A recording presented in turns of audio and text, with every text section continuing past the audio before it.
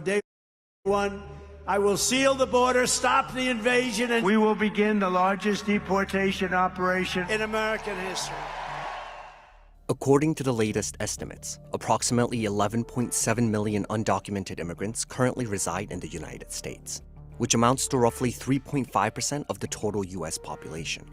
The United States has more international migrants than any other country in the world, surpassing the total of the next 4 countries combined. In recent years, the United States has not deported more than 500,000 immigrants under formal removal orders in a single fiscal year.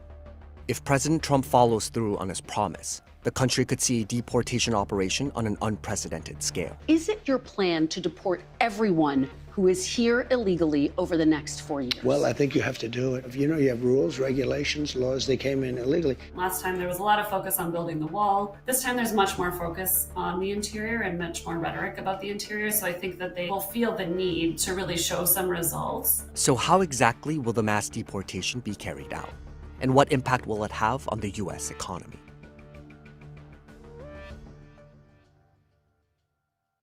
Many experts warn that a deportation of such scale could be devastating to the American economy. Congressional Budget Office has estimated that the surge in illegal immigration over the last few years will increase gross domestic product by about $9 trillion cumulatively over the next decade, reduce the deficit by about $1 trillion.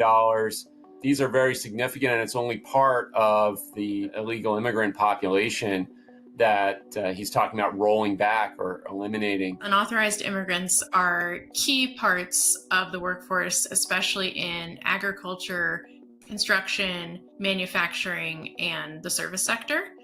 So those areas of the economy would be hit particularly hard when there's fewer workers to take the jobs in those sectors. But US-born people do not slot into those jobs that are left behind by unauthorized workers. And that's because the jobs are less desirable. Immigrants are also consumers. So if you have a community where 10% of the people are unauthorized immigrants and suddenly those people are no longer there, buying all of the other goods and services, and that can hurt the whole economy of that community. Research has also shown that 44,000 US-born workers could lose their job for every 500,000 immigrants removed from the labor force. As an example, if there's a construction company and they rely on an immigrant workforce to do some of the hard labor, the roofing, the digging, the laying of bricks, but they also employ a lot of other workers as well who might be US born to do marketing, to be an accountant, to manage the workers, to manage relationships with clients. If that firm loses their immigrant workers who do the manual labor, they may also need to lay off their US-born workers who perform a variety of other jobs because they can't sign contracts if they don't have the workers to do the work. A sudden reduction in the labor force could also have an impact on prices. There's a sense that new immigrants have placed a strain on the United States and really taken a lot of resources at the same time that Americans were struggling with the impacts of high inflation and rising prices. But immigrants, especially unauthorized immigrants, are much more likely to work in the types of jobs that create the goods and services where we're seeing the prices go up. And so we can't say for sure what the effects will be, but based on what we know from past mass deportation efforts, it seems like, especially on these goods and services where unauthorized immigrants are super concentrated, like construction and agriculture, that the prices are likely going to go up. Undocumented immigrants are also a substantial source of revenue for governments, paying $96.7 billion in federal, state, and local taxes in 2022. And so if we were to remove immigrants, this would have a negative effect on the federal government budget. And this is especially true for really important programs like Medicare and Social Security. Immigrants typically pay into those programs, but they're not eligible to receive benefits from those programs. And we know that those are programs that are having huge budget crises already, and we expect them to have even bigger crises in the future. Well, I would go back to what I think Tom Homan said and others, which is, what is the price of national security? How do you put a price on not having within your borders literally hundreds of thousands of people about whom you know nothing? Congress decides to let in another 5 million aliens for whatever reason and make them Americans in a different process. That's Congress's privilege and prerogative. But until they change the laws, we have to enforce the laws. The net cost of illegal immigration for the United States was estimated at $150.7 billion at the start of 2023. Entirely open borders and a welfare state absolutely does not compute. You're seeing this not just in the United States, you're seeing it in Great Britain, in Canada, in Germany, in France, in Italy, where the needs of this large population of recent arrivals are exceeding the capacity of the host country to sustain them. However, some experts question how much undocumented immigrants can benefit from government welfare. Unauthorized immigrants, unlike refugees or asylum seekers that actually do have at least some kind of legal status, are not eligible for most federal, state, and local programs. And so unauthorized immigrants are actually much less expensive if you're thinking just in terms of government spending. Nonetheless, major cities across the U.S. have seen immense spending in response to the sudden influx of migrants. New York City is projecting to spend $4.75 billion on asylum seekers in fiscal year 2025. And Chicago has spent over $600 million on costs associated with new arrivals. I've been watching people in Chicago and New York who have lived there for generations complaining to their local government that, look, what about us? You guys are spending billions of dollars on social services that we don't qualify for people who just arrived in the country last night. The exact logistics of Trump's operation remain unclear, but the incoming administration has emphasized that it would prioritize deporting individuals who pose a threat to the United States. We're starting with the criminals, and we got to do it. I would say that they are taking very seriously the idea of resuming law enforcement and trying to reestablish the rule of law. I think most Americans would agree that if somebody's in the United States without authorization and they've murdered someone or committed some other terrible kind of crime, that they should be deported. But some experts question the intent behind these claims. If you look at what they did last time, they rescinded the requirement to target criminals first that was in place under the Obama administration. So there's absolutely no basis for claiming they will go after criminals first. President-elect Trump has also stated that he will declare a national emergency to carry out his plans. This grants the president over 130 special authorities, including the ability to redirect certain funds to initiatives that the president deems necessary. During his first term, Trump used a similar approach to allocate billions of dollars toward building the border wall, after Congress had originally rejected his request. Main constraints on removals, in many cases, it does come down. All right. Normally I don't talk, this early because I'm working. But she was not honest. Yes, some immigrants don't qualify for welfare for like the first 5 years. However, there are exceptions. And asylum seekers, because they're fleeing for their country due to threats or violence or some type of safety concern, they qualify for welfare as soon as they get here. So she's not honest. Yeah, I'll play some clips that you have for me. And I'll tack on, we're going to talk about the Lord Jamar in a few. Let's get some news first. To funding, logistics, and appropriation and priorities. And this time they have more allies in Congress who want to fund the operation. It would cost the U.S. an estimated $88 billion annually to deport 1 million immigrants per year. That's essentially 10 years of ICE's budget in 1 year. And it's going to be used in ways that are much more, whether I want to call it efficient, I don't know, but cost effective than what they're doing now. A critical component of Trump's plan involves using military assets to aid the effort. The Posse Comitatus Act of 1878 has generally prevented presidents from deploying federal military personnel as a domestic police force. During America's largest deportation operation, So they're complaining about how much it costs to deport them, right?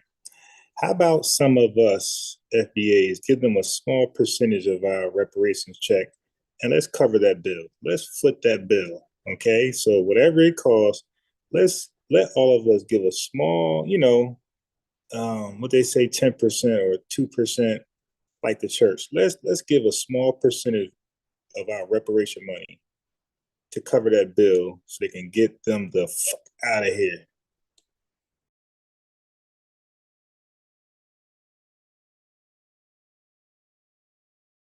In 1954. This law prevented President Eisenhower from using troops to return more than 1 million Mexican immigrants out of the country. We have a tradition in the United States dating back a century and a half that the military is not used on U.S. soil to enforce civilian laws.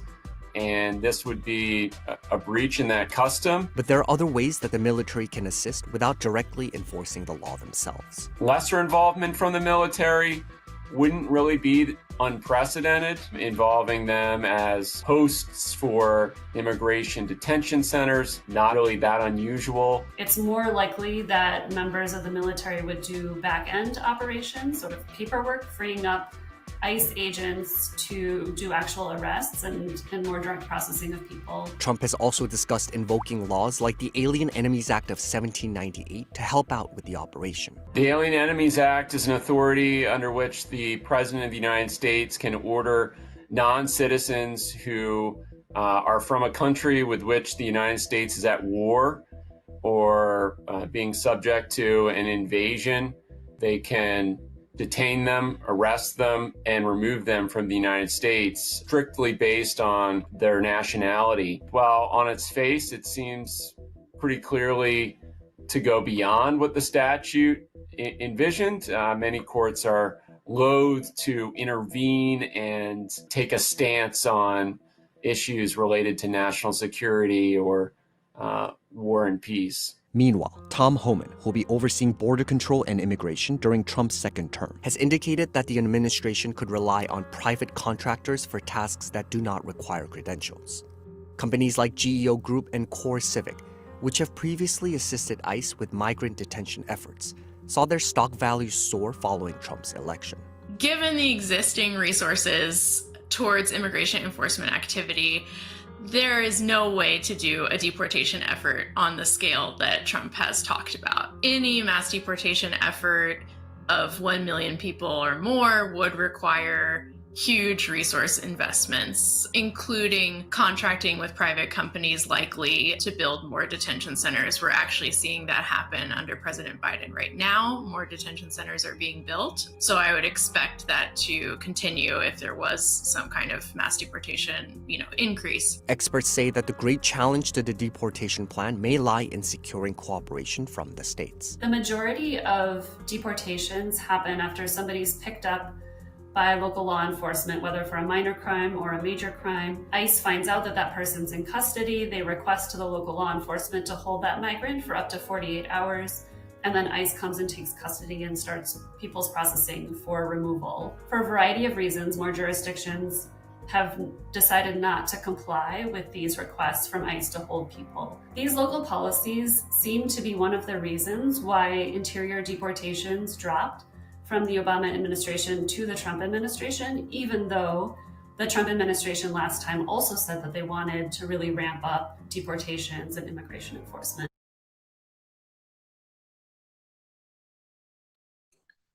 So let me give a little context to why they're protecting Mexicans. Like, you have to know about Mexican history in this country, all right? So as I said before, you had immigration laws in the early 1900s that only allowed who they believed which were the superior Europeans. So IBM, if you're listening, America was highly on eugenics, right?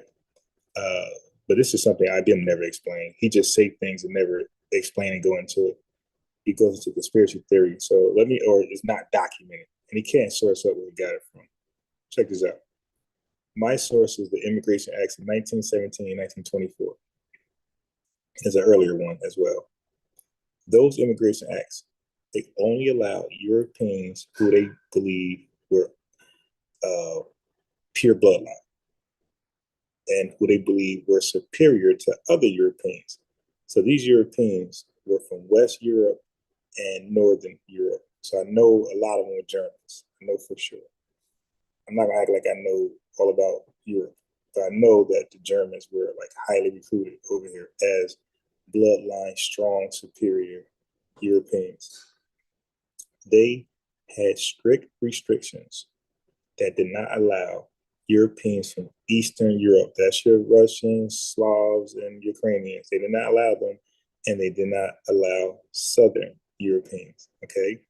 Okay, so with that being said, they were trying to find a way to smuggle Mexicans over here, okay? So keep in mind, they didn't want their own white folks over here because they felt like they were less inferior, but they wanted Mexicans over here. So look what happened. So economist Roy L. Garris, he had a quote. He said, to admit peons from Mexico, but to restrict Europeans is ridiculous and illogical. It destroys biological, social, and economic advantages. Okay, so he's saying by allowing these Mexican peons in here, that is going to destroy their, their purity, social, and economic advantages. So that's why it's called white supremacy. They always want an advantage. So it's going to destroy the economic, social, and biological advantages who are ineligible for citizenship as mixed breeds. So they had Mexicans listed as mixed breeds. So their bloodline was impure. They didn't want them over here mixing with wholesome, blue eyes, blonde hair Europeans from the West and North. But look what happened. Eventually, so because of that, eventually the federal government classified Mexicans as white. So MC Fact, this is why they're caping for them. Okay, when they was classified as mixed breeds, they were not allowed in the country over Southern and Eastern Europeans. But once the government classified them as white, they were preferred over other whites that's actually white. So Mexicans were preferred over Eastern Europeans and Southern Europeans. Okay, we'll get into this later tonight, but that's why they're caping for them. They see them as whiter than some whites in this country. You dig?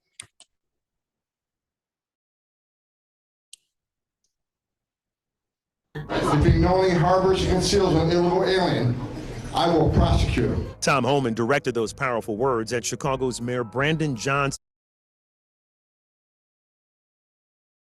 as the incoming border czar gets ready to conduct a mass deportation starting next month. The federal government has competency for immigration matters, not the states, and they're challenging the federal government to do its job.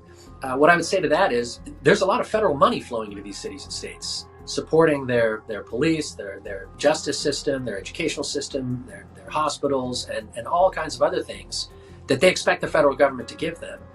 I don't really see why the federal government, at least the White House, would support giving billions of dollars to cities and states that are ignoring their obligation to help the federal government. So we may end up with a situation where there's a financial crunch, which forces a rethink. The question of how to approach immigration in the U.S. is as complex as the issue is divisive. I think that our current conversation has been really divisive and also very black and white. It's, for or against mass deportation. But I think that there's some nuance that could be found. We could both enforce our immigration laws more at the border, think about removing people who are a threat to our country, and think about offering some legal status to people who have been an important part of our workforce, of our communities, who have, U.S. born children. I think Americans would support that. I think that Congress is not ready to talk about it. Congress is struggling to pass legislation overall. It's really struggling to pass immigration legislation, and partisan politics get in the way. But I actually think there are solutions that Americans are pretty broadly in agreement with.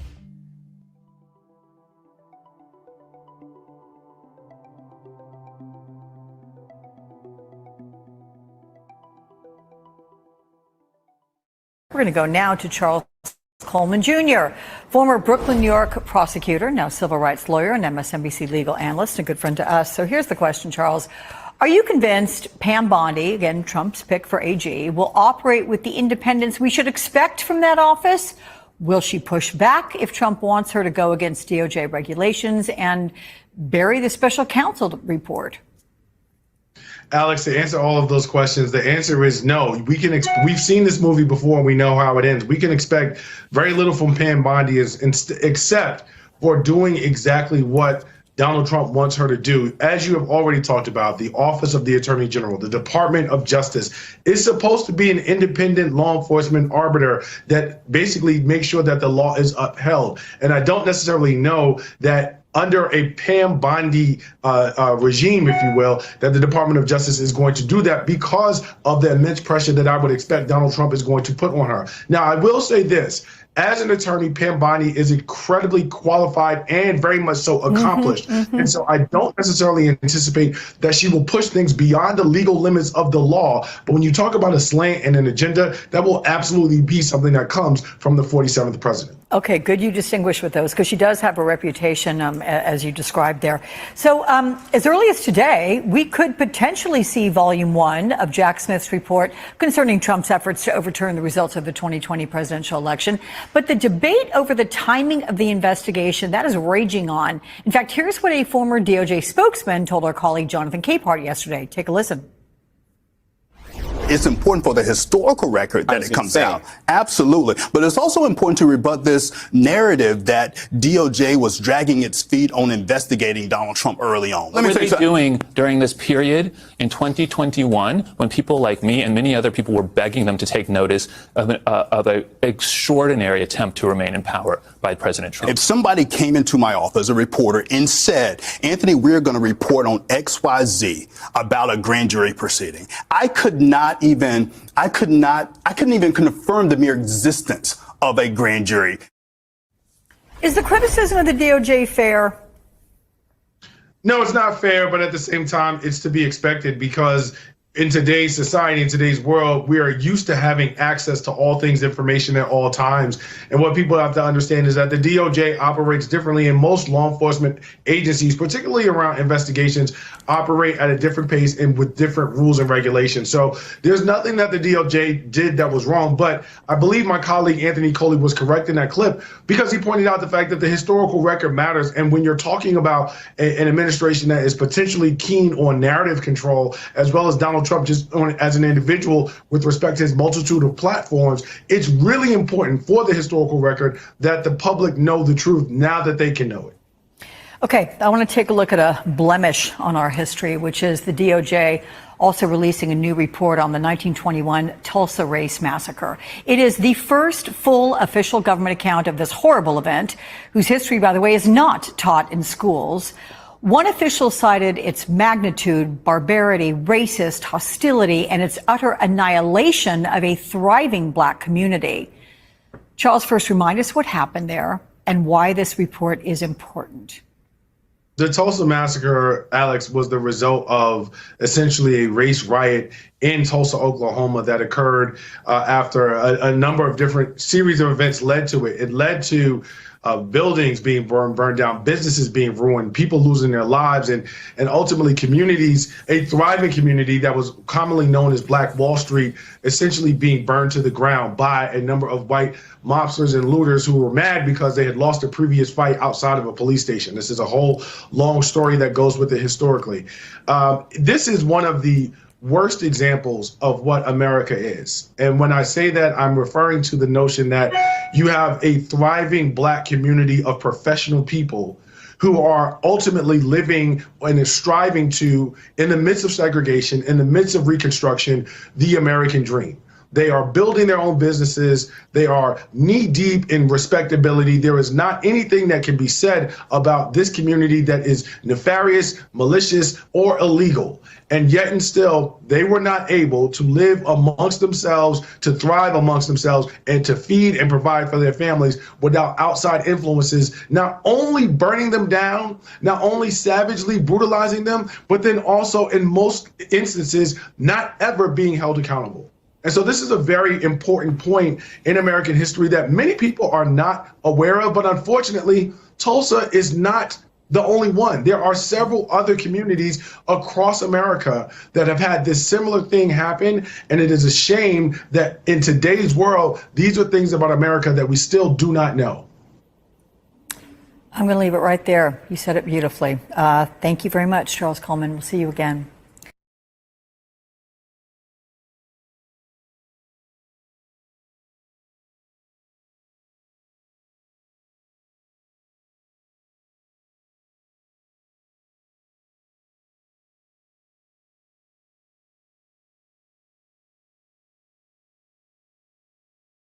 According to a 2013 report by the CDC, Black dads, whether they live with their children or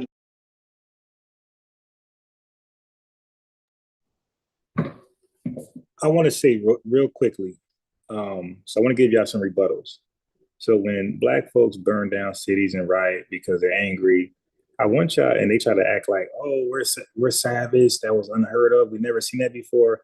I want y'all to bring up, like, the first rioters were white. Like, all of the LA Watts riots, and those were white folks starting trouble. So Tulsa, Oklahoma in 21, something like that, those were white people rioting. And it was rioting our cities. So I'm trying just to politely remind them of, rioting, that's a white action to express dissatisfaction. Okay, that's they brought that here. We didn't start that.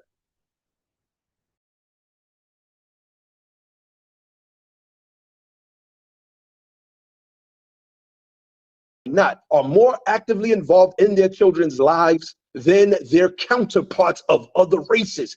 Kill this nonsense, fam. We gotta kill this nonsense that somehow Black men are evil and that we're bad dads. This is why this movement is so important. This is why we at Be the Power, United Sons and Daughters of Freedmen, I feel, and I'm gonna say are so important because people need to see upright, strong, independent, fearless men talking about these issues, and let it be known that we will battle the devils on the left and we will battle the devils on the right. None of this shit is gonna fly anymore. None of it. Let me continue. For example, the CDC reports that Black fathers who live with their children are more likely than fathers of other races to provide physical care, bathe, diaper, feed for their young children, read to their children, and help their children with their homework, all on a daily basis, than fathers of other races who also cohabitate with their kids.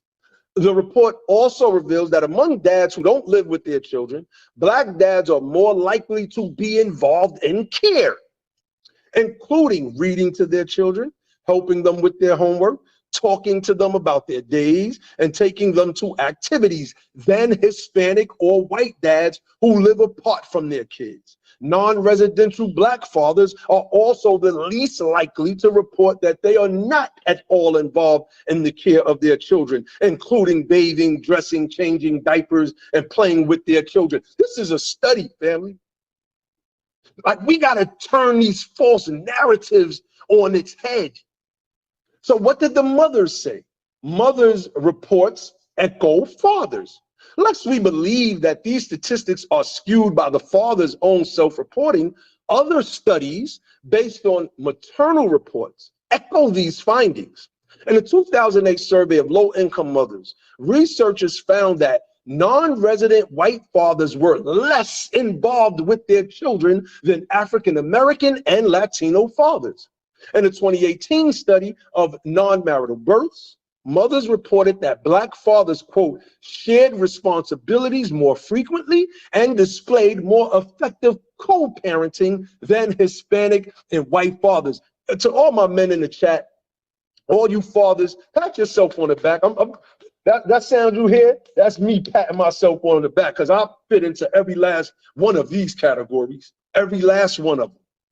Every last one. I'm about to go pick my son up from work, my youngest son. He's 18 years old. I'm about to go pick him up from work in a few minutes. Like, I'm just saying, Like, so everything that this report is speaking about, like, we live it, but we're letting other people paint a narrative about us. That's why the political work that we're doing is so vital. And we got to crush everybody that get in our way, because there's some people that don't want the strong image of what it is to be a freedman man, to be out front. They want to promote misandry and all other types of agendas, and they want that to be centripetal to what this is supposed to be in our fight for reparations. But we ain't going nowhere.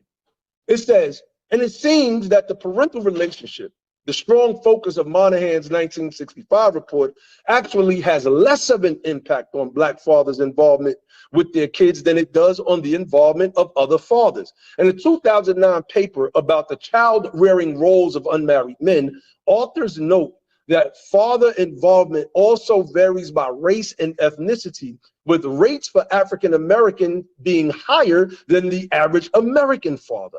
Father involvement drops sharply after parents' relationships end, especially when they enter subsequent relationships and have children with new partners. These declines are less dramatic for African American fathers. So even when there's a breakup and there's a divorce, and you know that involvement lessens because they're in two separate places, they may have found new partners, each group, each individual,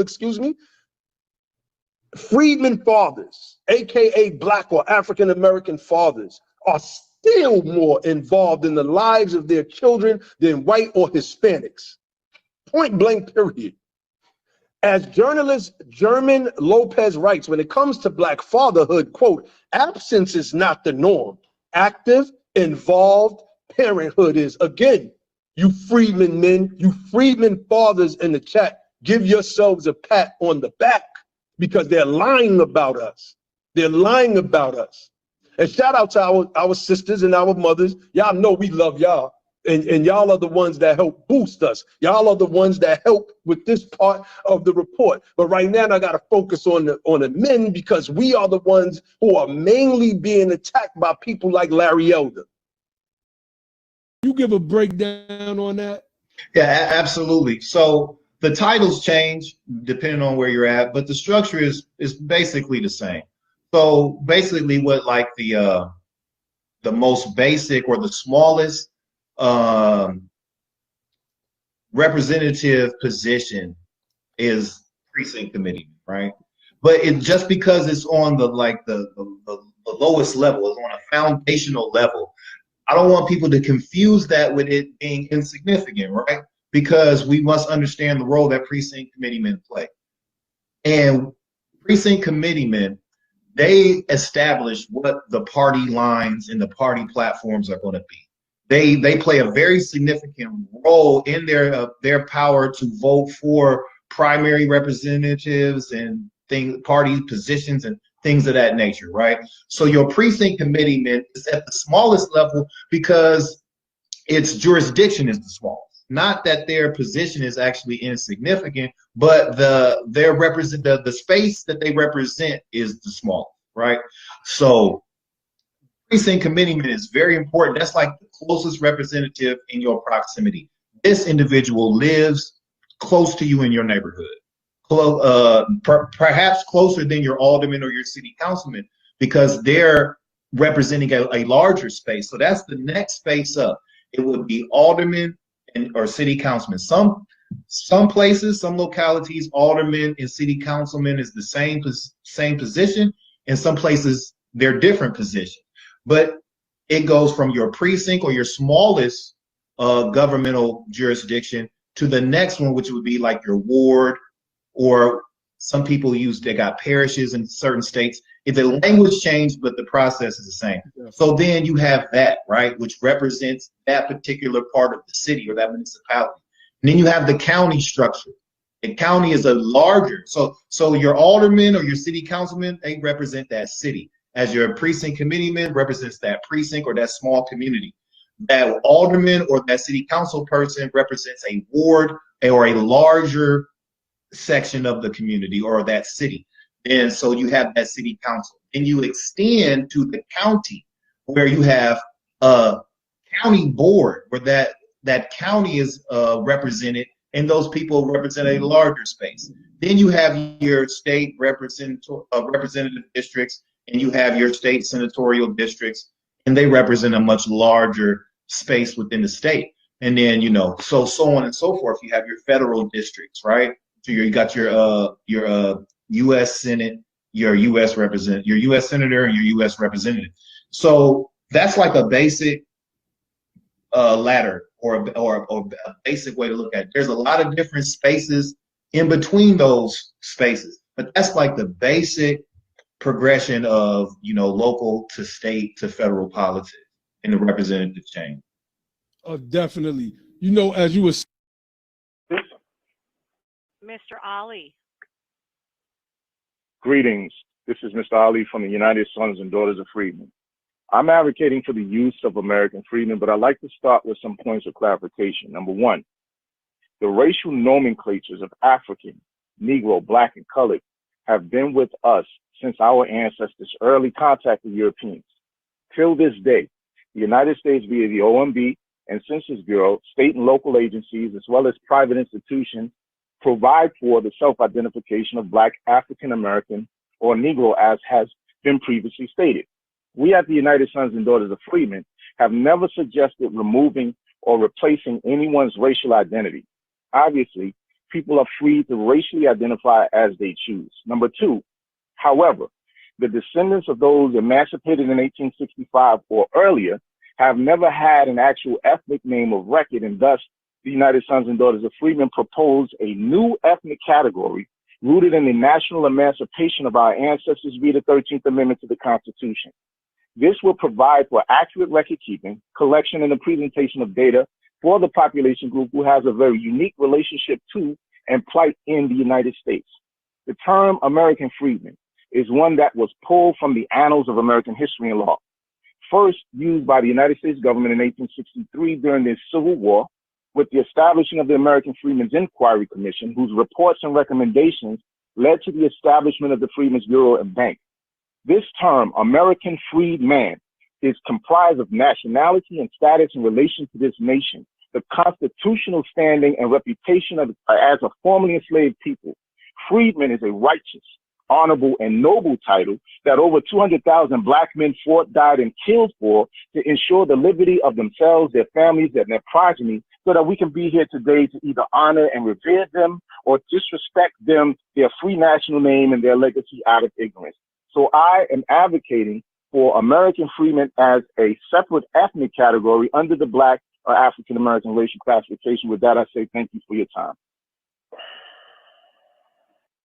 Ali, thank you for your feedback. Appreciate the comment on keeping your racial identity, but then also adding the ethnic category of American freedmen.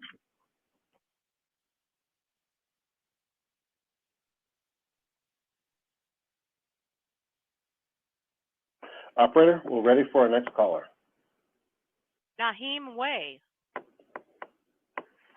Greetings. I am Naheem Way, President and co-founder of the United Sons and Daughters of Freedmen. American freedmen has been used to recognize those emancipated from slavery in this country as its own ethnic designation in the past. Because Reconstruction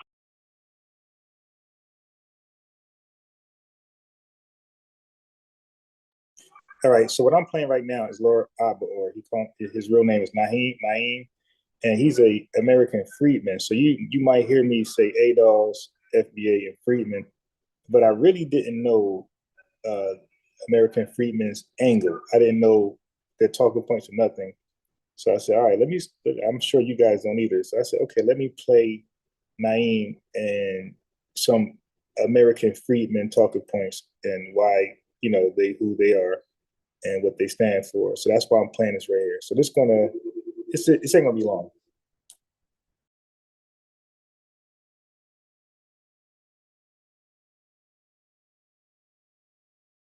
Reconstruction was short-lived for American freedmen, 12 years approximately.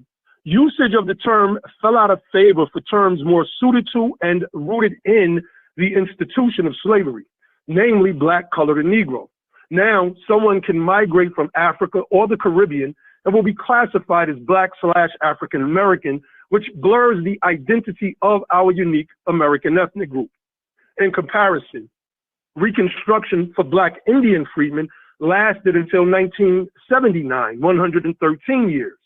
These groups were not manipulated by the lost cause teachings of the Daughters of the Confederacy in their public schools as we were for generations, and therefore they retained not only an understanding of the status, but also the name freedmen, and because of such, in the present day, use as ethnic identifiers names such as Cherokee freedmen, Chickasaw freedmen, Choctaw freedmen, etc.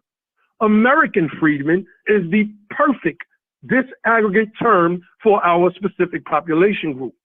American freedmen, due to its legal and historical precedent, would most likely be able to survive any legal challenges, while other proposed recommendations, which began as hashtag acronyms, started only a few years ago as Twitter groups, likely would not. I recommend American freedmen as a separate ethnic box under the Black/African American racial classification. It is the only sound choice. Thank you. Thank you for calling in to share some information on the history of the term American freedmen. Appreciate it. Thank you. Jump on that for a second, Dr. Anderson. Here in the DMV, and I know that all of us live here, council accountability, right, I'm sorry, Maryland. Council accountability is doing exactly what you just said, and it is a national push that we are also doing that with. Right now, we have a current petition out to assist us for people to sign. You can go to taskforce.org to see the petition, and it's to do exactly what you just said, to establish the Office of Equitable Justice for Freedmen Affairs. And that office would stand to be just like the Freedmen's Bureau was for us when we came out of Reconstruction we came out of enslavement in 1863. But that is not just a local level push, that is a national level push. We are pushing for our offices to be reestablished, not just at the state level locally, but even at our county and our city levels, as well as the federal level, so that we can now focus on advancing our particular interests through a government. Hey, Congo, what you talking about, bro? You might be the first person I give the link at work. What are you talking about? Government office, as you said, that it's federal. That phone keep ringing. You lucky, Congo. Hold on.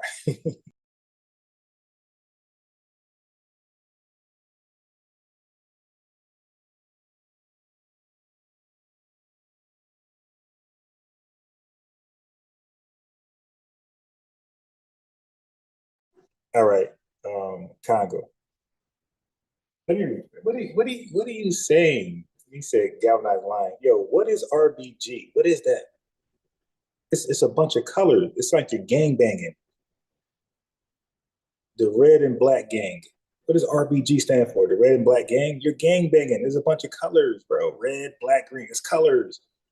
We're not into gang violence. We're into galvanizing. You're right. We're definitely galvanizing under a code, under a lineage, under an ethnic identifier. You're right. And the basis is reparations. So I don't know what you're talking about. But later on tonight, you can call in, by the way. You can express yourself later on tonight. Just, hold that smoke. Let's see how smart and educated you are later on.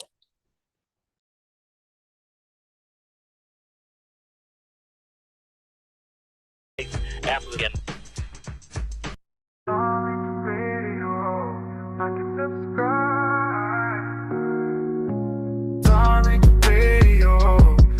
Subscribe.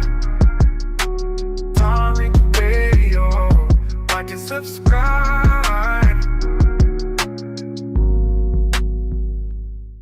Let's get Andre. How you doing, Tariq? Good to be up here. It's a pleasure. Congress is already moving on tougher immigration bills ahead of Donald Trump's presidential inauguration. As national correspondent Matt Galka shows us, there is a lot more to come and less Democratic resistance to stand in the way. On this vote, the yeas are 84 and the nays are 9. The Senate advanced the Laken-Riley Act this week, a bill named for a Georgia nursing student killed by an undocumented immigrant. A huge chunk of Democrats joined Republicans to advance the bill, with only 9 opposing. This is an important issue. We should have a debate and amendments. The bill allows for the detainment and potential deportation of undocumented immigrants charged with theft and empowers states to sue the federal government over perceived lack of enforcement over immigration laws. It's the first crackdown up for a vote on Capitol Hill, but presidential action is likely on the way. Number one, we're closing the border. It's going to be closed very strongly. It's going to be closed. And we're going to have to take people out that are criminals. We have people from jails from all over the world and from mental institutions. And as you know, they're going to have to be removed. Trump met with Senate Republicans this week at the Capitol. Axios reports as many as 100 Day 1 executive orders were discussed, including reinstating Title 42, a COVID-era health policy that allowed migrants to be expelled for public health reasons without getting a chance for asylum claims. There are also planned executive actions that would allow local law enforcement to work closer with ICE agents, a plan to build more border wall, and to implement more migrant holding facilities. Republicans also plan to try again for the SAVE Act, a bill that requires proof of citizenship to vote. Utah Senator and bill sponsor Mike Lee wrote on X, only American citizens should be able to register and vote in American elections. Republicans are adamant the desire for an immigration crackdown fueled 2024 election results. The number one issue I heard about while I was out on the campaign trail was the border. Pennsylvania Democratic Senator John Fetterman became the first Democrat to co-sponsor the Laken-Riley Act, and now he'll be the first Democrat to go visit Trump at Mar-a-Lago. That meeting set to be planned for this weekend, and Fetterman encouraged his colleagues to be more open to discussions. Reporting in Washington, I'm Matt Gelka. President Trump, day 1 is 1 week and 1 day away on the campaign trail, and since his re-election, the president-elect has signaled what he called mass deportations to come. Well, this week that strategy became more detailed in meetings with some of his team, some of which we have learned about, and that includes removing people who have standing deportation orders, whether or not they're in the process of appealing, and also workplace raids targeting undocumented employees, meant also likely for the public optics of that. And we want to take a closer look at what that may mean with the South Florida attorneys on the front lines of that immigration process. Saman Movasagi Gonzalez is an attorney at the U.S. Immigration Law Council. Angel Leal, immigration attorney at his own name firm, both on the very front lines with your clients, of course. Really, I can't imagine what those phone calls are going to be like now. But we're not talking about individual cases, obviously. We're talking about you are veterans of the process and these new moves and what might be different. Saman, let's start with you. Standing deportation orders. There are people who can be deported at any time, but people who might be in the process of using some other legal tactic, now deportable apparently on day 1. How is that changing? Right. We call those unexecuted removal orders. These are individuals who already have a removal order. They've been through the immigration process and the immigration judge has denied their application or their benefit and issued that removal order. Technically, they have 30 days to depart the United States. On their own. On their own, but they also have that 30-day time period to file an appeal.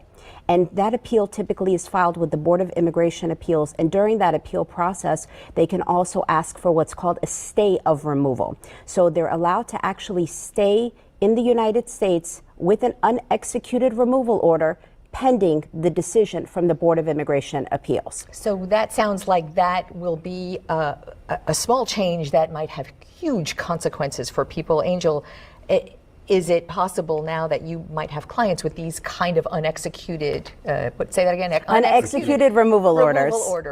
Removal orders that haven't been executed yet. Exactly. Yeah. And wake up one day and have to go sometime soon. Yeah, we're concerned about our clients and people in general that have final orders of removal.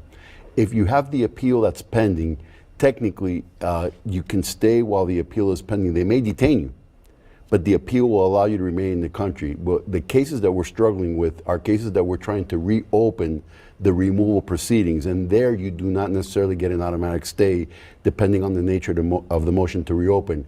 And those motions are subject to time and numerical limitations, so many times we have to do them in conjunction with the Office of the Principal Legal Advisor or most of the time what we call sua sponte, where we ask the court on its own motion to reopen the cases. And those are the cases that we're concerned about, because with the new politics coming in, then it's less likely that these cases will be reopened. They'll have these final unexecuted orders of removal, and they are subject to being removed. But the law doesn't change. In other words, if you are in front of a judge, the judge's protocols and processes and the law the judge follows, that is technically not changing. Right. That's correct. That's not changing. So what then, why, what do you expect, I guess is the question, do you expect changes immediately under this particular Well, the changes that are going to happen are the enforcement of those unexecuted removal orders. And you expect that to be a day one change? As long as the administration has the resources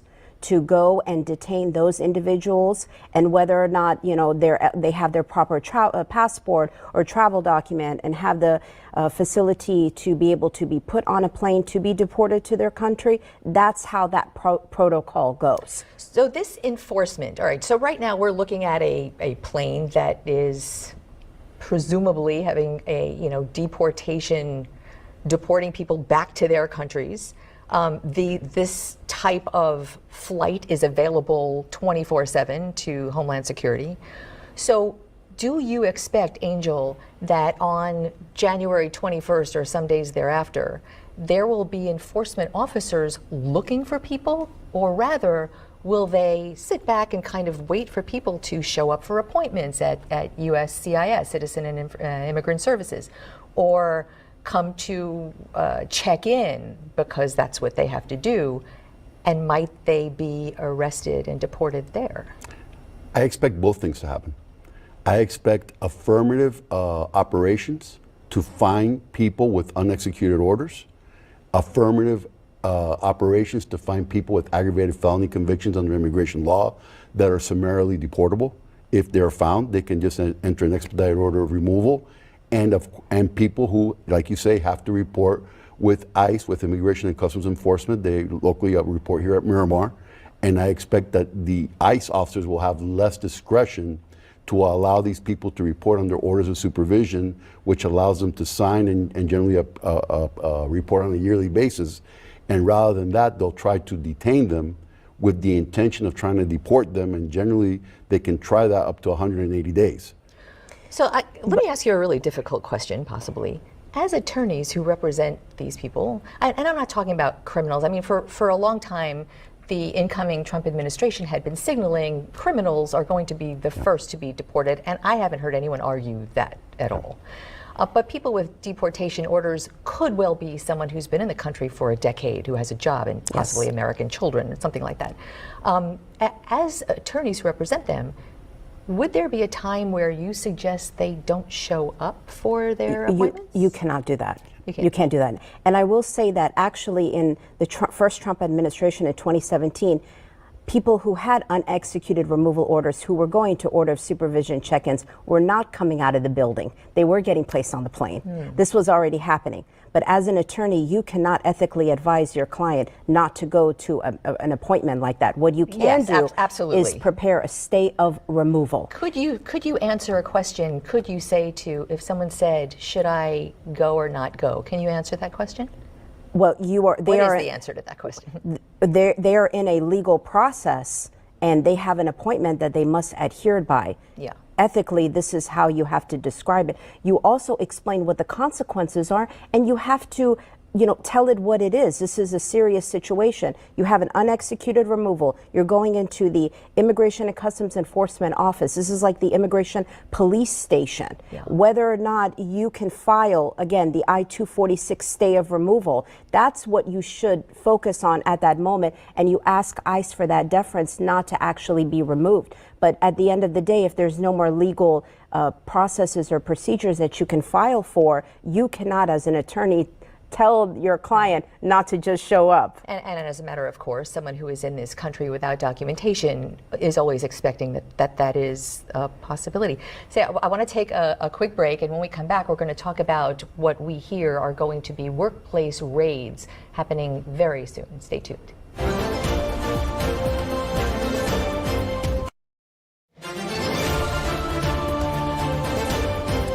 Back with Saman Movasagi Gonzalez and Angel Leal, immigration attorneys, about to have an explosive in a day. Angel, we were talking about personal deportations. What we understand from our people inside is that there will now be happening already workplace raids in some, which we were talking about, but a new sort of workplace enforcement where an ICE enforcer goes in with an arrest warrant for somebody, and if 10 other people are found to have no documentation, they will now be arrested as well. Also hearing that this might be a legitimate operation, but for the optics, to show the nation how serious the Trump administration is about this. That's correct. And these are very difficult operations, and many times they're not financially feasible because the return of the amount of money it costs to execute these operations sometimes is not worth the cost of the operation. But nonetheless, this is going to happen. It's going to happen in major cities. It's important that people know their rights. There should be an order signed by a judge or magistrate in order to enter the workplace unless the employer voluntarily allows the ICE agents to enter. Like it's like an arrest warrant, Yes. no different than any other Correct. arrest warrant, and they can't go into a private place without the warrant or probable cause. Correct. But And once they're there, then it's important to understand that you have your constitutional rights, that you have the right to remain silent. Stay calm, don't resist, ask to speak to your lawyer, don't sign anything. Even if they ask you to stand where they're putting people that are supposedly undocumented, you can refuse to do that because that's a tacit admission that you're undocumented. That's interesting. So, you are representing these people, and Yes. this is a very politically charged discussion. I just want to be really clear that this isn't about politics at the moment. It's about the law, and it's about immigration law. Right. The people who may not have paperwork, who are working in a place where someone is being detained and arrested, who also are subject now to arrest, but not under that warrant, right? Right. Some other Right. They are the protocols. collateral damage of the situation. But that's one way to put it. But Right. but what is the process for those types of detentions where there is no warrant? Well, even if there's no warrant, if they're coming into contact with ICE and it is determined that they don't have legal status, they have at that moment to draw up the notice to appear, to detain them, and then that person will either file a bond motion, now will be placed into what we call removal proceedings. So whether they have an underlying benefit that maybe was not available outside of being detained, now they can ask for that benefit while they are in removal proceedings. So there's still a legal proceeding they can go They're not through. getting picked up unless they have an unexecuted removal order.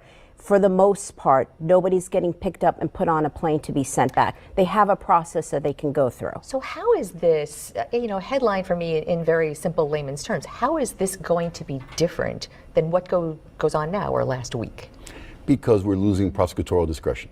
Because during the Biden administration, there was this concept of deferred action, and they basically categorized priority and non-priority cases. If you're a risk to national security, public safety, border security, you were a non-priority case, and many of these cases we were able to terminate, and the full extent of the immigration law was not applied to these people under this concept of prosecutorial discretion or deferred action. Under the Trump administration, and this is because they've said it, all cases are priority cases. All immigrants who have come into the country illegally are considered priority cases because they've considered the illegality of coming into the country or committed the illegality of coming into the country illegally. So we're going to lose that prosecutorial discretion. So people with final unexecuted orders of removal need to be careful. People that are subject to expedited removal because of aggravated felony convictions, people who are subject to expedited removal because they've been in the country for less than 2 years, this is the low-hanging fruit. And these are the people that can be deported relatively quickly, and these are the people that need to understand their immigration case because many people don't even know that they have a final unexecuted order of removal. We have over 900,000 people with in absentia removal orders that were ordered removed in their absence because they did not appear in immigration court, and many times because they never got the notice to appear. And that's, there's so many layers of things that go on that are sort of a subtext for why people might be in this country. Again, this is a huge priority of the Trump administration, as well as border security. And so there are big changes to come despite what you're talking about. Right. But practically speaking, if there are these large number of arrests in South Florida, where, unless they get on a plane and are deported summarily and immediately, where do they go? Chrome has an X number of beds. There's a Broward Detention Center and period. They get transferred to Oakdale, Pearsall, prisons. Stewart. No, these are immigration facilities. There's Elsewhere. elsewhere. There are other immigration facilities throughout the entire United States, and they get transferred around. And that happens common. Is there enough bed space to house as many people as this administration telegraphs they'll be detaining? Well, I don't know the answer specifically to say whether or not there is, but if people are getting moved out of that facility and then other people are coming in. Deported, you mean? Exactly. Or if maybe they're being released on bond if they're going in front of an immigration judge and they have a relief. Or maybe they'll make makeshift facilities. Or, you know, I'm sure I would private presume. prison stock actually has been ticking up. I would presume that they are going to take that into consideration because there is an element of where are they going to be placed at.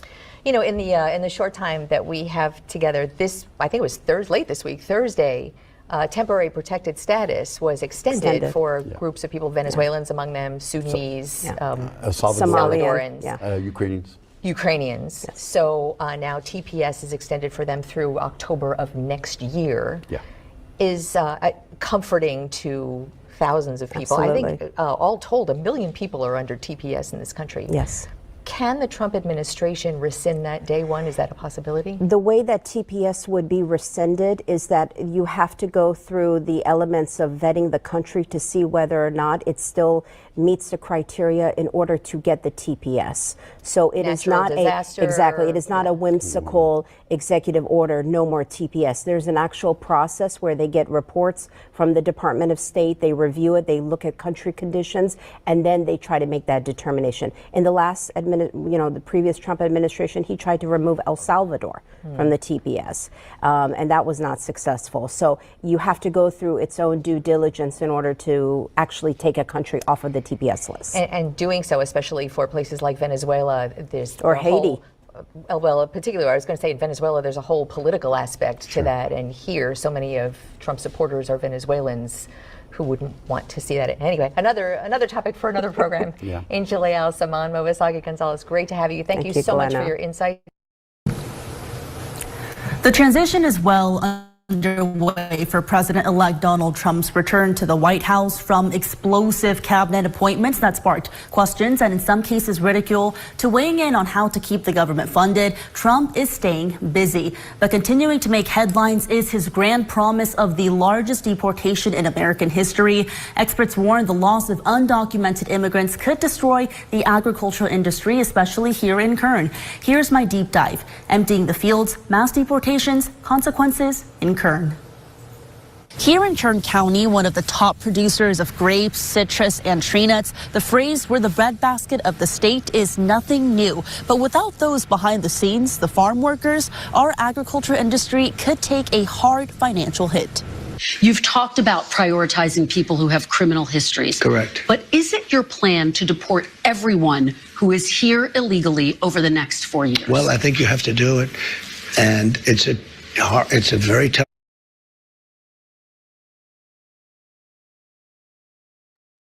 By the way, the agriculture fields will be okay.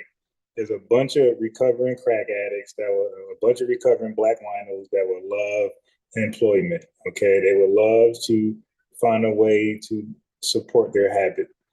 Okay, so that's not an issue. All those folks on the streets, if you give them an opportunity to work in agriculture and they could get off the street and get some type of housing, they would do it. Okay, because they're out here panhandling. It's like, hey, bro, I got a job for you selling apples or whatever the hell they were doing. That's an easy resolution.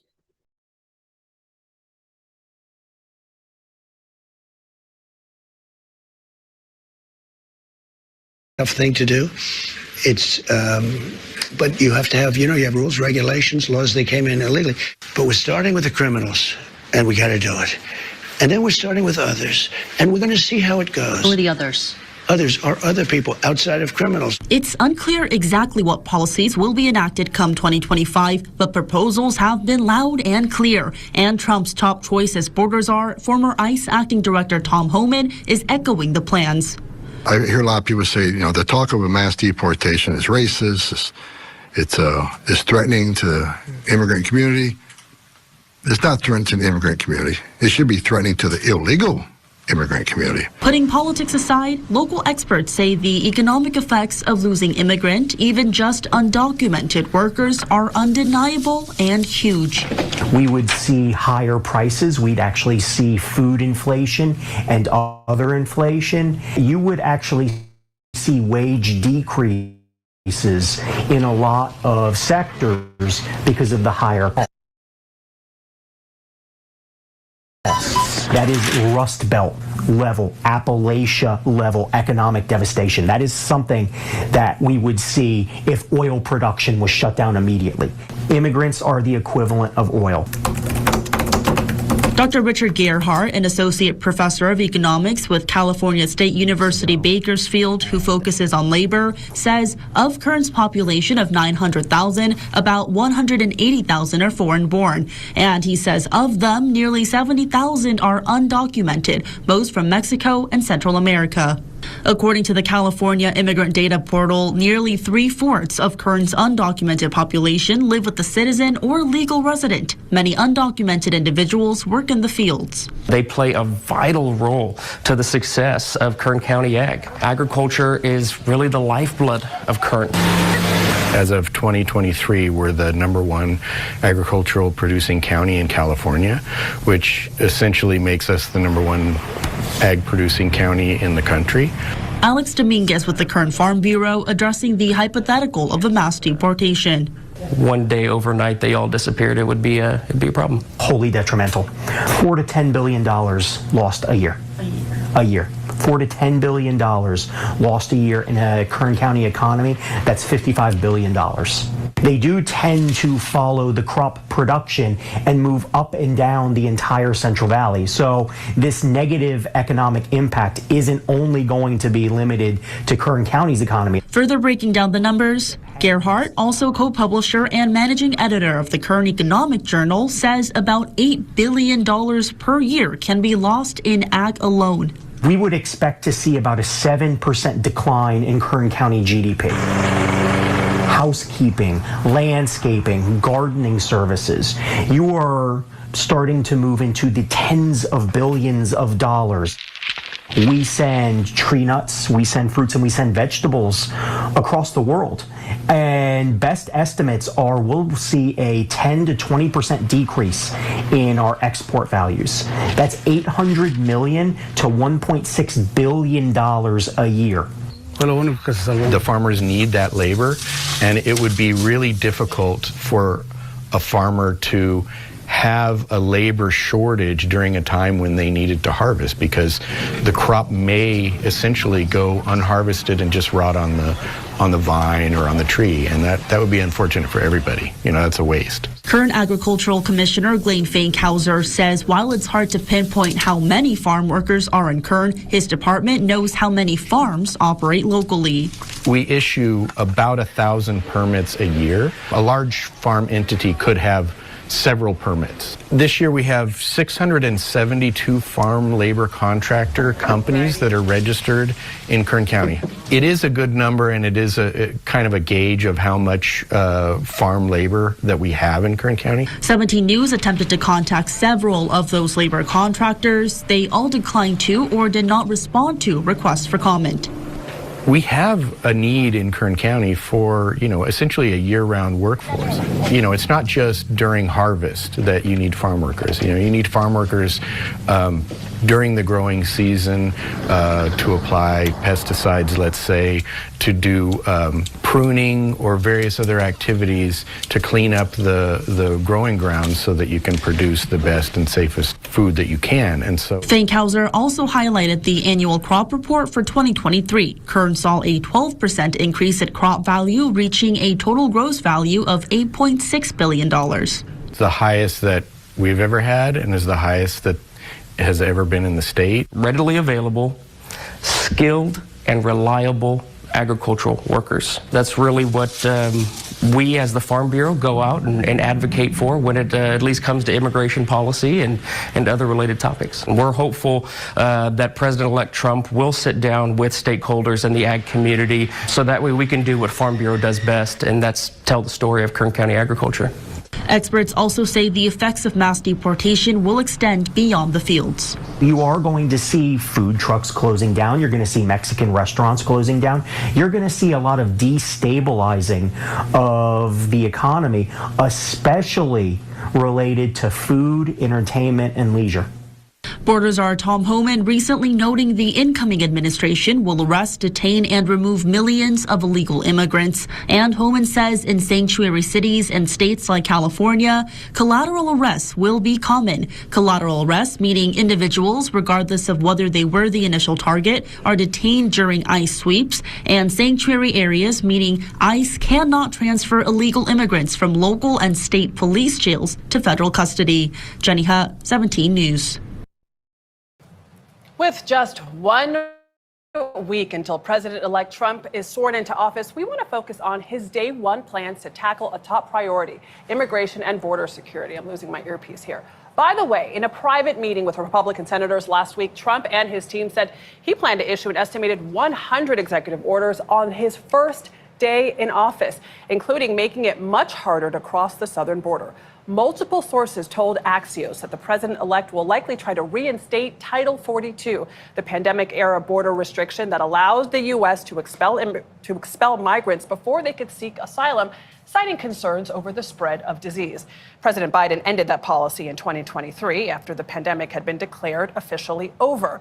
Now, if the incoming Trump administration wants to reinstate Title 42, they'll need a public health emergency to do it. And according to the New York Times, Trump's advisors have spent recent months trying to find the right disease to build their case. Other potential executive orders could target finishing the border wall, setting up new immigration detention facilities, even ending birthright citizenship in the U.S. And of course, Trump has promised the largest deportation operation in U.S. history. Back in November, we asked John Sandwig, who was once acting director of ICE during President Obama's second term, what that could look like in practice. Take a listen. A very large percentage of them are in these mixed status families. That means they have a U.S. citizen spouse, they have a U.S. citizen child. There is no way to do this without, separating those families or putting them into a situation where the U.S. citizen children need to leave the country with their parents. Okay, so of the proposals on the table, which ones are feasible, which are practical? Are there other ways to address the flaws in America's immigration system, flaws that everyone admits are there? Joining us now is Laura Collins. She's an immigration policy expert with the George W. Bush Institute. Laura, thank you very much for joining us. Really appreciate it. I read through the memo here on what to do, what's next, policy recommendations from the Institute. And you say there needs to be a top-down overhaul, but that overall, the presence of immigrants is good for the economy. A lot of people would dispute that. So walk us through your thinking and then what you think should be done policy-wise. Yeah, good morning. Thank you for having me. At the Bush Institute, we really believe that America benefits from immigration, but that we need a modern system that really ensures our future prosperity, vitality, and security. We know immigrants come here to work. We know they contribute. We know they pay taxes. And we know they're an important part of our cultural fabric. And so one of the things that really stood out to me in the last election was everyone talked so much about enforcement. Everyone talked so much about the border. No one was really talking about the things that we need to do to ensure our future prosperity as a country. And so there needs to be a bigger conversation beyond enforcement that really takes into account the economic contributions that we know immigrants make and really fixing that legal immigration system to make sure we have the workers we need for the future. And so, Laura, what are your recommendations to do just that? Because administrations have been trying to fix this issue for decades and decades, but what do you think can be done? Well, I think we really need to start with that legal immigration system. We really need more workers, and we can do that in a couple of different ways. We can increase the number of people we bring here on employment-based green cards. Right now, most of the people we bring here on family-based visas, those people do still work, but it doesn't mean that their skills and their abilities necessarily line up with the openings that we have in the labor market. We also can do some things to increase the caps on temporary worker visas. That would be both people on the higher education levels and the lower education levels. We know that we need workers at all parts of our economy, and these are people who can come in and fill an open job right now. It's not just about immigration. Obviously, there's other ways that we can have a pro-growth agenda, but immigration is one of those pieces that can help us in the short and medium terms. So I think everybody agrees in the long term that immigration is good for the economy. It's more people paying taxes, more people spending money, more people with jobs. In the short term, though, there can be some slippage. The Congressional Budget Office looked at wage growth, says it will be a little bit slower for people without a college degree in the years ahead because of immigration. So what would you say to people who hear you and are worried, okay, I love your long term, fine, but I'm here in the short term and I'm worried? We have a lot of open jobs right now, millions of open jobs. And so I know people get very concerned when we talk about immigration and that labor market. And it's not a fixed pie, right? Immigrants also come in and they bring in demand for other services and other goods because they're consumers just like we are. So it's really about thinking about it holistically as a growth strategy. We also know that, that report does state that there is a little bit of a slowdown in wage growth, but most of the time, recent immigrants are actually hurting the most recent before them immigrants in terms of wages. It really is a very nominal amount. And so if you are a native-born American worker and you're very concerned, I think that's understandable. But if Congress in particular goes out and decides to design an immigration policy that actually works to benefit America and grows America, then I think that we can mitigate some of those negative effects. So, Laura, one of incoming President Trump's biggest campaign issues that got a lot of support from his supporters is his promise for this mass deportation. You call this short-sighted.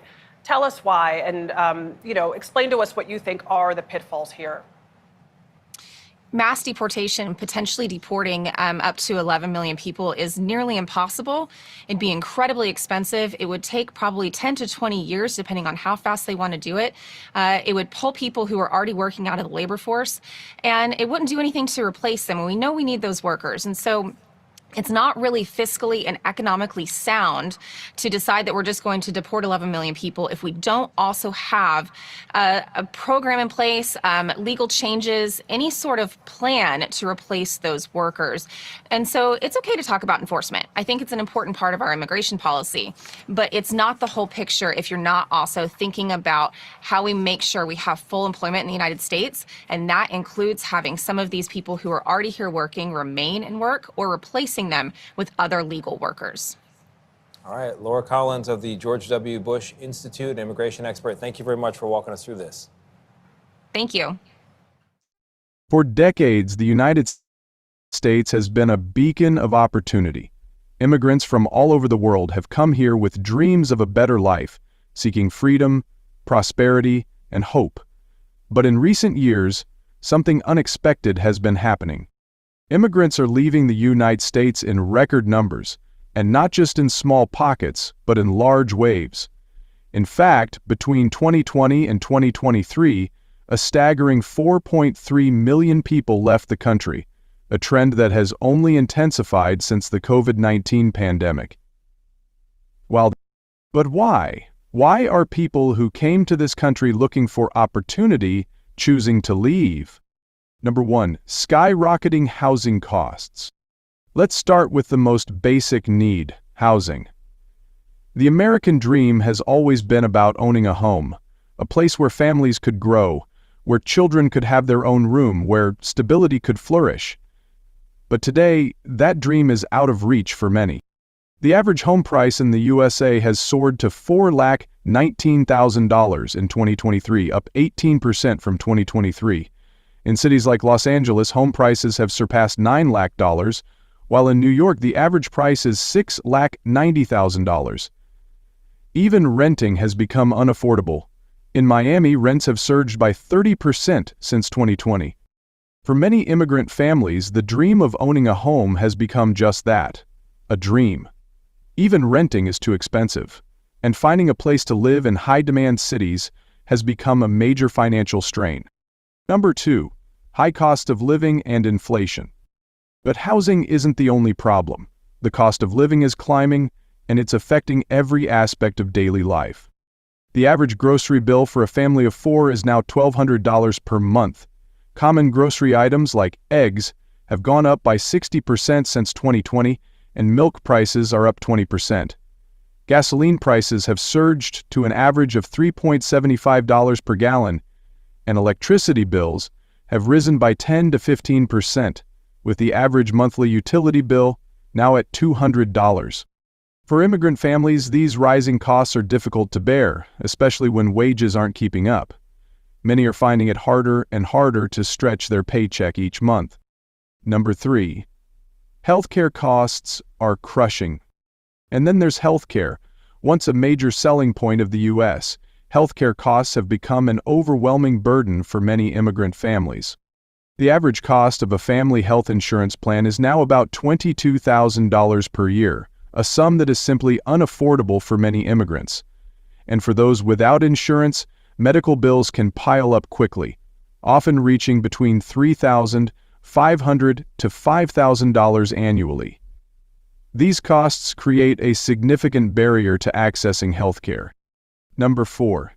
Uncertain immigration policies. Then there's the uncertainty surrounding immigration policies.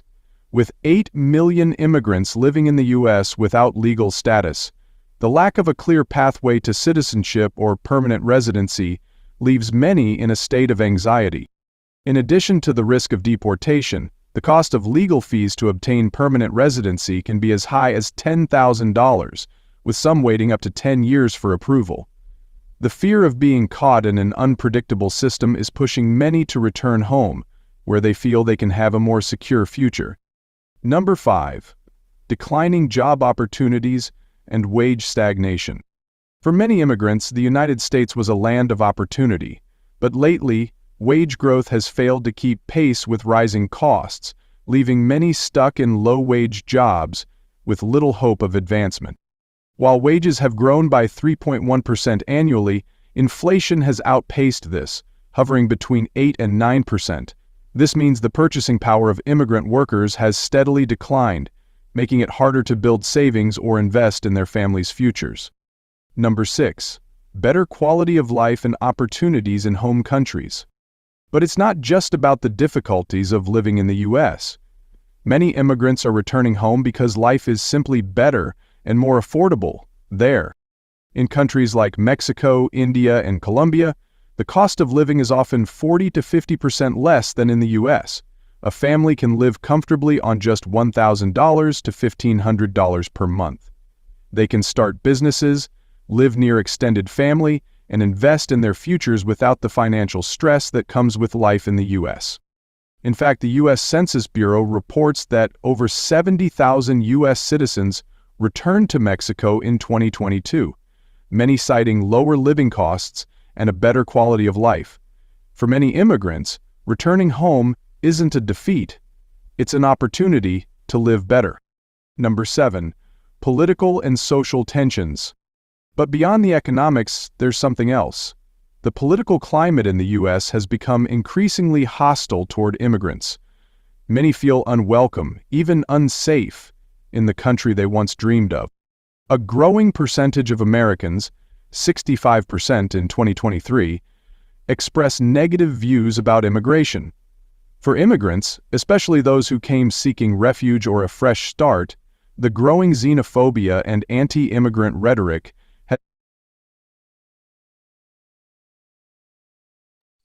Yes, Haskell. People will pick grapes for $3 an hour because it's not about, listen, when you talk about HUD, public housing, when you talk about income-based, you don't have to make a lot of money to live in an income-based apartment. There's some people who pay nothing, $0. Some people pay $2. This one lady she made one payment for the whole year. It's like $100, okay? So as long as you are working, the government will compensate and pay, foot the rest. So if a person who's living on the streets is told, hey, you pick these grapes, you have employment, you're making, let's say, $100 for the month. But as a result, we would give you housing, and you got to come up off like $15. The other 85 is yours. They'll do it. Okay, if you don't do it, you're stuck on the streets. Yes, so okay, so you incentivize them, and that's what government or public housing does, and affordable housing. That's what it's designed to do, is to house the poor and the homeless and the disabled and the crippled. I know for a fact I do this. Okay. All right. So yeah, they will do it because it comes with a home. It comes with a housing, sheltering.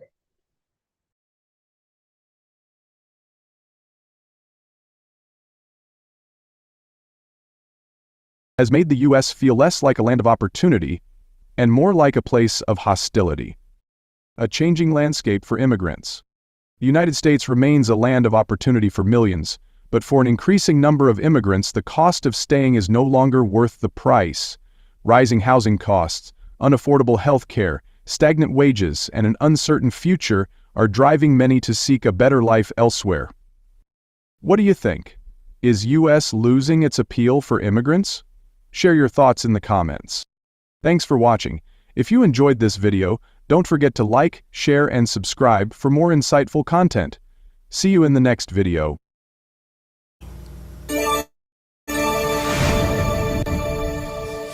On this vote, the yeas are 84 and the nays are 9. The Senate advanced the Laken-Riley Act this week, a bill named for a Georgia nursing student killed by an undocumented immigrant. A huge chunk of Democrats joined Republicans to advance the bill, with only 9 opposing. This is an important issue. We should have a debate and amendments. The bill allows for the detainment and potential deportation of undocumented immigrants charged with theft, and empowers states to sue the federal government over perceived lack of enforcement over immigration laws. It's the first crackdown up for a vote on Capitol Hill, but presidential action is likely on the way. Number one, we're closing the border. It's going to be closed very strongly. It's going to be closed.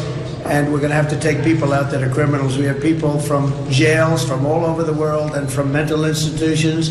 And as you know, they're going to have to be removed. Trump met with Senate Republicans this week at the Capitol. Axios reports as many as 100 Day 1 executive orders were discussed, including reinstating Title 42, a COVID-era health policy that allowed migrants to be expelled for public health reasons without getting a chance for asylum claims. There are also planned executive actions that would allow local law enforcement to work closer with ICE agents, a plan to build more border wall, and to implement more migrant holding facilities. Republicans also plan to try again for the SAVE Act, a bill that requires proof of citizenship to vote.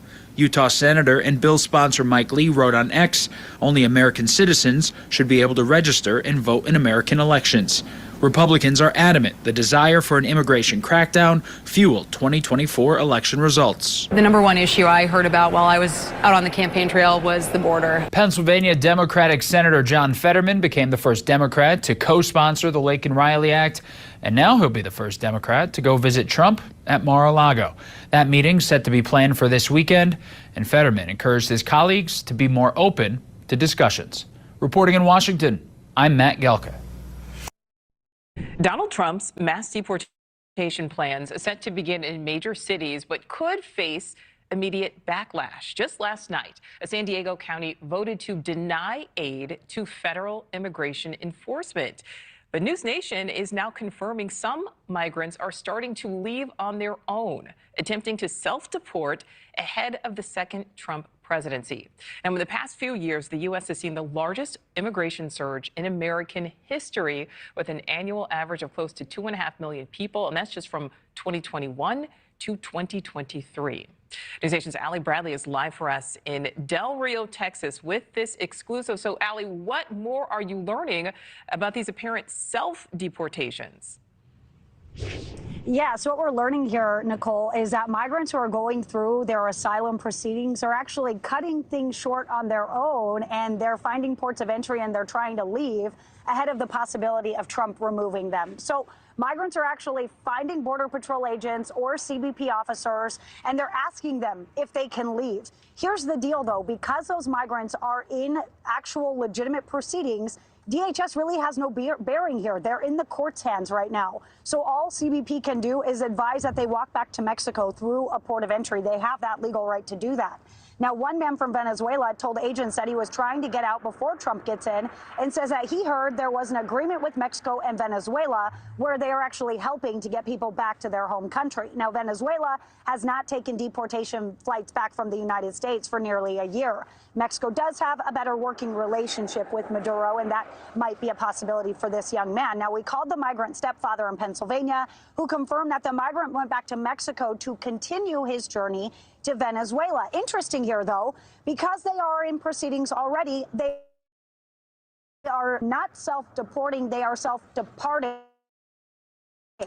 However, an immigration attorney that we talked to says that move is essentially the same thing, and they essentially issue a deportation against themselves when they do this, and they likely will have issues coming back in if they have a valid hearing. Take a listen. They are probably not going to be able to get back in to reapply or to start the process over. It's in many of these, asylum included, you kind of get one chance. And if you give up halfway through, you don't get to come back and ask for asylum again. You'll be put into a different type of proceeding and you won't have asylum available to you.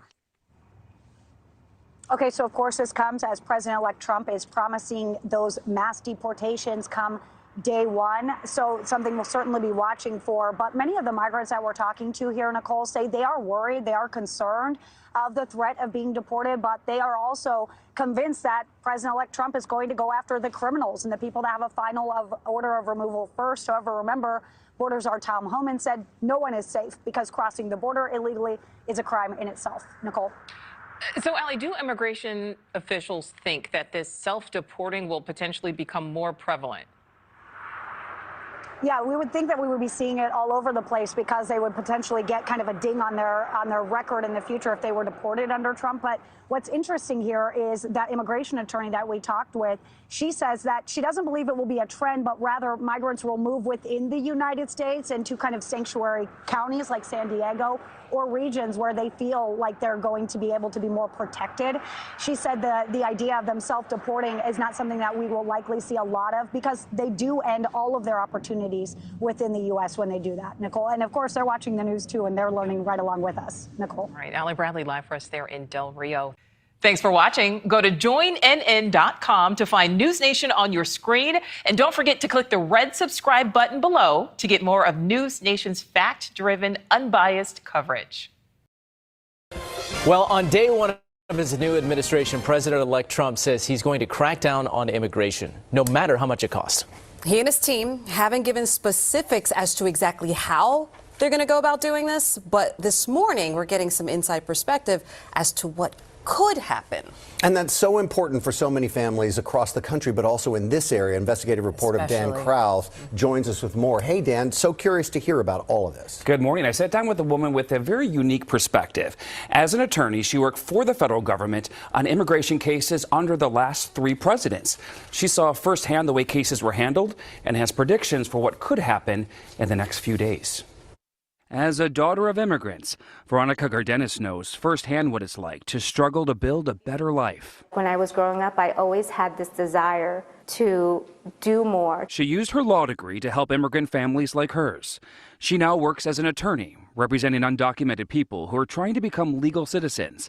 But before that, she worked on the other side of the courtroom as an ICE prosecutor. These hearings are taking place behind closed doors where cameras are not allowed. So what was it actually like to be there in the courtroom? It was very, very heartbreaking. There were so many cases. The courtrooms were flooded with people where judges literally had to tell people to go outside, do not come in the courtroom. She worked for the last 3 presidents, starting with former President Obama. The decisions felt more just. Under the Obama administration. Yes. Says judges had more discretion to make decisions based on the person's individual circumstances. When Trump stepped into office, it was a one-size-fits-all policy for everyone. And then what happened under Biden? Biden tried to roll back, but the inhumanity of the system, the way it changed during his 4 years, never went back. He's going to crack down on day one. What do you think that will look like in your experience? Number one, most people are going to be detained at the border when they're coming through. Right now, there are exceptions. She believes not only will more people be detained and turned away at the border, she believes the process will move more quickly. Right now, an asylum case can take 3 to 5 years. I think what Trump is going to do and what he did in the first instance was when people ask for more time to find a lawyer, that's going to be a no, we're going to keep your case going because we need to keep this moving. She says non-citizens who have been arrested for crimes and those who have pending removal orders to be deported are already a priority and will continue to be under President Trump. More than 4,600 have been arrested in New York City last year, and more than 139,000 non-citizens in New York have final removal orders pending. My number one concern is that people get a fair hearing. Judges are not independent. They have to follow the Attorney General and the President's rule. That means every 4 years, there are policy changes. Under Trump, as a trial attorney, I didn't even have to say anything. I just needed to be in that spot to show a presence of the government. The law was already written. Their cases were decided before they even sat before the judge and made their pleas. What do you have to say to the people who think, hey, my ancestors came here through a documented process and everyone else should as well? We don't live in a world of shoulds. This is the reality. And as Americans, we have a choice. How do we want to be read in history? As a nation that follows our laws humanely, or as one that will stop at nothing to enforce it? I reached out to the federal government. There are more than 11 million non-citizens in the country, and they don't have the resources to apprehend all of them. They target those who pose a threat to national security or public safety. Those who are targeted, they say, receive their legal due process. But as for now, how that policy will change come next week, the feds told me to contact the president-elect's transition team, and I haven't heard back. Yeah, so much to get into. You have more coming up later on Eyewitness News. Yeah, I sat down with 2 immigrant families. In both cases, a parent brought them here to escape the violence in their home countries, and they're worried that the children may be allowed to stay and the parents may be forced to leave. Oh, wow. Very, very emotional story. That's coming up later on today. So essentially becoming orphans. Yes. That's just, wow. Definitely will be tuning in. Thank you for having me. No, thanks, Dan. Thanks, Dan. A fragile deal to end a war. Coming up on Eyewitness News at 10, a breakthrough in the Middle East crisis. Israel and Hamas reach an agreement to pause fighting and release hostages, but it's not a done deal. So what is the holdup and how are people reacting? We're going to get a live report from Israel.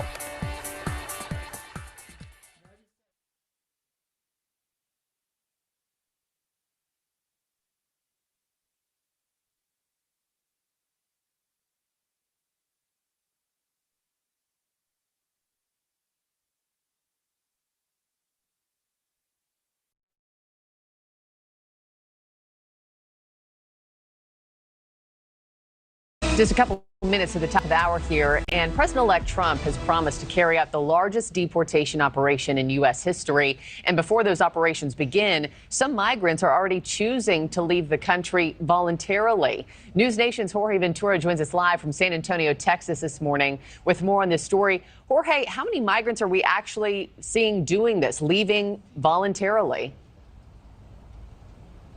Right now, Marky, it's unclear, but we are starting to see a trend, and this comes as cities across the U.S. and Mexico are now bracing for President-elect's deportation operation. But his hardline messaging on those deportation efforts have some migrants panicking and some even choosing now to self-deport back to their home countries. I spoke with immigration attorney Rolando Vasquez, who tells me that some of the immigrants that he represents that entered under the Biden administration are now choosing to return home, fearing deportation under the incoming administration. Just as recent as yesterday, they notified me that they're going to depart the country voluntarily, and understanding that, you know, the Trump administration is going to carry through on their promises.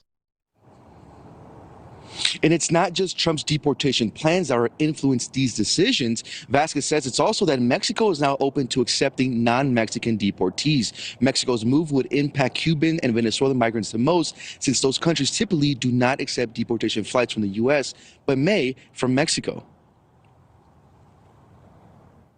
This is causing for many migrants to leave on their own, knowing that they're either going to be deported to their home country or be deported to Mexico. And they obviously, the overwhelming majority of them do not want to be in Mexico. And my sources in Mexico tell me that it's likely that cartels and smugglers will exploit, kidnap, and extort those newly deported migrants. As of right now, it's unclear if Mexico has a plan to protect those deported migrants, Marky. Yeah, borders about to change on Monday. At least that's what voters were promised. Jorge Ventura, thank you so much, live from San Antonio this morning. Thanks for watching, everybody. Go to joinnn.com to find News Nation on your television provider. Also, don't forget to click that red subscribe button below to get more of News Nation's fact-driven, unbiased coverage.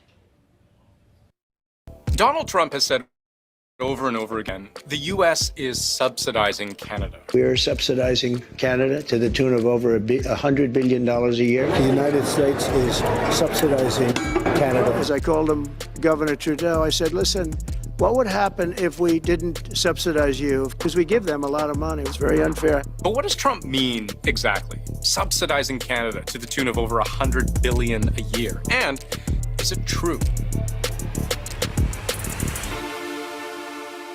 We should start by saying that everyone is partly guessing what Trump means when he talks about the U.S. subsidizing Canada, because he hasn't actually explained where he's getting this $100 billion number from. And the number sometimes changes with a whole bunch of other grievances getting thrown into the pot. Why are we supporting a country, $200 billion plus a year?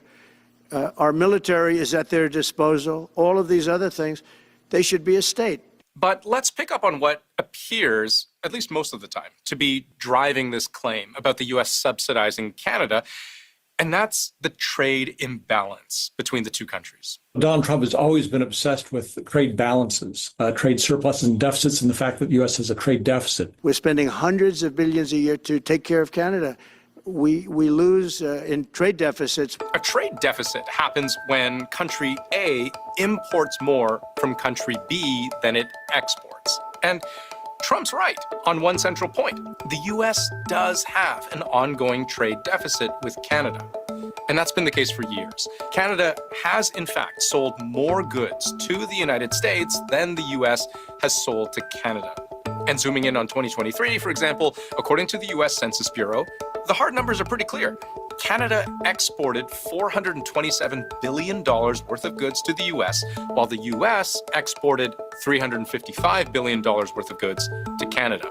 The difference between those two numbers, about 72 billion U.S., or about 100 billion Canadian. He talks about, I'm a trader, I love trade, I want so much trade, but it has to be fair. But what he means by fair is that if the U.S. has a surplus, it's fair. If the U.S. has a deficit, it's unfair. So maybe that's where Trump is getting this $100 billion figure from. Except if that's the case, it's misleading. Because what I just showed you was the trade deficit in goods, physical things. But think of all the other things that Americans sell to Canadians, from financial services, telecommunications, air transport, consulting, hell, even Netflix.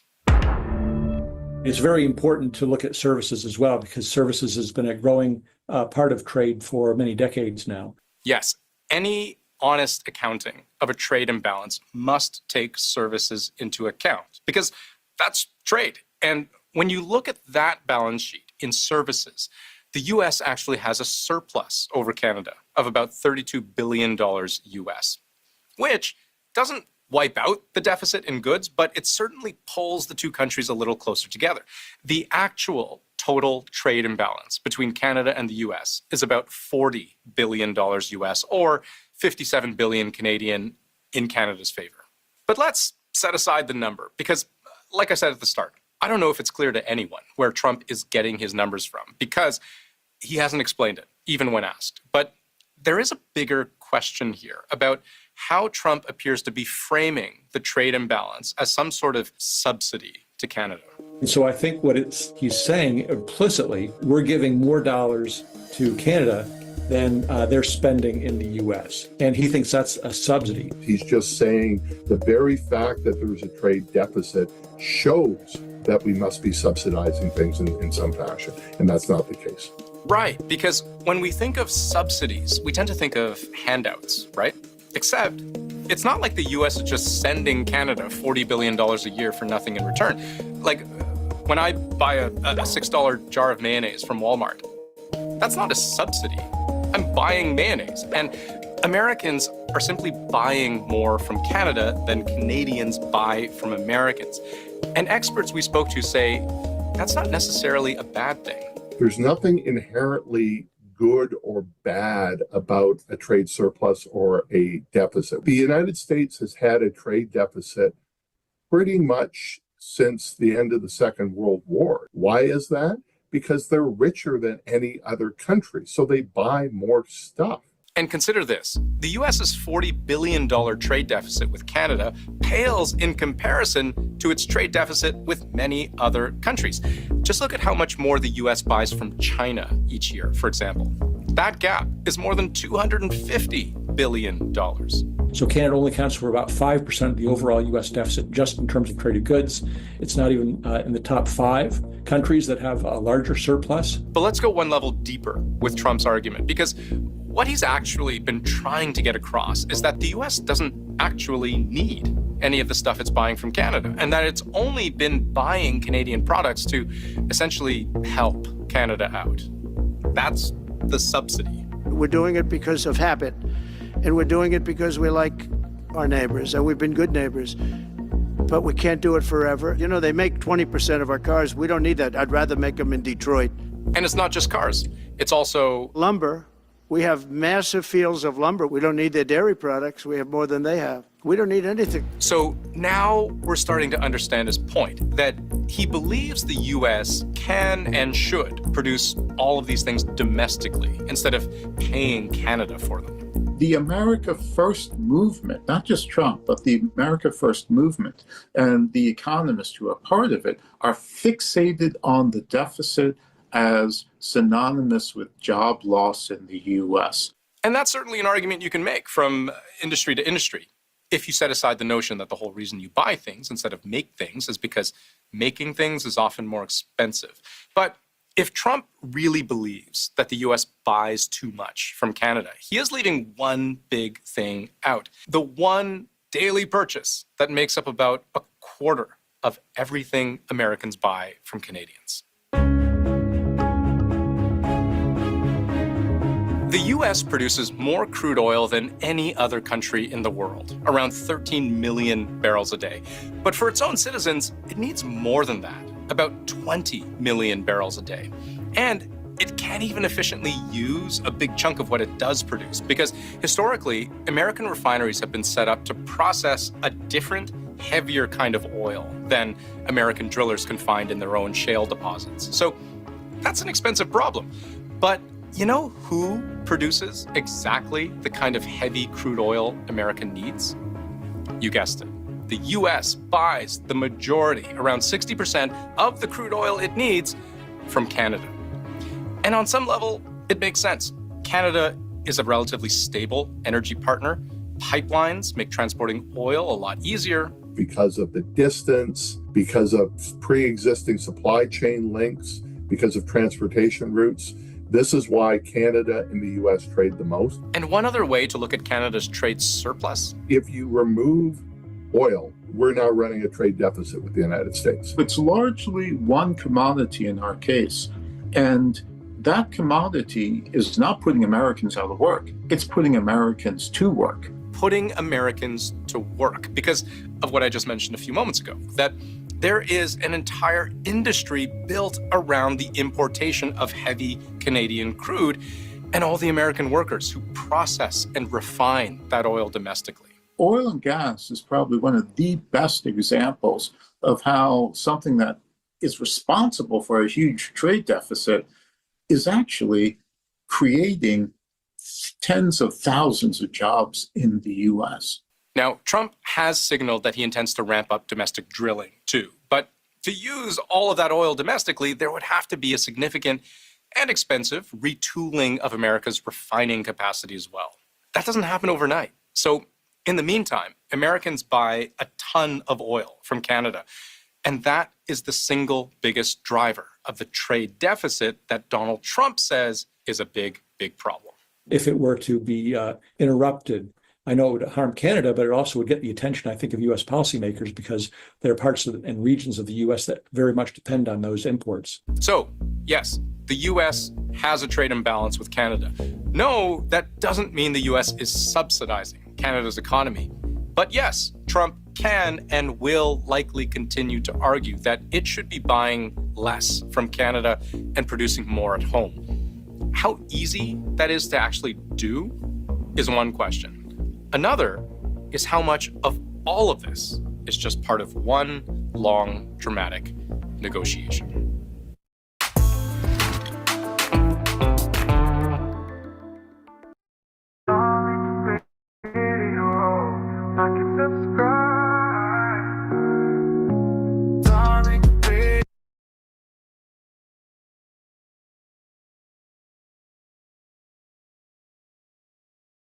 Without mentioning Tariq Nasheed, and True Savior already pointed that out in the debate.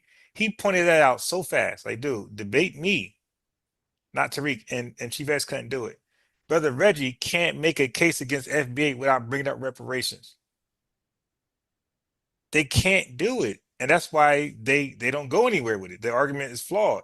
And by the way, Brother Reggie, when he left my channel yesterday, he ended up on all media viral, whatever access. Cool, brother. And guess what? He ran into the mighty Hebrew. Right? You know what? You know what? He about to get exposed just like Lord Jamar. Who's that? Reggie. Yo, the mighty Hebrew killed him. And yo, tomorrow when I go live, I'm gonna show clips of Brother Reggie was a student because he act like he's hip hop. He got I'm from the Bronx. He was mighty Hebrew's son last night, bro. He was his son. He didn't want to talk hip hop. He kept going back to FBA. He didn't want to talk hip hop.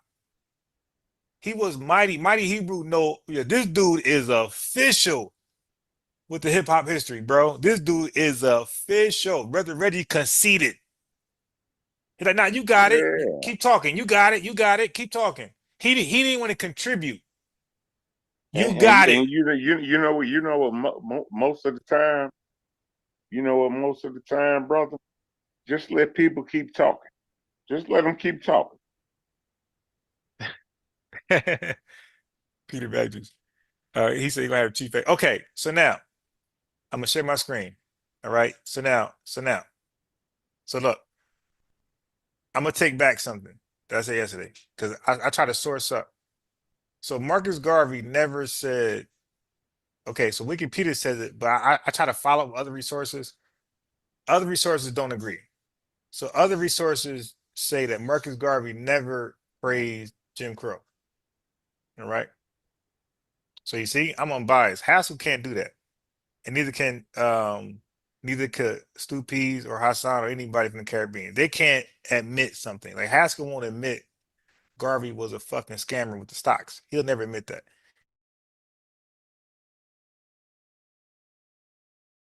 Caribbean can't stand Jamaica. No. When y'all come, no. I know that. When y'all, because I've been researching Trinidad. I know Trinidadians and Jamaicans. Okay, wait, hold up. But you're laughing. I'm talking about in America. In America, y'all get on code. Okay?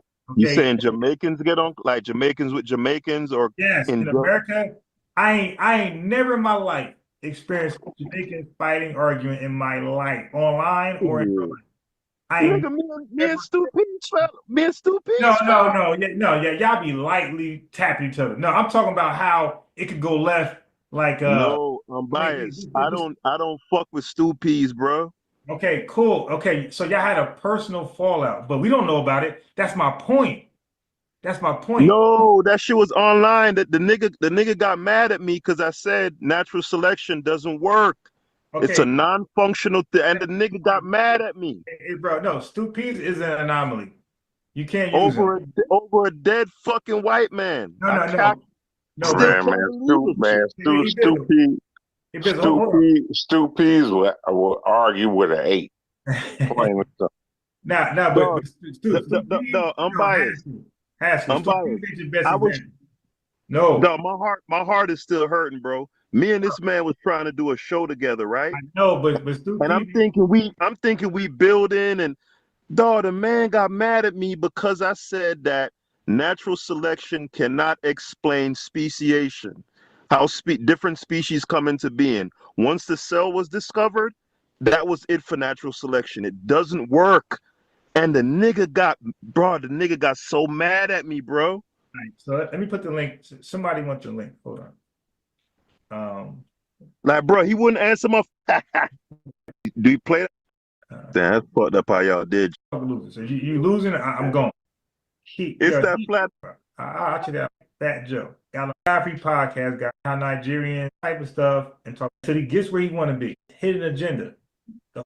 See that I say you're here in FBA because when you're FBA, if you're Jamaican, if you're Russian, you're proud of that shit. If you're Ukrainian, you're proud of that shit, man. And especially if y'all going through turmoil or some diversity, you're gonna big up yourself on the biggest. Like the Palestinians are gonna big themselves up. They're going through turmoil. The Israelis gonna big themselves up. They're going through turmoil. Okay, he's on a huge stage. He get up there and start talking some flat earth shit, bro, and don't even know it. Like at least know it. Don't even know it. All right, so this is for you, Haskell. Yeah, you know me, I'm with the clips because all I do when people call my phone, bro, if you call my phone, bro, if I'm not driving, bro, you're gonna hear a video in the background or I'm reading something. That's all I do is study. I don't play basketball because where I'm at, ain't no basketball. So all I do is try to get sharp, and sharper. That's all I do is study new Oh, shit. you don't hoop no more? Well, now where I'm at now, ain't no hoops. That shit over. But I might be going back to Jersey because we'll see. I'll be back hooping over here. I ain't hoops since I left Jersey. All right. So now watch this. Listen. I got my screen shared, the audio shared. Listen. Actually, my father was born in the Bronx and my mother was born in Harlem. Okay? So, no. You know what? I had replayed our live from last night on my other channel, the one you know. And so he was like, send a link. I said, Stu, this is pre-recorded, but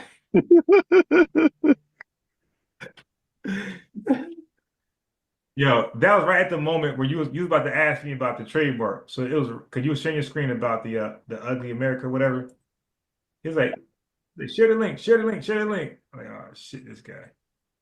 Like, dude, this is stupid. This is pre-recorded, bro. Ton of garbage. All right, so I'm gonna play it. Actually, my father was born in the Bronx and my mother was born in Harlem. Okay? So, no. My grandfather was born here in New York. Okay? It's my great-grandfather on my father's side that wasn't born here. Okay? Yes. Okay. So that means you're not foundational. But go ahead. People, thank you, JC. Appreciate it. Well, I appreciate you. All right, I think you could stop it, unbiased. Huh? So from what I hear, he has one relative on one side. I got you, bro. I got two more clips. Right. Okay, no. Let's play it out. Does he have another relative on his mother's side that also goes back to somewhere else? I got two more links over here. Just relax. I got you. Okay, all right. I'm gonna trust the process. I got clips, man. I'm a real researcher. Like, all right. And I clip it. Watch this. And look, this shit, 3 weeks. Now watch this. This shit right here, this 4 years ago. I go back. All right, watch this. So now he's talking to Turkey Nasheed 4 years ago. That they're a foundational American. You got to go somewhere and feel it in your ancestral memory. Right, so the question he's asking, this might sound weird to you, but the question he's asking, we know he's not foundational Black American. Just by asking this crazy ass question, I'm gonna go to the beginning. Because if you're foundational Black American, if you're Jamaican and you got to prove yourself, it's not shit easy. So same thing with us. It's like, yo, it's not hard to prove I'm foundational Black American. That shit easy as shit. So for him to ask this question, I'm like, what? That was, and I know Tariq knows that. Hey, go that way. Go. I mean, the man believes the earth is flat, though. I'm biased, so. No, but listen, I don't know. That's okay. You could be a Mexican and believe El Chapo is God. That don't make you not Mexican, all right? So you're still Mexican. How does one know? that they're a foundational American. You got to go somewhere and feel it in your ancestral memory, or because let me just That's a non-FBA question. just say that I, a few years back, did a like an ancestral search, not through And I notice I'm not subscribed to his shit. You see that, right? It just says unsubscribe. I'm not subscribed to his shit. Oh man. Ancestry.com or nothing like this. This is a sister who actually, tries to trace your lineage through documents and all of that. So now Haskell, bro, Mm-hmm. the nigga is 60 years old. So now this is the part that you got to wrestle with. Ain't no 60-year-old man don't know what his fucking mom is, my boy. Your mom cooked food for you. What did you eat growing up? Okay? What did you eat growing up? Did you eat fried chicken and mac and cheese? Or did you eat oxtails? That's very easy to figure out what your mom is. It's not hard. What music she listened to? What music she didn't listen to? My mom ain't played no Caribbean shit ever. Okay? Nobody played no Caribbean shit ever in our household. So it ain't hard to know what your mom is. That shit weird. But look, let's go. That type of stuff or whatever. So I had just did on my father's side, right? So he chose his father's side only conveniently. Okay, cool. Let's go with that narrative. But in doing all of this, and I'm going to tell you, it traced back to Guyana, right? Okay, right. But it's about 4 generations back, right? So anyway,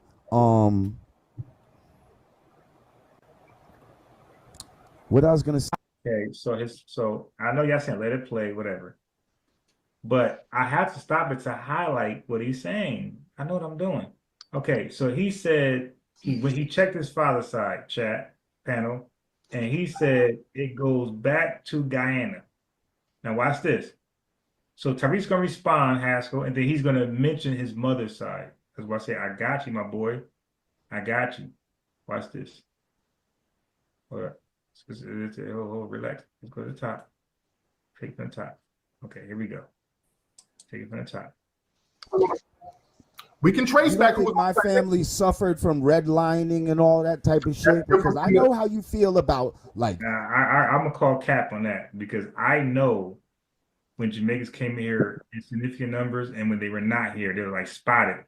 I know when the Caribbean, period. I know when, because the Caribbean and the African continent, they came at the same time, by the way. But Puerto Ricans came here a little earlier, and Mexicans came here even earlier.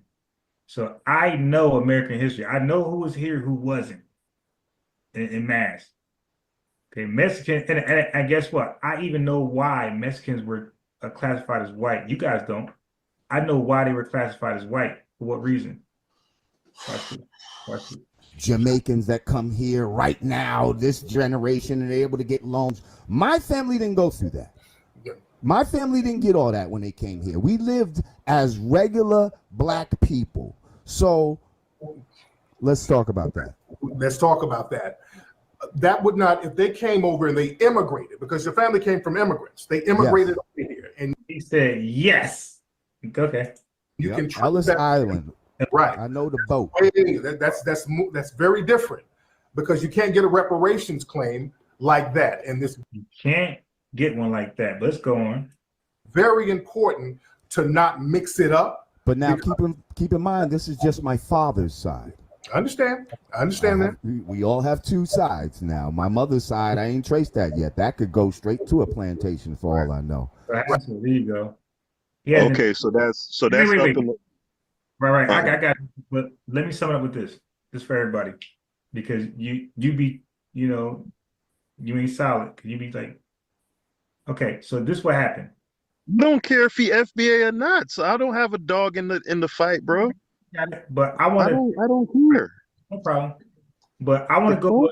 But I want to go with the information we got. So now a nigga trying to say he don't know what his mother is, and we know you're lying. Okay, so for one, he know his father's side is Guyanese. He know for a fact. All right. So for one side, he's Guyanese. His mother's side, he said he did not know. So that means he's mixed with Guyanese and question. Father. He said great grandfather. Right, but that's still Guyanese. Right. Thank you, brother. So in Wait, other wait, words, no. I'm a mute. No. I'm talking. He cut in. Stop. Your great grandfather lets you know you're not FBA. My great grandfather. 4 great grandfathers. 4 great grandfathers. It doesn't matter. It does matter. Wait. Hold on. Okay, cool. So let me go, then you go. Well, no. Haskell go, then you go. All right. So listen, I give my argument. Haskell give his. You give yours. Right. So we gotta. I ain't gotta yell at you guys. My fault. So what I'm saying is this: it could be 10 grandfathers. The fact you can't be Guyanese and all of a sudden you're FBA. It doesn't. It's not how that works. If you're Guyanese, you're Guyanese. If you're Russian, you're Russian. If whoever you are, it's who you are. Okay. So he said his forefathers, 20 fathers are Guyanese. Then he said his mother, he does not know. So watch this. It's easy math for me. He's Guyanese mixed with question mark. So for me, I'm done right now. Guyanese mixed with question mark doesn't equal FBA. Haskell go and let Bobo go. well, shit, I actually agree with you, because if he running around flying the FBA flag, he needs to be sure of that, right? Now, if the argument I was going to make as far as on his father's side is, where I could see it being plausible, him not knowing what his mother is necessarily, is that just like on his grandfather's side, by the time his great-grandfather, by the time his grandfather came around, his grandfather would have been Americanized, right? And then therefore, when he came around, his grandfather's excuse me. His grandfather would have been Americanized, right. And then his father would have been even more Americanized, right? So he could very well be in the home and hear his father playing James Brown and eating mac and cheese, but his father not actually be able to trace his line back to chattel slavery in America, right? So likewise, when you make the criticism that how he doesn't know what his mother is, right? His mother could listen to the Spinners and the Four Tops and all of that and the Temptations. That doesn't necessarily mean that her line goes back to chattel slavery in America. It could just simply mean that her predecessors were in the country enough generations to where they were Americanized. That's the only thing I was having a contention with. But overall, I am in agreement with you, unbiased. If to this point, Lord Jamar has still not been able to genealogically trace his mother's line back to the chattel slavery in America, then he is a crazy nigga for running around flying the FBA flag. All right, Bobo, peace. What you got on this? Yeah, you got 4 great grandfathers. Okay. Would y'all agree with that? Yes. Yes, absolutely. All right. So what was his great grandmother that was with the Guyanese man? And this the thing, right?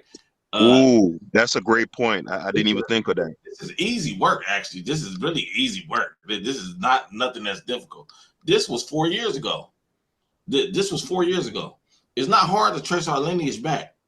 I'm a full-blooded FBA. This shit takes 30 minutes.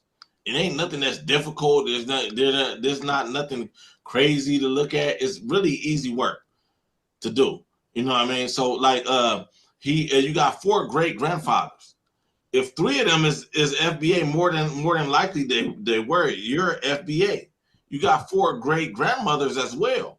If all 4 of them is FBA, you're FBA. So if he got 1 great grandfather out of his 8 great grandparents, he would still be FBA.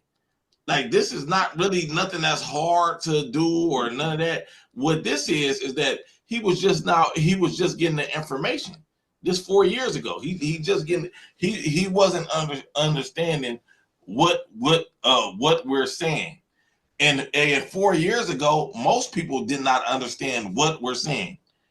This is, you know what I mean, they didn't understand the delineation. What we're trying to do as far as the title. If I can slip this in real quick, Pan-Africanism is dead. That's 100 years. That's an old ideology. That shit is over. That's over. That's not even practical. There's no, when I talk to Pan-Africanists, it's a bunch of fantasy fairy tale stuff. There's no practical plan. So, you know what I mean? That shit is over. You know what I mean? And if you're really a Pan-Africanist, the delineation shouldn't affect that at all.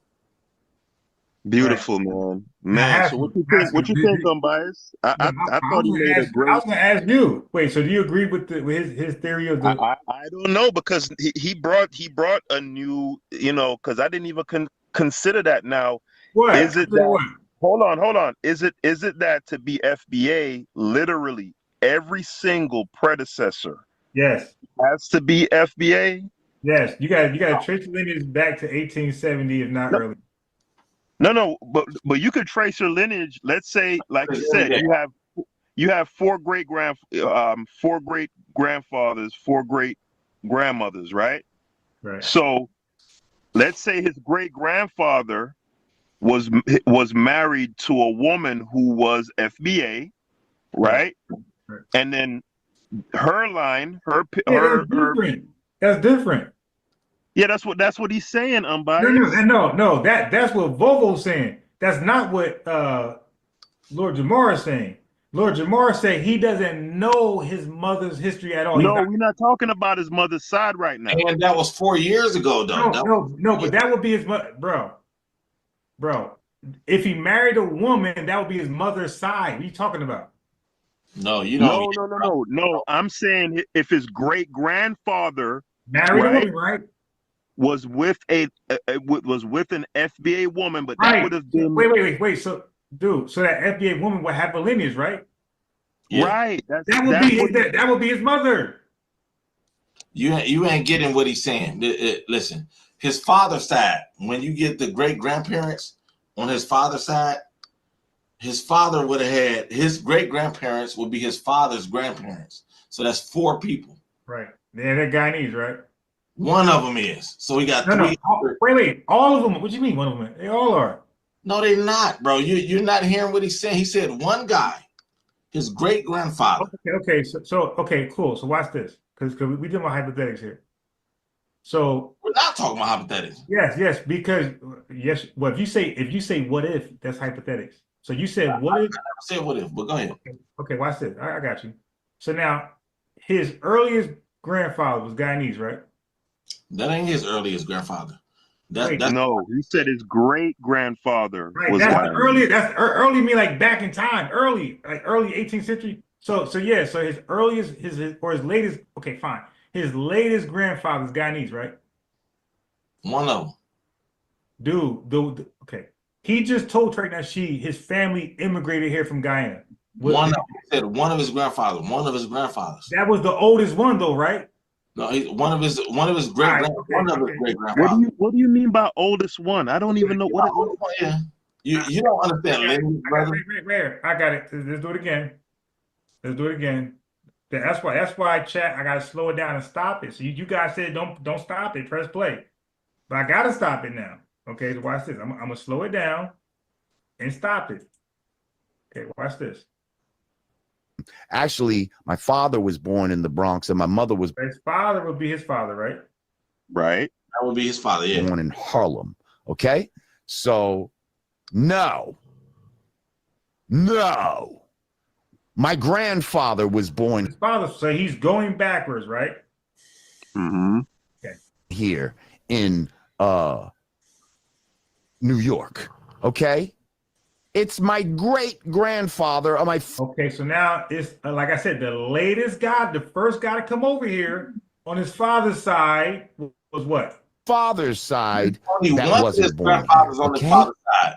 That's only one of his great grandfathers. You have 4 great grandfathers. I don't know why that's like. I don't know what you're talking about, but I got 2 grandfathers. One on my mother's side, one on my father's side. I don't know. Great. You're talking great grandfather. Unbiased. He just talked about he just said the first male from his lineage was not born in America. That's what he said. You said great grandfather. He made this clear. It's even in the title on your video that you're showing here right now. My great grandfather was born in Guyana.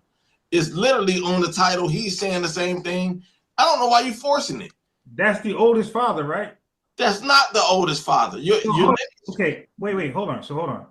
So how is so you tell me his oldest father was not Guyanese? Isn't it, brother? I don't know. It'll just take a while, brother. You ain't really. That's on you. That's on you. Look. That's on you. No. That's on you. Okay, I'm asking you a question. You say, hey, I'm asking you. So the first father of his lineage, were they FBA or were they Guyanese? When you say that's such a vague what do question. you mean the first father? What does that mean? Right. That's what I'm saying. He ain't getting it. It's just not clicking. I'm biased. You do understand that you have fathers going back in perpetuity, right? Yeah, exactly. Right. So his perpetuity, he's saying they immigrated over here. No, you're not getting it. You're just not getting it. You're just not getting it. I'm just not getting it then because I'm going. Your great grandfather. Okay, let me do this right. Put me on the screen. Listen. Go ahead. You're born right. Yeah. You have one father and one mother. Right. You have 4 grandparents immediately. Then you have 8 great grandparents. Then you got 16 great grandparents. And then so they're all the same age or they're older than each other? It doesn't matter. It doesn't matter. What do you mean it doesn't matter? Because of course they wouldn't all be the same age. Right. So that means that somebody comes from somebody, right? Yes. Okay. So now the first person popped it off, right? We need to know what he is. And what Lord Jamar is saying is the guy who popped it off, he was from Guyana. That's not the guy that popped it off. That's just one of his great grandfathers. So Haskell, let me ask you. Uh-huh. So I'm gonna clip this shit. All right. So let me ask you. So the first father that Lord Jamar said that came to this country. There is no first father. Stop saying that. I don't know why he keeps saying that. It's not clicking yet. You just learn it. It's just new information. Yeah. I don't know. Okay. For me, he's not FBA. It's up in the air. You know, I'm out of it. Y'all can hash that out. 4 years ago to now, he would know if he's FBA or not. He would know. He would just get new information. But hold on. But he just said what Haskell said out of his own mouth. He said all of his fathers were Americanized, but they were Guyanese. That's what he said. No, he didn't. He did not say that, bro. I don't know why you're doing that. I really don't know why you're doing that. He did not say that. Okay, so let's play it again. Actually, my father was born in the Bronx and my mother was born in Harlem. Okay. So no. My grandfather was born here in so he's saying who's born here. I think Stu Pease and Haskell was born here. They're not FBA. So because you're born here, don't make you FBA. So now he's saying they were born here, but they're still Guyanese. Watch this. New York. Okay. That's funny because all of the immigrants from the Caribbean majority all of them came to New York and Florida. And so now if he's saying Texas, California, okay, but he's saying New York, which were the immigrants, the black immigrants came to. It came to New York and Florida and sprinkled some other places. Bro, you're not going to get it, bro. It's just not. It's not going to get it. I know, but he got it though.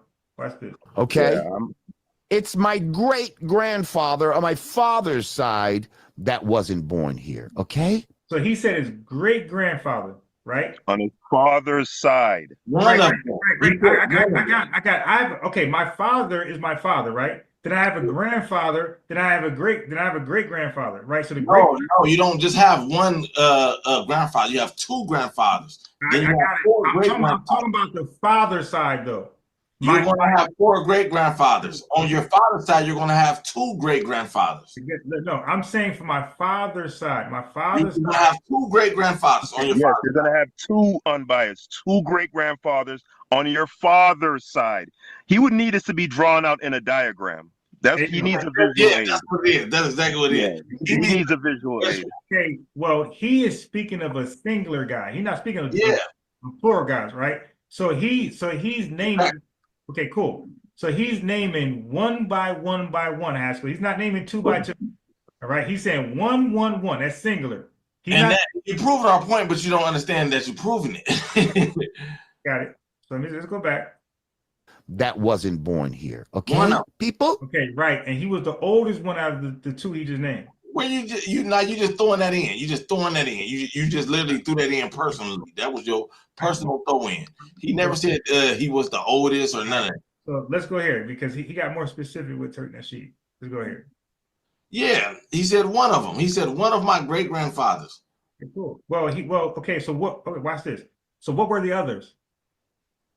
He didn't mention it. Right. So all we know is what we know. So the lack of absence of knowledge don't make it knowledge. So if you don't have evidence, and you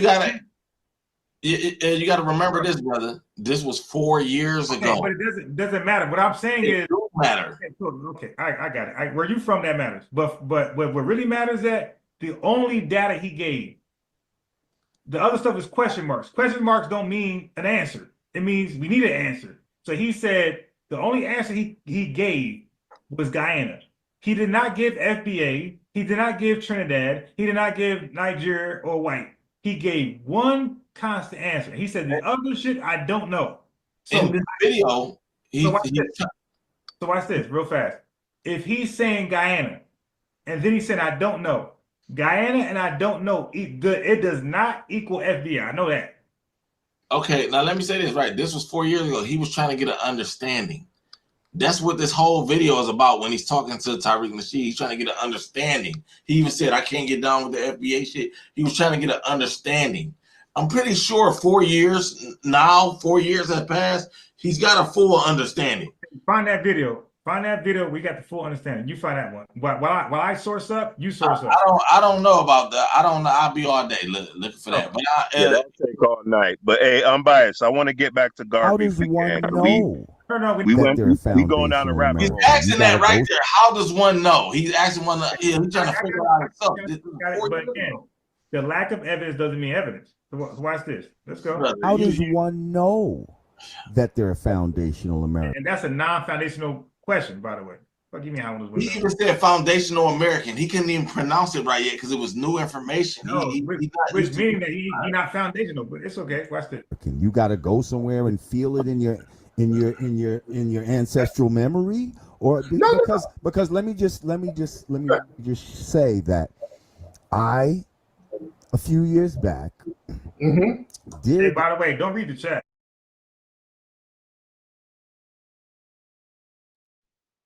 Okay, so here's the thing.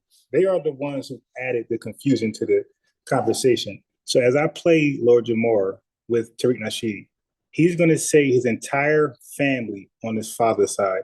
So you could do 2 fathers, 100 fathers. He said they all immigrated from Guyana. Okay, so that ends that. There's no more 2 fathers, 3 fathers. He said all of them, his entire father's side, immigrated to America. Well, whatever father he's talking about, they immigrated to America. At some point, they were not here. They did not experience transatlantic slavery. And he's lying about that. Because I explained the immigration laws. How the fuck they get over here and they can't even read? And they had very strict literacy tests to block Guyanese people from coming over. So he's even lying about that. I mean, he got to source up. See, you can't perhaps your way to our lineage. We ain't gonna let none of y'all tether on. You're gonna have your paperwork. He tried to get on me. My last name is Harrison. That's an American name. Peter Badger's name ain't Harrison. Neither is Stu Pease or none of y'all. Y'all got a last name that's not native to this land, native to America, I should say. My last name and my father's last name is even worse. Like that's it. If I said my father's last name, all of y'all would say, hell yeah. Okay, so it's easy for us to go back. I'm 47. I know what my mom is. I know her lineage. I know my dad's lineage. I know everybody after that. I go all the way back to 1840. Lord Jamar is 92 years old, don't know what his mother is. That's a fucking lie. He's a lying piece of shit. And that's why I'm doing this live. So y'all could switch it to, oh, the family tree, whatever. Cool, whatever. Well, all I know is that Guyana, his father's side goes to Guyana. That's what he said. He don't know where his mother's side go. He claims. Okay. Well, not knowing doesn't make you FBA, and having a Guyanese lineage doesn't make you FBA. So y'all tethers can argue all you want by yourself. We know that he's not FBA. He said he's not FBA by his family tree. His mom has a question mark, he says, and his dad, he says Guyana. Okay. But us FBAs over here, we know our mama's lineage.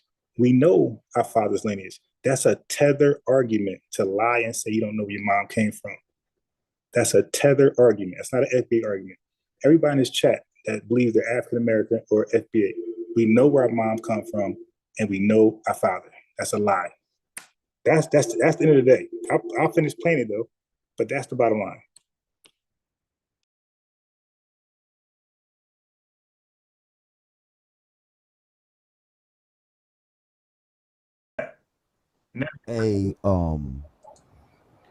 Like an ancestral search, not through ancestry.com or nothing. He's gonna tell you. In the chat, I can't unpack it. This guy's not gonna allow it. So, but you're Jamaican, huh? Okay. Unbiased Sports. But this is what he said though. This is what he said. Unbiased Sports is Jamaican, just for the record. I'm Jamaican. I don't know. I'm asking. Are you a tether? No. Okay. All right then.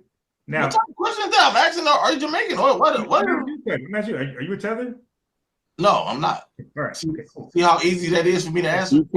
He from Trinidad, bro. I don't know a tether.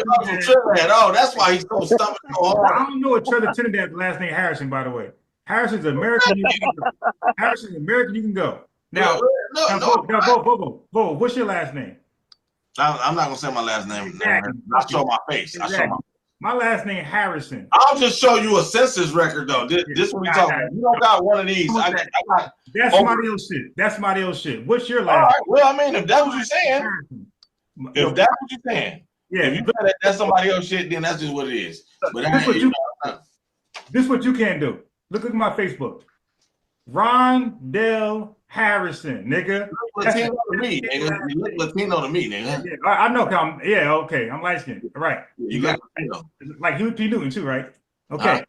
Right, like Huey P. Newton. You look fucking Jamaican to me, by the way. But my last name Harrison. I got somebody else's paperwork, so that's all that matters. But my last name, but listen. 1870 census. I'm totally transparent. My last name is Harrison. My boy, this is my doesn't mean nothing. There's Jamaicans with the last name Harrison. Look at your fake ass name. Just Volvo. This is my real name right here. There's Jamaican with the last name Harrison. Hey, yo, nobody. What's your real name? Williams. What's your last name? Williams. What's your last name? Look at my name. Look at my name. Williams. So niggas can look me up. You don't get more. Okay. More Black Americans with the last name Williams. That's the most common last name. I'm making that y'all niggas come on the internet and nobody who knew the fuck y'all are. Me, I'm trans. That's my Facebook name right there, and whatever else you need. Somebody else Facebook. That's somebody else Facebook. Oh yeah, okay, all right. That's okay. Sure. That's like me with braids. You're hating, bro. You're a tether, bro. That's what it is. I know. Matter of fact, I don't know why you're bothering so much. Wait, you know what? Why are you even here? Yeah, right. Yeah. I thought you was having an intellectual conversation. Move around, tether. Fuck out of here. Move around. You mad as fuck that he's not fucking FBA. Some dumbass argument. He gonna the absence of knowledge is now knowledge.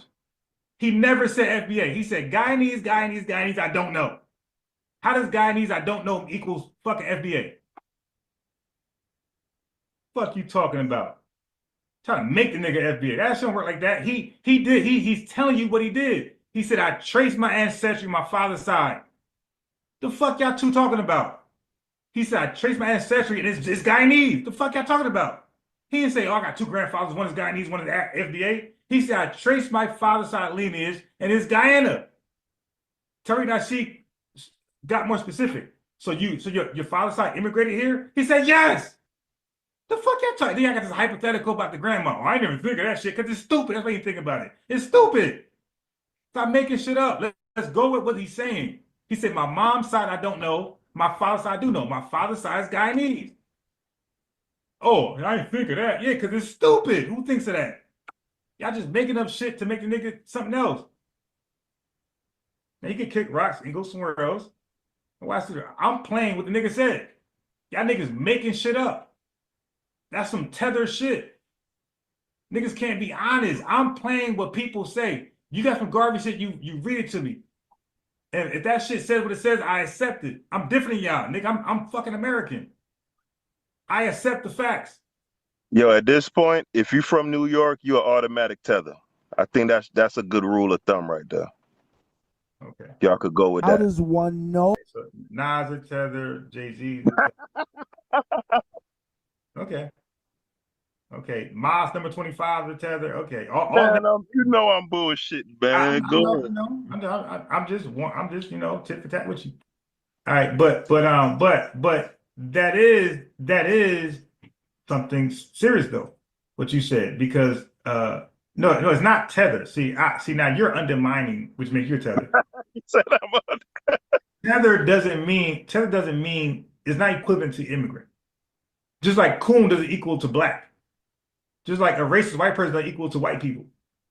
Okay? And whatever slur you call somebody doesn't equal the whole nation. When you say a slur, you're mad at that person and whoever thinks like that person. That's the slur, not everybody. Okay, so watch this. There you go. One last time. Nigga, hop on and start lying and shit. Yo, we got two grandfathers shit. What are you talking about? Let's listen to the man and let's see what he says. Is he saying two grandfathers or he saying fucking he named a bunch of grandfathers. He named 4. And none of them are FBA. Watch this. How does one know that they're foundational It's a American? non-foundational question. You got to go Oh, somewhere. boys, I was on here. He's a fucking flat earther or some shit. Fuck out of here. Yeah. I don't do that shit. Sanchez is FBA, but he a fucking nut. I'm not a Caribbean. I don't think about the Caribbean like y'all do. No, he a nut. That nigga's a nut. Flat earth shit. Hey, what's the name? Jamar done reinvigorated Sanchez. I see he done went live today. Well, Sanchez talked a lot of shit, but one thing he didn't say was, he made some good points about But Dave. hold up, how he FBA with his name Sanchez? Yeah, you got brother Joe Sanchez from my city. His name is Joe Sanchez. Yeah, that's a common name in Black America. See, again, we not from America. You don't know Joe Sanchez was Joe. That's his fucking last name. Okay. So yeah, that's common. And again, you guys don't know. Yo, we have a lot of Latino names in our shit. Sanchez is a common name in FBA. Yes, I just named a guy named Joe Sanchez in high school. Straight FBA. Name was Joe Sanchez. The nigga wasn't Latino. Nobody in his family was Latino. All right, and he's dark as hell. Nigga straight FBA. All right. Anyway, let's go. Where and feel it in your ancestral memory, or because let me just say that I a few years back did a like an ancestral search, not through ancestry.com or nothing like this. This is a sister who actually, tries to trace your lineage through documents and all of that type of Okay, so he said a sister went to trace his lineage through documents. These niggas talking about grandfather, these lying shit they talking about. He is saying the sister covered all of that. She's tracing his lineage through, but he said his father's side. So she's considering all those goddamn fathers y'all talking about. Okay, watch this. stuff or whatever. So I had just did on my father's side, right? Okay. But in doing all of this, and I'm going to tell you, it traced back to Guyana, right? Oh, wait. But it's about 4 generations. Okay, look at these nuts. He sat there and said it traced back to Guyana. Where is the FBA y'all talking about? Y'all just making shit up. He said Guyana. Yeah, I agree with you, bro. Yeah, but oh boy, oh God, he got 2 fathers, whatever, 10 fathers. He said Guyana. He did not say America and Guyana. He said He didn't say Africa. He said Guyana. Now watch this. Generations back, right? So anyway, right? Okay, right. But it's about 4 generations back. Okay, so 4 generations back, they're all Guyanese. Watch this. Right? Forget it. So anyway, okay, he and he okay, what next? Now watch this. So now Terry's gonna go. And he's gonna conclude what I conclude and what the chat concludes. Okay, so Your father, okay, no problem. You Guyanese on your father's side, okay. I mean, that's not even an argument. The argument was, or the confusion or the question mark is his mother's side. We can trace You back. don't think my family suffered from redlining and all that type of shit? All this shit right here, this is not FBA talk. If you're actually FBA, we suffer redlining, yo, that's a non-FBA talking point. And yeah, that's unfortunate. And guess what? When some money set aside come from that, you'll get paid. Nobody's going to exclude you from those traumatic experiences. You will get paid for that. Okay, that's why you need the first part. When the first part happens, and we get some checks, you're gonna get checks for that one. So nobody's saying what you're saying is false. But what you're saying is you're not okay. Cool, right? Black people, I'm sure all black people come to this country. I'm sure they got red line and treated the same way. I'm sure they got racial profile. I'm sure they got disrespected by whites. I'm sure you did, because white folks hate black people. Well, not all of them, but enough of them do. The shot callers do. Yeah, so I'm sure you got all of what we got. Up to the point you're talking about, I'm sure you experienced everything. That nigga say you look Latino. Yeah, so I'm sure you experienced everything we experienced. Go ahead. I know how you feel about like Jamaicans that come here right now. Okay, so now why you fucking with Jamaicans? That's him. Okay, he talking about Guyanese people. He started talking. I know he talking about Jamaicans. What do you mean about Jamaicans? He never made it about Jamaicans. He made it about non-AD West. Yeah, oh, Jamaican. Hey, Tariq look annoyed as fuck too. Yeah, because he won't shut up making excuses. I don't even feel about Jamaicans. No, what you mean? I don't got no problem with Jamaicans. Nigga, listen, you are who you are. And so far, get out of here. So far, what you told me, Tariq saying, you said Guyanese. You said nothing else but Guyanese. Yeah. He's like, yo, shut the fuck up. He looking like Dave, Professor Dave right now. Like, yo, shut the fuck up. Let me talk. Generation and they're able to get loans. My family didn't go through that. My family didn't get all that when they came here. And now he's a fucking liar. Okay? Even the Europeans who are allowed over here, Western and Northern Europeans got fucking welfare. Ain't none of y'all fucking creamers came over here and get welfare. Y'all all got tanning. You're a fucking liar. You came over and just bought a fucking house. Stop lying. You came over and you got tanning. Okay? That's why tanning, nigga. You got tanning. Every person non-American come over here, unless you were super rich, you got TANF. TANF is government. Oh, TANF. Yes. Oh, I'm like, what the hell are you talking about? Yeah. TANF. You got HUD, nigga. I know. I do that. That's what I do right now for a career. I know you got that. Okay. I know for a fact you got HUD. You got LITIC. I know all the fucking acronyms. You got all that shit. Okay, because that, and there's nothing wrong with that. Right? Because one thing I don't complain about, if somebody come over here legally, I mind my business. If you come over here legally and you get hired or do what you do, I mind my business. If you come over here illegally, I got an issue. But if you come over here legally, that's none of my business. What you arrange with America, that's none of my business. I stay out of it. None of my business. How you thrive and be successful, none of my fucking business. Come over legally. If you get TANF and government assistance, none of my business. Like, I expect you to do that. Like, why the fuck would I not want you to get assistance? You come into a brand new country. Like, why would I not? Oh, nah, you gotta just hustle. No, go get some shit for yourself to get yourself straight and, be successful and be the best you can be. I got no problem with that shit. Okay, so, but what he's saying right now, he's lying. He's saying his family did not come in here. So now he's acting like he came here during segregation. I know you motherfuckers looking for welfare at that time because there was no jobs for black people. We were piss poor during segregation. We was agriculture workers, working train, railroads and coal mines. We did the worst physical shit ever. So hold on. So Jamar is 60, right? Just about. His father, let's say we do 20 years a generation. Let's say 25. So let's say he's 60. His father would be, let's say 80, would go back 85 years. his great grandfather will go back, what's that, 110 years, and then his great grandfather will go back 135 years, right? So 135 from 2025, that will put him around, because he said Ellis Island, so yeah, they was in the late 1800s. Yeah, but guess what? Then you were not in America then. That's when his great grandfather would have came. No, you would not have came. You would not have came. They have restrictive immigrant laws that only allow Western Europeans and Northern Europeans. They didn't even. Yeah, but remember, so how Garvey get here? Okay. I don't know how the fuck got him. He fucking probably was illegal. I don't know. No, he would have. He probably, yeah. How did he come over here? Like, did anybody ever?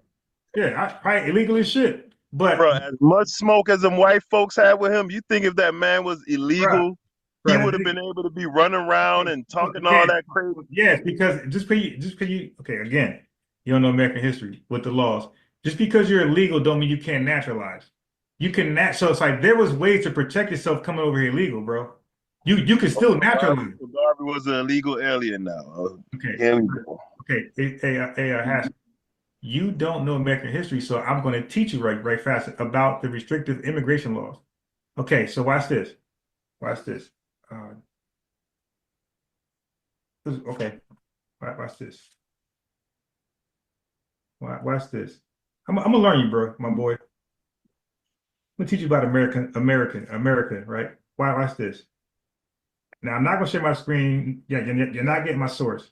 I'm gonna read it for you. You gotta do your own research and catch up with me. But watch this. I'm gonna help you out. Okay, so I'm Hey, remember, I want to clear Garvey's name now. Right, but shit, we don't do that because I don't want to get stuck right here with no, you get stuck because you keep talking. Okay, so now, watch this. Progressives and natives bolstered their anti-immigration policy by using the Dillingham Commission. Now, these are anti-immigration positions. That means they didn't fuck with immigration. This is 1910. Okay? By using the Dillingham Commission report as evidence that new immigrants were fundamentally different from old immigrants who came from Western and Northern Europe. Not no fucking Jamaica. The Dillingham Commission was staffed with members who had previously supported immigration restrictions, with the single exception of one member named William S. Bennett of New York. Its members cherry-picked data to reach the predetermined conclusion that immigrants from Northern and Western Europe were innately superior to those from Southern and Eastern Europe. This is some white shit. Ain't no fucking black man coming over here. They talking about Northern and Western Europeans are superior than Eastern and Southern. Watch this. When data revealed large numbers of Northern and Western Europeans seeking welfare, all y'all motherfuckers on TANF coming over here, even the Northern and Eastern, they niggas sought welfare, okay, in American cities, and the Dillingham Commission returned the data for further information for the corrections. Despite the methodological flaws, policymakers embraced the report and its recommendations because it confirmed their prejudices. Now, let's get to your people. Sightings concerned about the intelligence of new immigrants and how well they would assimilate. The Americanization movement started as a collective of private nonprofit organizations that backed civics classes, language lessons, and the destruction of the hyphenated America. They was converting these motherfuckers to American.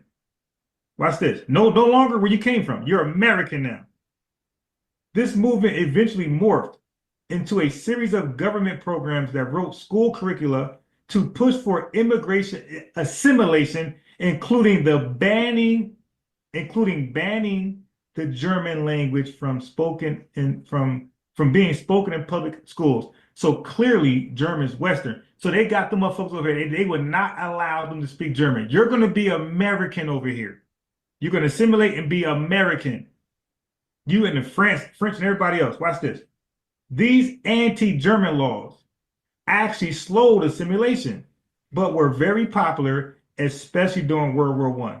Politically, anti-immigration sentiment prompts Congress to pass the Restrictive Immigration Act of 1917. Y'all motherfuckers are coming over here.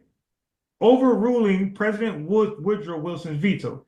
This act sanctioned legal immigrants' detention and deportation if they committed a deportable crime within 5 years of their arrival. Watch this. It also I tap out. Garvey was a legal immigrant. I tap out. You right. I got one more thing. One more thing. Because this is for you now. Now you got me though. You got me. This for the chat too. Don't forget, I'm an educator. It's for the chat. Okay, I'm saying you got me knocked out on the floor already, dog. You ain't gotta stomp on me now. Goddamn.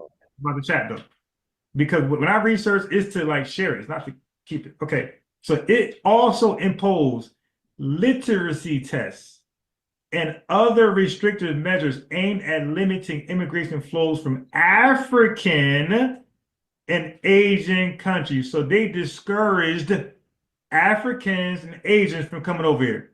Literacy tests and other restrictive measures. So when niggas came over here, they snuck over here, and this article shows you how illegals were coming over here because it was impossible. They didn't even want white folks over here. The fuck they gonna skip? And matter of fact, watch this. They complain about Mexicans come over here. So I'm gonna tell you the secret about Mexicans. They call Mexicans like peons and all type of shit, but they wanted their labor.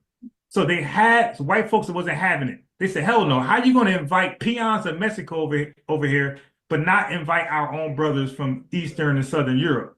So what they did was, they said, good point. So what they did was they classified the Mexicans as white to justify that right there. So when they classified them as white, they had no more problem with them coming over because they were trying to keep a pure IBM. They was practicing eugenics and they wanted a pure protected race class, and they didn't even want European whites or Southern whites because they found them as flawed Europeans.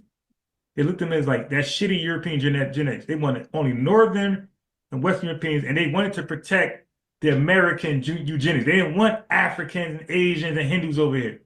They felt like if you migrate, you're gonna fuck up the bloodline. So when you said Garvey had to get over here, yeah, good point. How did he get over here? Because that nigga had to be highly educated because he had literacy tests aimed to discourage Asians and Africans from coming over. This was 1910, 1917, 1924. And guess what? This ban didn't come off until 1965. So when you see a black person over here, it's like, how did you get it? You must have been smart as fuck. Highly educated, but you were not, definitely no black immigrant was over here during this time. One or two at the most. And guess what? He was the smartest person in his country. If a Nigerian's over here, a Somali over here, a Sudanese person, Jamaican, he was the smartest man in his country. They discouraged non-Western, non-Northern, and non-Mexican immigrants come over. They discouraged that shit. So the 1965 Immigration Act actually wasn't for African and Caribbeans. It was to ban the act that discriminated against Eastern and Southern Europeans. So 1965 Act was to let them come over, by the way. It wasn't about Africans and Caribbeans and Spanish people. It was for European whites. That's how much they didn't want to fuck with them. Okay, and that's why you guys were not here during Jim Crow. So when Lord Jamar talking this crazy shit, like, dude, what the fuck? When y'all family get over here? What the hell are you talking about? Yeah, he wasn't over here. What literacy test that your grandfather passed? Like, y'all niggas was laborers. Ain't no education popping like that over here for us or you. What are you talking about? What kind of uppity nigga you was that you got in America and passing literacy tests when it was clearly trying to keep everybody out besides Northern and Western European Mexicans? Tyreek looks so annoyed, bro. Oh, but anyway, okay. Let me go back, share the screen, bro. We gotta get Garvey cleared up, man. All right, so look, so you're gonna close out. So you can take as long as you want. Just close out in Garvey. It's 12 o'clock. I gotta lay down. But I'm glad you popped. I'm glad you hopped on because it ended up being a good, a good back and forth, a good Yeah, line. it was a good discussion. Yeah, it definitely was. So, all right, hold on. I wanted to go here. Let's deal with the stock issue, right? Yeah. All right, so it says here, the AI overview. I know my phone is small, but you should be able to see it. I can see some of it. All right, so it says the Black Star line was not, this is the AI overview, by the way, from Google. The Black Star line was not listed on a stock exchange, but shares were sold at.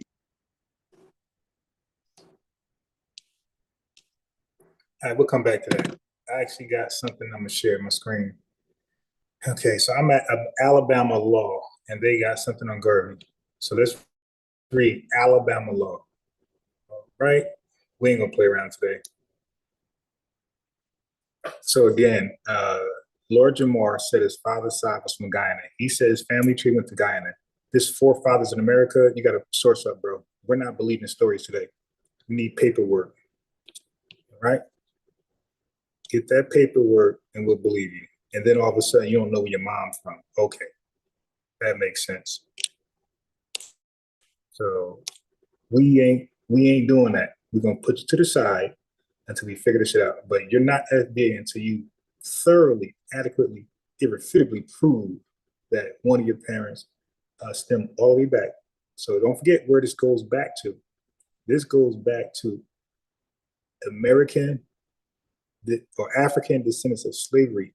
Or I like how Lord Abba put it, Naheem, aka Naeem, emancipated persons, freedmen, emancipated persons. Okay, were your grandparents emancipated from slavery? That's where we get into. Oh, semantics, family tree. No. It was very clear. Did your lineage go back to emancipated persons, freedmen, or just emancipated persons? If your fathers don't go back to that, you are Guyanese. You are not Foundation Black American. You're not ADOS. You're not an American freedman or black or those for sure. You don't qualify for reparations. And if you don't qualify for reparations in America, that's enough for us. You're not FBA. So the burden of proof is not on us. It's on him. And he said Guyana, and he said his mother, he does not know. Okay, so that doesn't. So if you don't know where your mom's from, which he's lying, everybody know where their mother's from. He's 90 years old, but we know where his father's from. So right now, you're on hold as a Guyanese person. Hold on.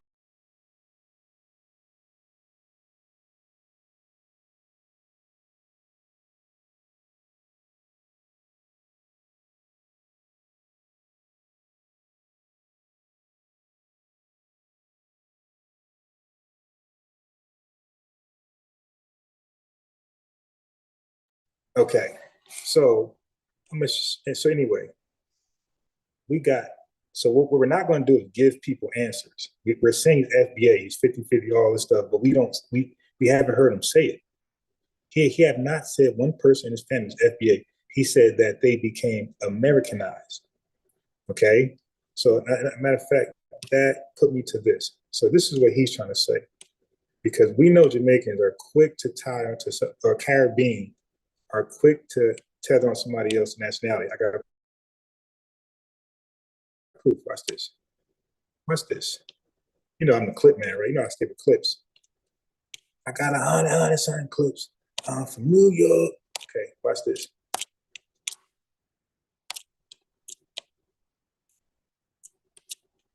Make sure I didn't. Make sure I didn't skip past it. Watch this. I'm gonna source up. I'm gonna source up on y'all. Okay, it's back here. So then I'm gonna read it by Garvey from Alabama law. Okay, so we don't gotta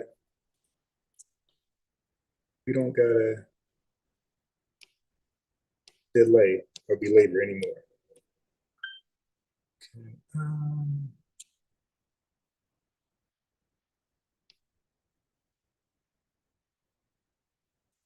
Okay. So we're right over here. We're right over here. That dude said his family go back 4 generations. So he put himself a descendant of a slave in America. Okay. Let's see about that. Because Jamaica got a big paternity scam. So that's another thing. Okay. Matter of fact, before I do that, let me remind you of this right here. Because we don't know who your father is. So I forgot. See, Haskell, I'll be sparing y'all. Yeah, you can't believe no Jamaican about who their father is. Listen right here. These are Jamaican women in Jamaica. And this is, we could source up on this. So, yo, Jamaica, right? I learned this in university still. Like, I actually did a course on this. You did what? In a university? Okay. So, yo, Jamaica, right? Okay, so Ancient of Days. If you're saying both, then you got to listen. You're saying both. He's saying one. He's saying Guyana. He's saying Guyana. He said Guyana. He said Guyana. He never said African American in his family tree. He said, my mom, I don't know, which we know he's lying. Everybody knows what their mom is. But let's go with that. Let's go with that. He does not know. So he doesn't know his mom. That's a question mark. And he knows his father's side. So his father's side is Guyana, right? Guyanese. His mother's side he doesn't know. So how does Guyana plus I don't know equals FBA? What equation is that? Anyway, and then watch this. Is that his father? Because there's a paternity fraud issue going on in Jamaica.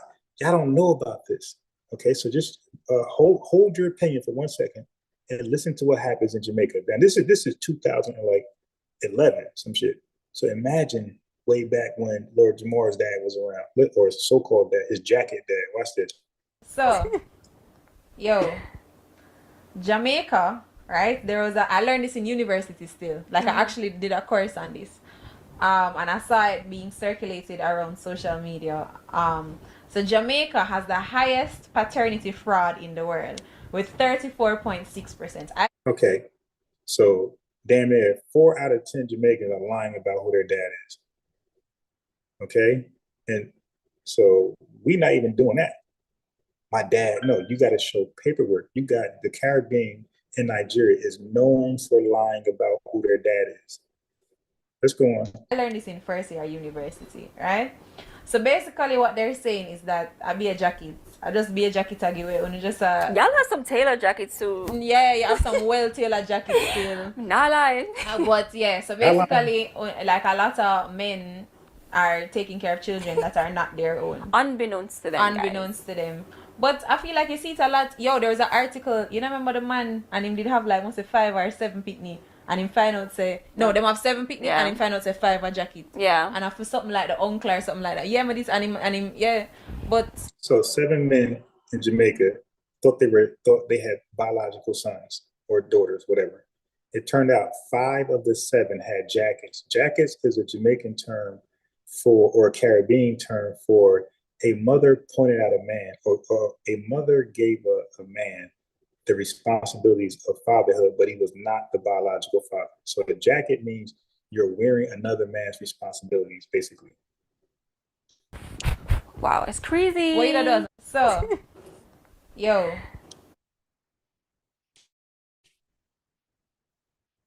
Jamaica may have a higher rate than other places, but in any country, especially in America, there are a high number of people who are taking care of children who are not from their bloodline. To say the least, right? And in Jamaican culture, jacket is a thing that is almost how would you say, accepted, praised in certain circles, and it's just a part of the culture that's just. So you heard him? He said jackets are part of the culture, is praised and is normalized. So being the wrong father is praised in Jamaica, is normal, is part of the culture to not be you are not the father. You dig? That was a show for us, but that was not reality. America only has 1.6, all right, of paternity frauds. 1.6. Canada has 2 point something. Jamaica 34.6 and Nigeria 30%. Nobody's even close to them. So this is their culture, right? So anybody Jamaican that claim they got a dad, we want to see your paperwork. We need your paperwork. Let's go. normal to a certain extent, no matter how dysfunctional it is, because you basically have a situation where the man taking care of the children, taking care of the child, or the one registered as a legal guardian, or the person who thinks it's their child, is not the father of the child. Women do it for numerous reasons. Some it's just a mix-up where there's just too much, what do you call it, promiscuity. And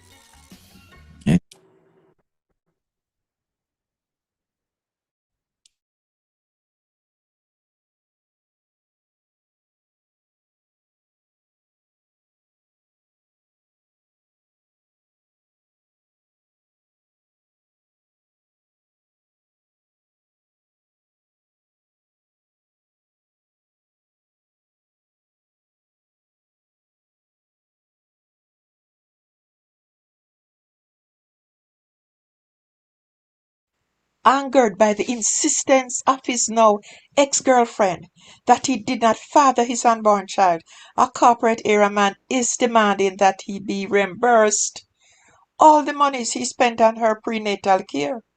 A very big crime going on in Jamaica with women is the paternity scam, a crime that carries no penalty, and the young sometimes suffer from this crime, which are the children. The saying goes, only a woman knows who the father of her child is. But at this rate of how some of these women are going on nowadays, it is not always the truth. Some of these women do not know, so they give the jacket to the man that can best afford to take care of a child. Guys, watch this video Yeah, to so the if you go end. look at our stat yourself, Haskell, you guys are 34.6. Don't forget what paternity fraud is, Haskell. Paternity fraud ain't a woman not knowing who the baby dad is and thinking this is a dad. Paternity fraud, paternity scam is something that's native to Jamaica. It's when you are purposely calling another man the father. You're purposely giving another man the jacket. It's about intentions, all right? Watch this. Let's keep going. Talking about the domestic abuse part of it, Jamaica already have a high domestic abuse rate, right? And a lot of these domestic abuse are based on the speculation that the man is caught up in paternity fraud. He said now Jamaica has a high domestic violence as a result of this jacket culture. So he said just speculation. Okay, if a man is said to be a father of a kid, if that man starts doubting he's the father, he's saying he will violently attack that woman. And he might be the dad, but it's so common in Jamaica to be called a dad and you're not, that when a man is called the dad, they end up beating the woman up because he suspects that he's part of this scam. You're trying to get me, so I'm gonna beat your ass. Domestic abuse part of it. Jamaica already have a high domestic abuse rate, right? And a lot of these domestic abuse are based on the speculation that the man is caught up in paternity fraud. Remember, we say speculation, you know. So imagine if the speculation of you getting a jacket, seen, or getting it for others who don't fully understand the jacket thing, getting a child that is not yours. If most of the men speculate this and start abuse them women, what will they do when they actually find out that this is not theirs? Yes, so how crazy it be? Yes, we know how crazy it be. That shit is wild. That shit is savage. That's primitive. Okay, well, let's keep going. Let's go here. Look at this shit right here. All the time, my adults, I'm really thinking about it. I think I froze in the moment. And then I remember that was funny thinking about it. In his effort to try and form a bond and relationship between me and this brother that he just popped on me, this younger brother that he really just popped on me out of nowhere, he then said to me,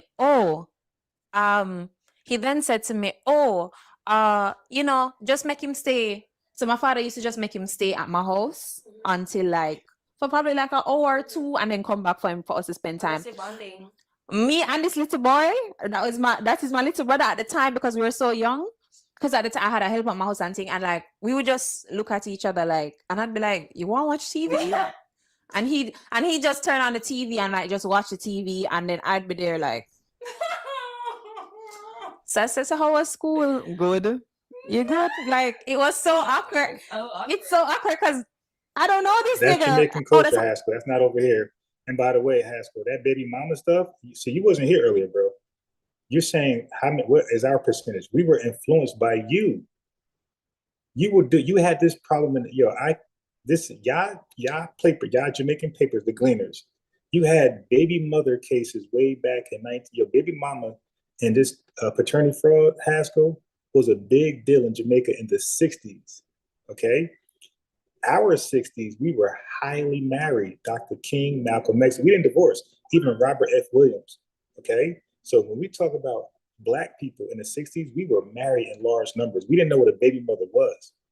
But in your papers in the 1960s in Jamaica, you guys were complaining about baby mothers. And the word baby mother comes from Jamaica. That was y'all culture. It's always been your culture.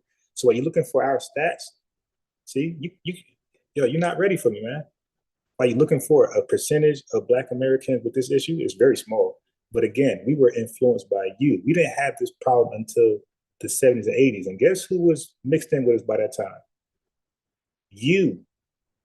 Your people, your culture. You introduced this baby mother culture to us. You introduced twerking. You introduced the shaka stuff.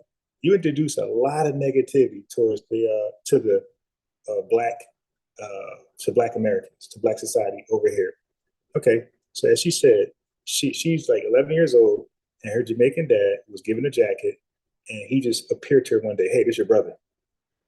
She's like, oh, okay, whatever. And she knows about the jacket thing, so she knows most likely it's not her brother, but what can she do? Let's keep going. It's degenerate behavior in Jamaica.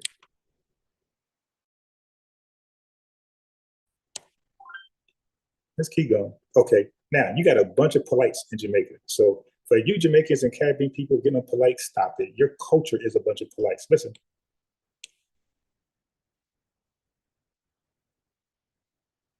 So you're saying to me that it's literally since 2011 that it was reformed, since 1992. Since 1992. So before that, the man named was a rape on a galang. I don't know.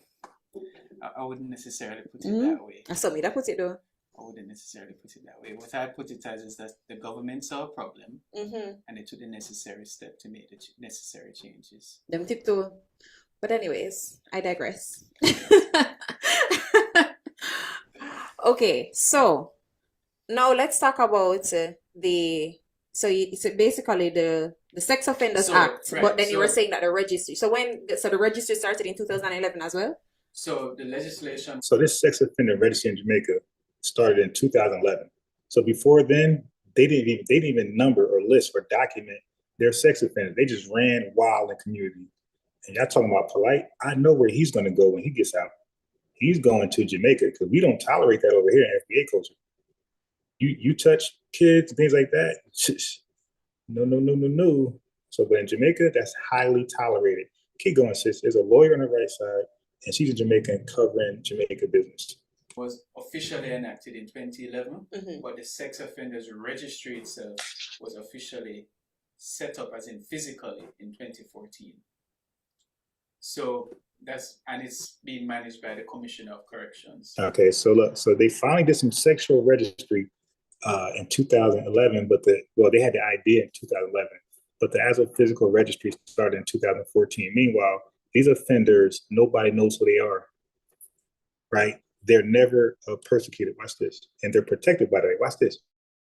Listen to Jamaica. Look, hey, yo, you guys don't know that Jamaicans protect. Their society protect sexual offenders. Listen, and the lawyer is right there. He's not going to deny it. Listen.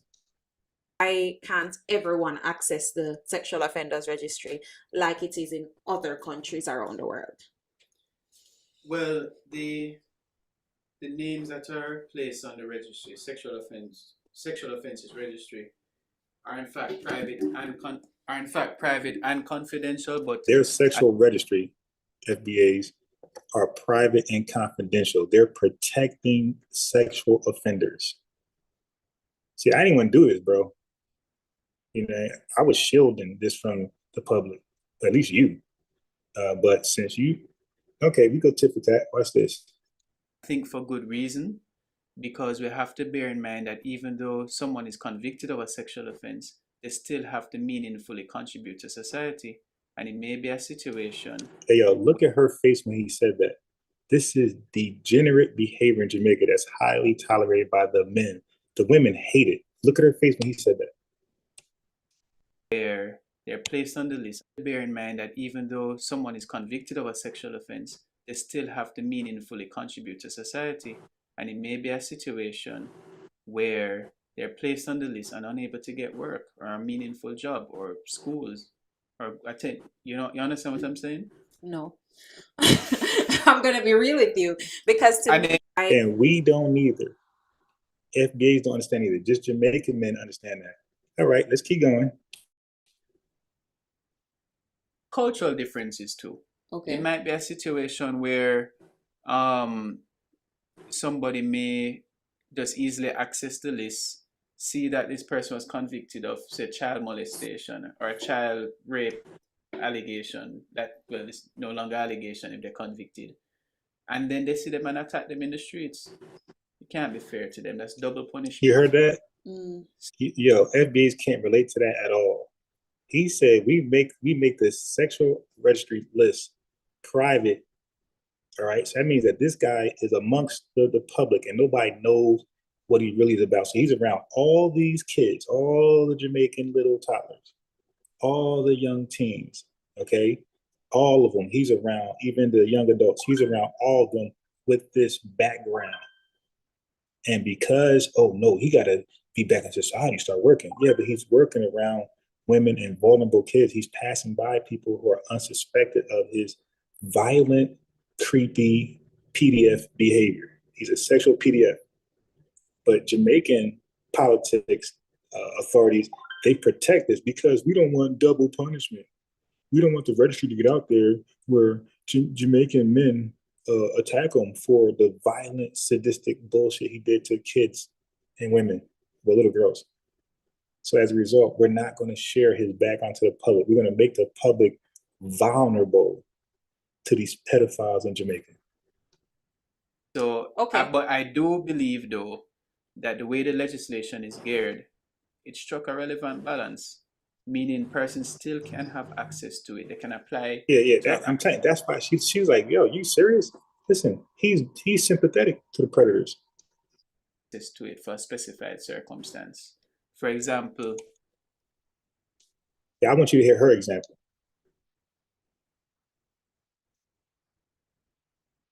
Come on, internet. Relevant parties can have access to it. You don't want to sit. We've heard of situations where these people get work in certain institutions. So it's on the institution to basically to get. So Internet shaky.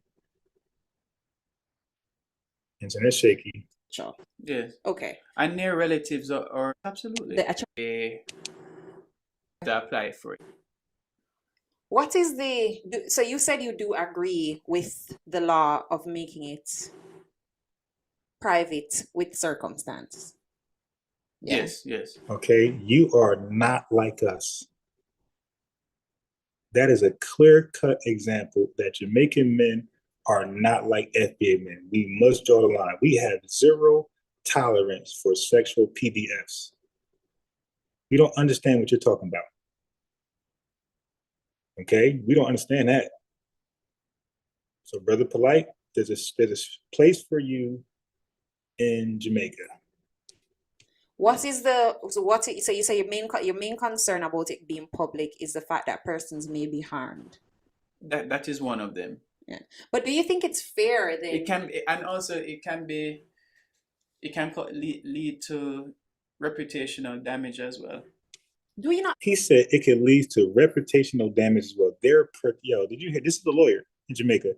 They're worried about the man's reputation as a PDF. This violent man attacked a kid, a boy, a girl, Bati man. Oh yeah, they're tolerant of Bati men too.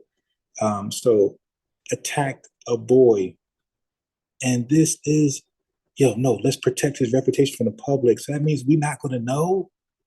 So he's at a birthday party, a Christmas party. He's around kids at the playground taking pictures, and nobody knows because you want to protect his reputation, but you want to put public safety at risk and make it vulnerable.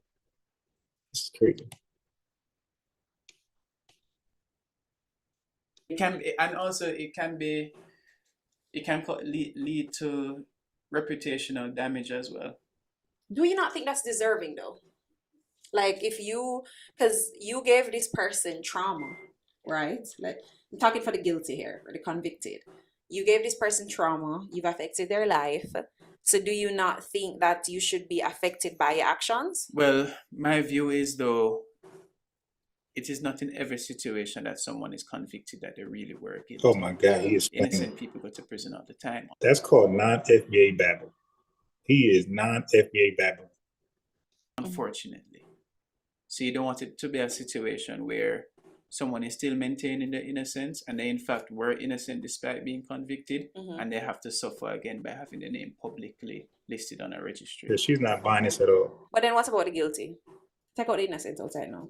What about the people? You see, so he's doing a Haskell. He's doing a stupid. They always trying to like provide a way out. Oh, Garvey. No. Let's talk about the guilty. What about them?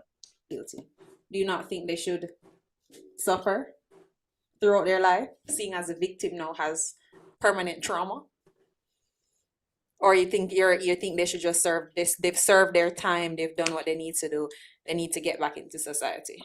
I'm more leaning towards the latter statement. Before they get back into society. Yes. Okay. It makes the process. You heard that?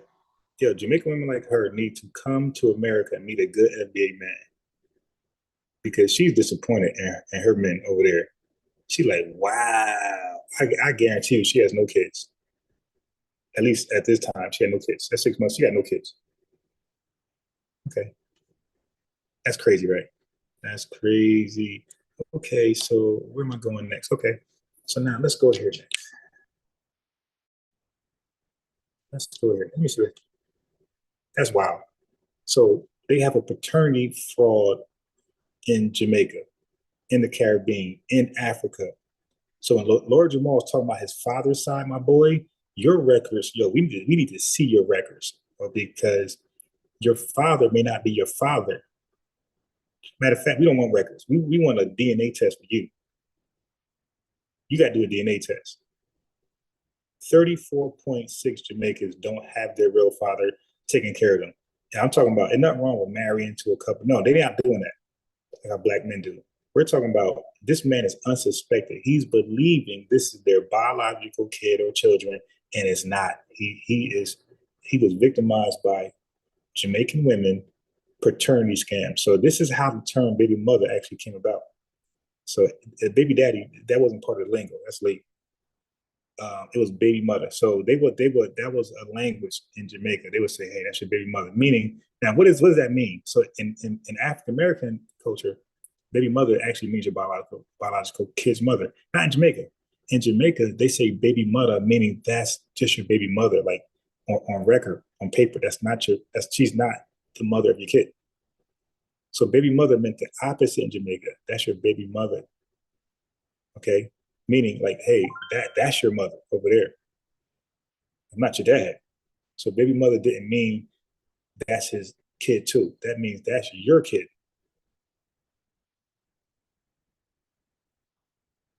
Okay? So like I said, you're not ready for me, my boy. And watch this. Now let's get back on Garvey.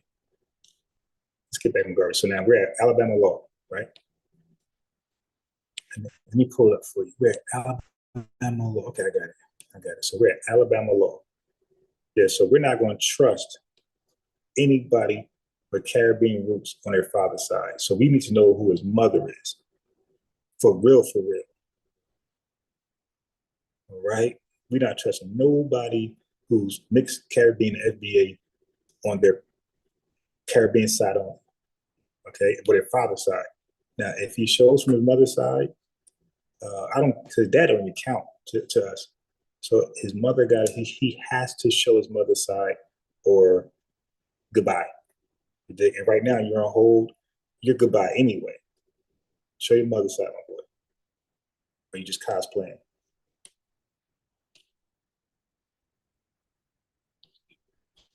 So that's a case shut. Okay. Any rebuttals? All right. Let's go into this stock scam. Scams tend to follow them a long way, don't they? Okay. Okay, first, let me show you where we are. We are at Alabama Law, the University of Alabama. Alabama Law Scholarly Commons. This is how you research, Haskell. You don't cherry pick some Jamaican guy paperwork and say, hey, I'm defending Garvey. That's not how that works, my boy. We keep trying to teach you. Okay. With the black star line, Garvey's own star rose and fell. Rather than providing a financial base for the UNIA, the black star line succeeded in draining the UNIA's assets, dragging the organization's other operations under with it. So he was a failure. Garvey was forced to sell off property and equipment, beset by problems both internal and external. Garvey attempted to keep his fledgling fledgling steamship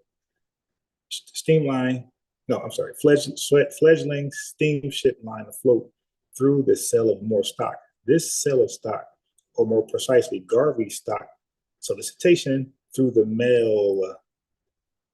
This is Alabama law. Garvey's stock solicitation through the mail led to his arrest, conviction, and eventual deportation for mail fraud. All right, so it's fraud. He wasn't railroaded, he was boat loaded. They put him in that boat and they shipped his ass back to Jamaica. All right, mail fraud. Let's embed that in your heads. That's in your heads. Okay, through the mail, soliciting. That's mail fraud.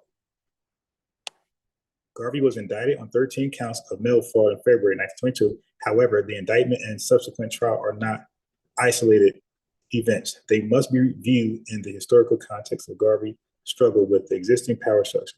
There are several aspects of the trial that lead up circumstances leading up to it that illuminate and discussion of the power phenomenon.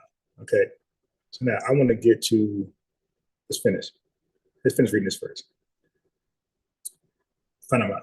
Number one, the atmosphere of hostility surrounding Garvey before and during the trial, the extensive government surveillance Garvey was under, surveillance that shaped the outcome of the trial, and whether or not Garvey received an unbiased, fair trial. Well, I'm unbiased. He received a fair trial. Okay, because he solicited through the mail. Okay, I don't give a damn who's surveilling him. He solicited. Hostility surrounding Garvey and the UNIA. Now watch this. Garvey's indictment coincided with a vigorous Garvey must go. So chat, we got to start putting Garvey must go in the chat. Okay, Garvey must go campaign, spearheaded by several prominent, okay, these ain't the guys buying Garvey stock. These ain't the have-nots, the low down and treacherous human, black FBAs buying his stock. Okay, the prominent Negroes were not buying his stock. They seen his scam for what it was. Okay, so spearheaded by several prominent Negro leaders who vehemently opposed Garvey's program. You know what vehement means? You know what that means? That means ain't no debate. We ain't debating no line. You a scammer. So these prominent Negro leaders who vehemently opposed Garvey programs, the attacks centered on the allegations that Garvey, look what they call him, that Garvey was a charlatan, bent on milking the poor, ignorant masses of black people. Didn't I just say that? Didn't I say he didn't go after the successful, smart black men? He was milking the poor. This is not unbiased sports.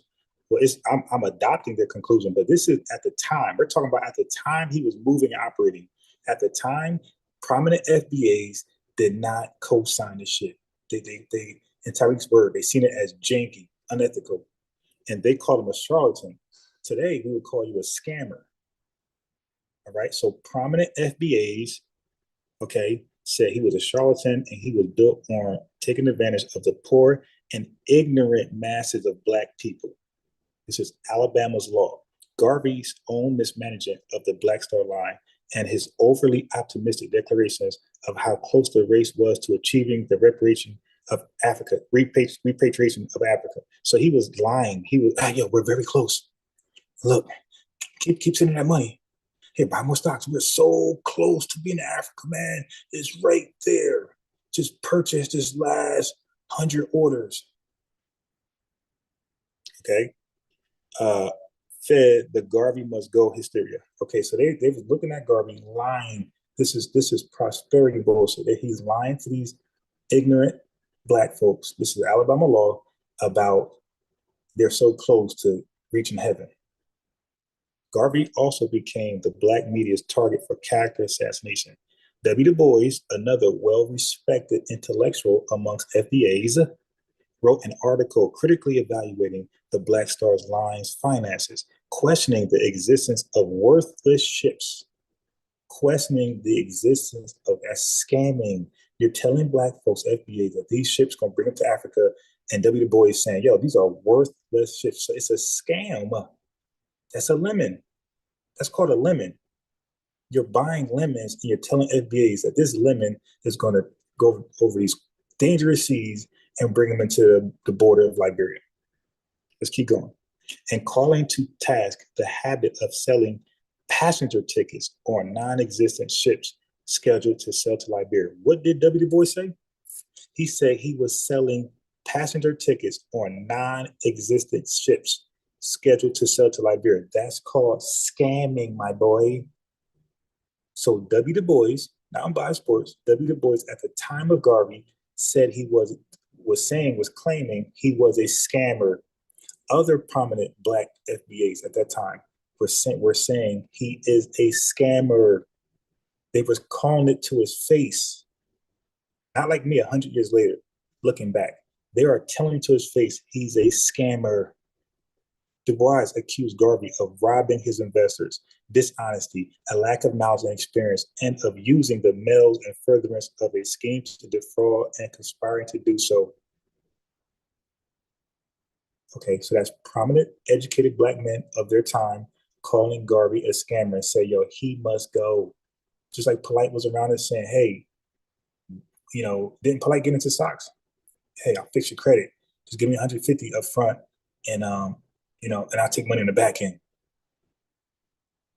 And he sounded good. And poor suspecting people like Young Pharaoh had bought into his investment in Polite.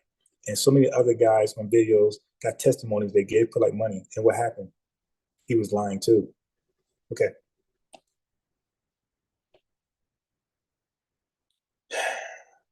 In a New York, I'm not gonna read too much. I'll go back to videos. But that's why I say, bro, you're not ready for me. In a New York News editorial, Garvey was accused of playing on the prejudice and imagination of Blacks and having seduced from them hundreds of thousands of dollars and squandered it upon self-glorification and visionary projects. The editorial referred to Garvey as a despotic dreamer and a menace to his people in this country. Oh my God. They say he's a menace to his people in this country, who was not only bankrupting his race, but so he was bankrupting us. This is what they're saying at the time he's breathing. He's not deported yet. Fast leading it to untimely bloodshed and suicide. Additionally, in the white media, Garvey was portrayed as a racial agitator stirring up hatred against whites. Still another major line of attack focused on Garvey's plan to send Black people back to Africa, which was portrayed as a foolish effort to get back to the jungle. Why is that in quotations? A.P. Randolph ridiculed Garvey's. It's another Black prominent FBA intellectual. A.P. Randolph ridiculed Garvey's scam of conquering Africa for Negroes, declaring that Garveyites had neither the brains nor the capital to run a steamship line, much less build an empire. That's true, because he was getting people with no skills to try to train them to this boat. Okay, watch this. There were also forces at work to destroy the Black Star Line. Corrupt UNI officials received kickbacks from the ship owners who sold Garvey overpriced, ill-repaired vessels. When the ships were put out to sea, Black Star Line crew members sabotaged the vessels because they didn't want to go. They didn't want to go. They knew it was bullshit. The cargo and the ship selling itinerary. All the troubles we have had on our ships has been caused because men were paid to make this trouble by certain organizations calling themselves Negro Advancement Associations. They paid men to dismantle our chinery and otherwise damage it, so as to bring about the downfall of the movement. Additionally, several state corporation commissions concerned themselves with Garvey's compliance with state security laws. Uh-oh. Be serious. Are you, Serious B, are you there? Serious B? Oh, Serious B said you were wrong. Oh, no, I'm not. Additionally, several state corporation commissions concerned themselves with Garvey's compliance with state security laws. I was right. Garvey entered a guilty plea to the charge of violating the Illinois Blue Sky laws and was fined $100. Garvey was also investigated by the Virginia State Corporation Commission. The United States government conducted an extensive and detailed investigation of Garvey's activities. One FBI agent's report stated that Garvey was without doubt one of the worst insiders in the United States today among the Negroes, who I believe would do almost anything for them. If there should be any racing trouble in New York at any time, there's no doubt that Garvey is sowing the seeds for it. Okay, so I'm gonna stop right there. Yeah, y'all got it. Y'all can read it yourself. All right, cool.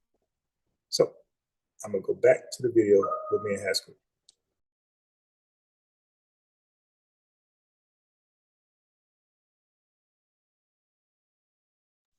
Oh, I forgot. Zip them up.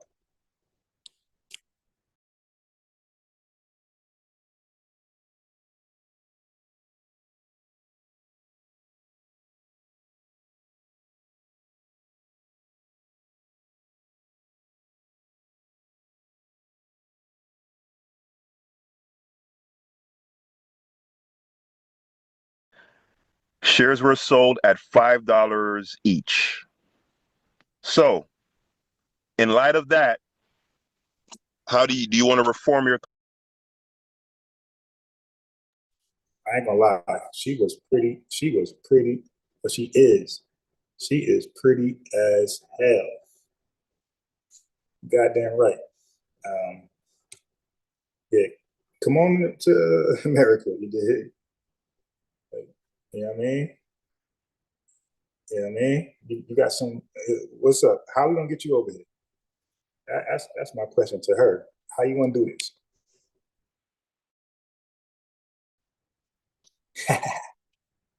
Claim about him being a illegal broker and all of that? Because No, he wasn't dealing in stocks. but He you was have selling. to. No. He was selling shares in his company. No. Yeah, that's stocks, shares, stocks, securities. That's all. Right, but that's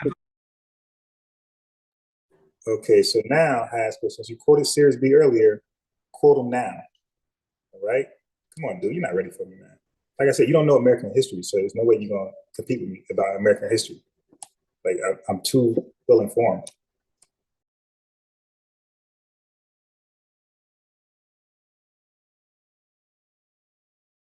No, but that's a different thing from being on a stock exchange. no, it's That's not. when No, you.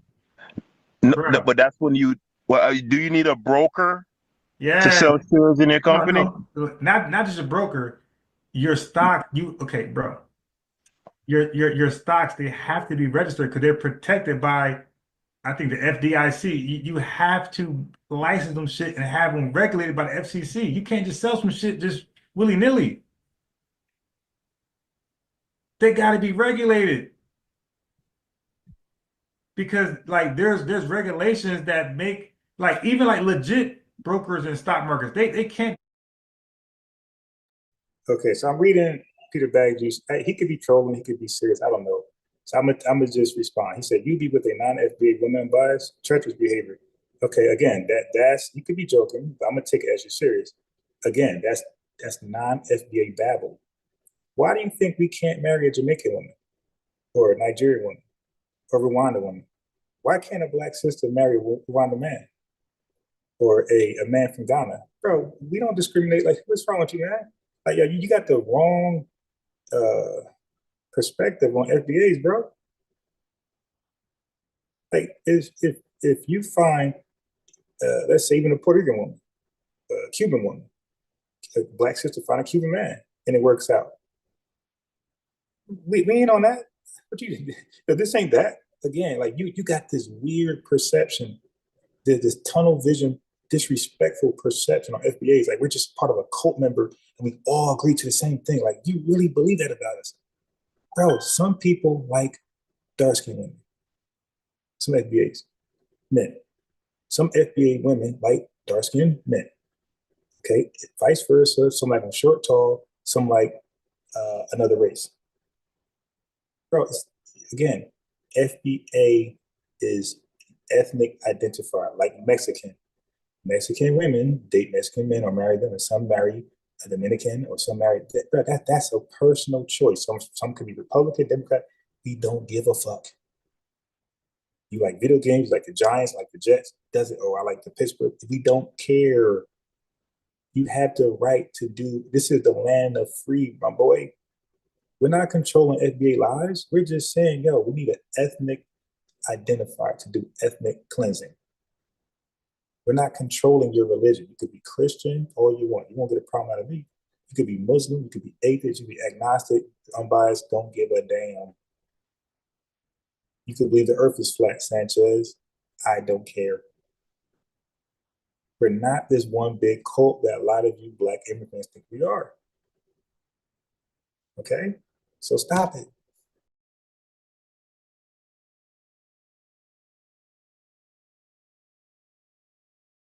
Do some fouls like insider trading. They're regulated. So how you going to just sell stocks and not be regulated? That shit crazy. And then how you not part of the stock exchange where? So how do I cash out? How do I liquidate? All right. So look, I just AI overview. Do you need a broker to sell shares in your company? So it says, while you technically don't need a broker to sell shares in your company, especially if your company is publicly traded, it is highly recommended to use one. So are we good on that? Okay, we're good on that. Now look, type this in. Type, do your stocks need to be licensed or be part of a market? Type that in there. Okay. So this is a different claim now. No, it's just, no. It's the main claim. Like, do your stocks need to be licensed? Right. And on a market. So that's the first question. The next question is, do they got to be on an exchange market? Like, can they just be sold like fucking apples?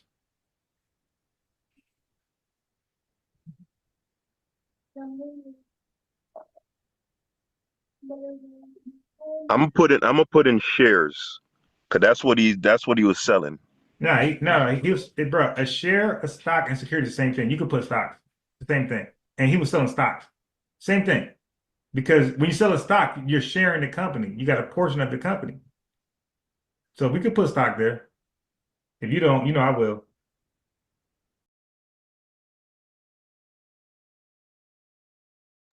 So notice how he tried to, okay, now this is more tether talk from Haskell. So notice how, I'm biased, couldn't grasp the family tree talk. He tried to like demean me. Bro, you don't know stocks. And I didn't say, you don't know, I didn't say, I ain't carry on. Bro, you're a grown ass man, don't know the stock market. That's what I'm trying to say, bro. You don't want to do the joke stuff with the FBA first. I got jokes, but I don't want to be seen as, Tariq like to joke a lot, right? And sometimes we see him as a joke. So I don't want to be seen as that. I got jokes, my boy. You don't want that side out of me. Most FBA men got jokes. I got them. But see, what happens is there's no point of return. Once I go there, I'm there. And I'm going to start doing some crazy shit. But I don't like to go there because it becomes personal. Let's just attack our information. And for the most part. But the joke stuff, you didn't know what stocks were. You thought shares in stocks, you buy stock and now you have a share in the company. They're used interchangeably with securities. But don't worry, you'll find out very soon. So you ain't know this, you ain't know that. All right, so the AI overview says, no, as an individual investor, You do not need. You know what? I need to put the question better because I need to put because it's talking about an individual investor. Okay, Obviously, but hey, look. How about this? Just put stocks. Wait. Okay. Do this. Do this. Just put stocks definition. Let's start with that. Put stocks definition.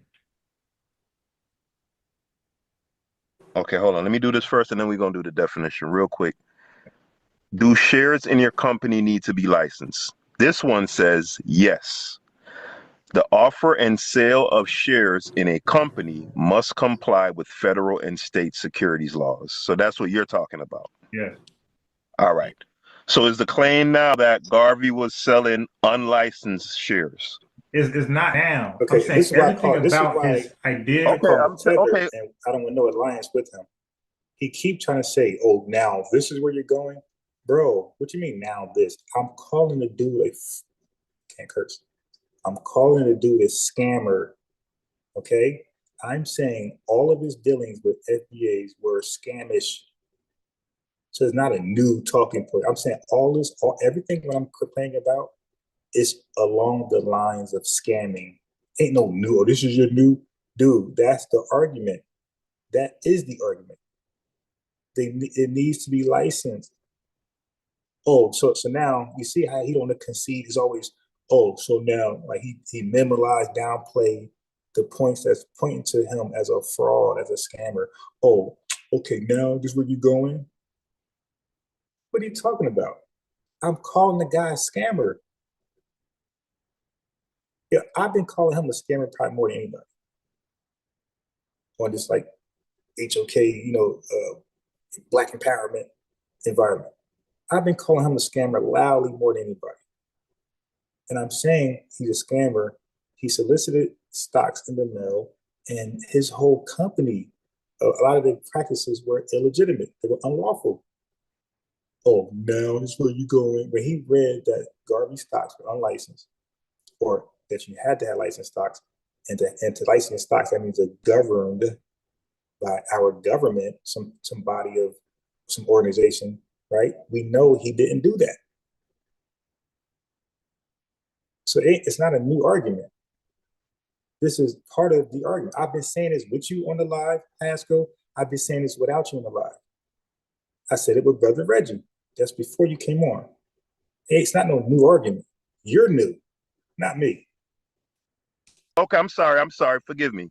Is so that was so your argument then is or claim is Garvey was selling unlicensed shares in his right, and I said that too, Series B. I said unlicensed, and I said it wasn't registered. You can go to any video that I got of Garvey. You could find all of the videos of Garvey. I said unlicensed, unregistered. Unlicensed, unregistered. I said he's a fraud. He's a scammer. And listen, forget about unbiased sports. I'm an individual just with a brain. I could be wrong. What I'm saying is that prominent intellectuals, smarter than me, prominent Black intellectuals like A.P. Phillip, W. Du Bois, they felt the same way. They launched the campaigns. They felt like he was bad for the community. They looked at him like a brother polite. You must go. Okay, that's not me, Haskell. FBAs, smart intellectual FBAs say he's milking the poor.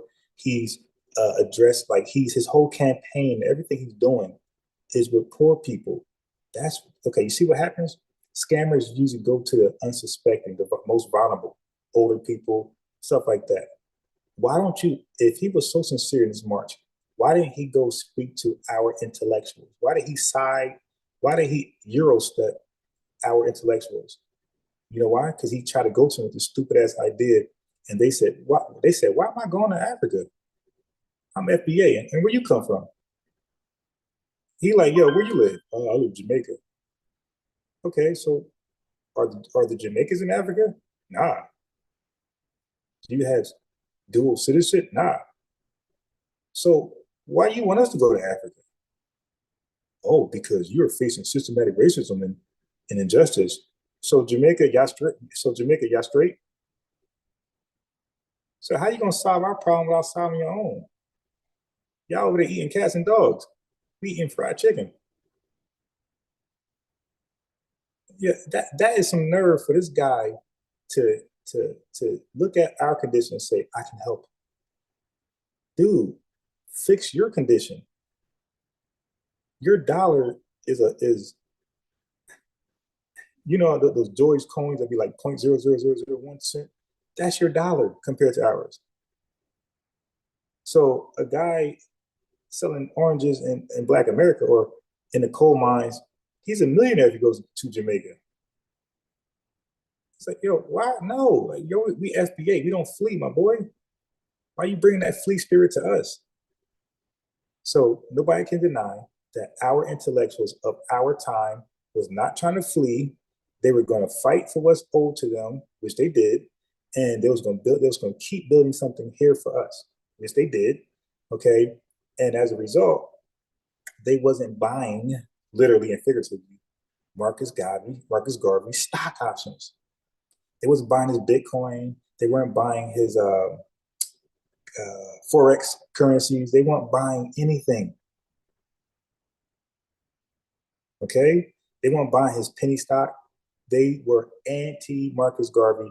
Nobody can deny that. So when we talk about Marcus Garvey going forward with anybody, you guys got to be FBA. Stay strong with the argument.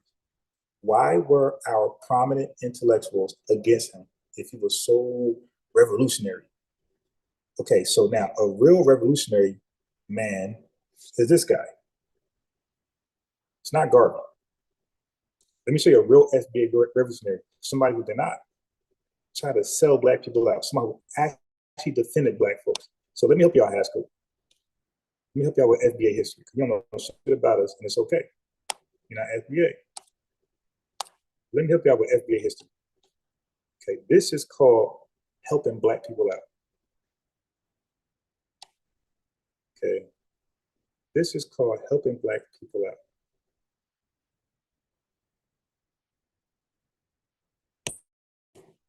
There you go, Haskell. This is what Marcus Garvey could not do. He's a coward. Violent when they can practice violence with impunity. The ordinance requiring Klan gatherings to get police permission marked the first time the local government had ever restricted Klan activities in Monroe. The message was clear.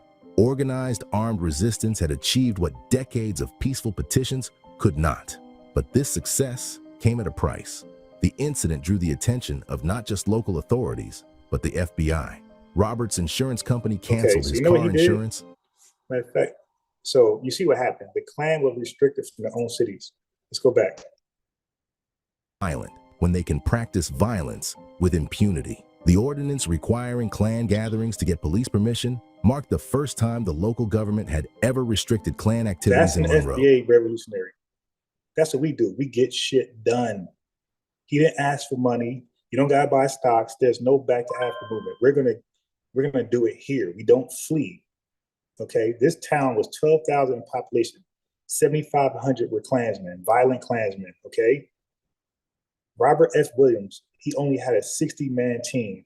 So it was 60 FBAs versus 7,500 violent savages that called themselves Klansmen. But in Jamaica, there's 4 million of you guys, and there's like a sprinkle of opposition over there. How come you guys don't kick them out and overthrow them? How can 3 oppressors run and put fear in 4 million Jamaicans? 7,500 violent Klansmen who've been violent with Black folks. There's hangings and stuff going on Monroe. Could not instill fear in 60 armed FBA revolutionaries. They fought back, and then there was a city ordinance. The government put a city ordinance on the Klan, restricting them from the city, and they needed police permission. Okay, because of Robert F. Williams and his 60-man crew, armed crew, who bust their guns back. They were afraid of 60 FBAs. 7,500 white savages were afraid of 60 FBAs.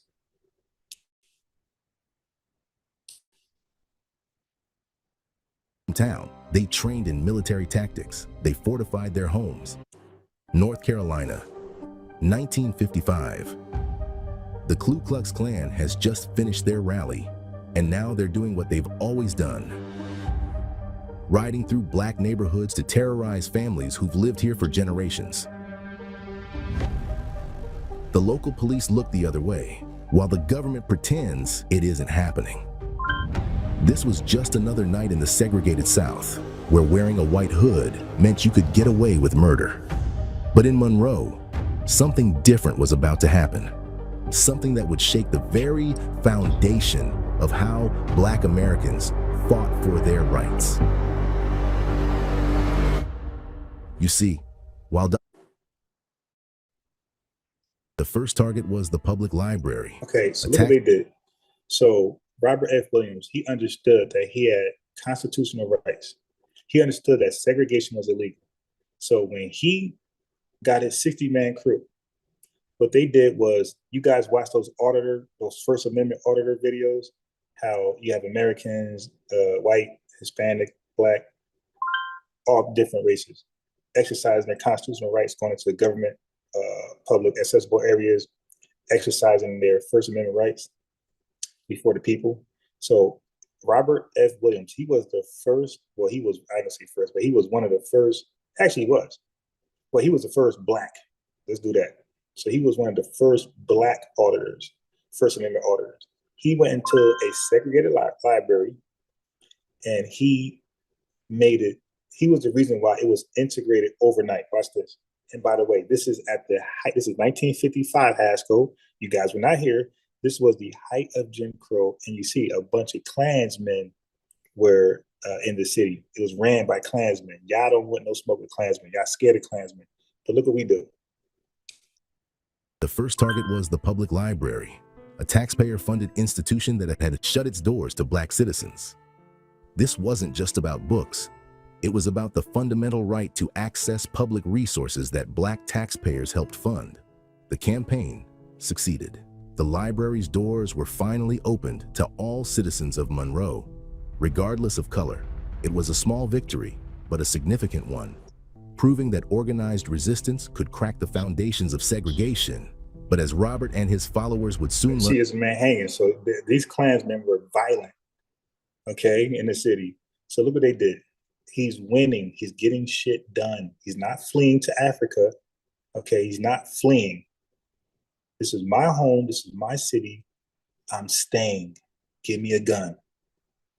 Okay, so he now made a segregated library integrated. This is before 1964. This is before the Civil Rights Act. This is segregation Jim Crow. And he integrated a library, okay?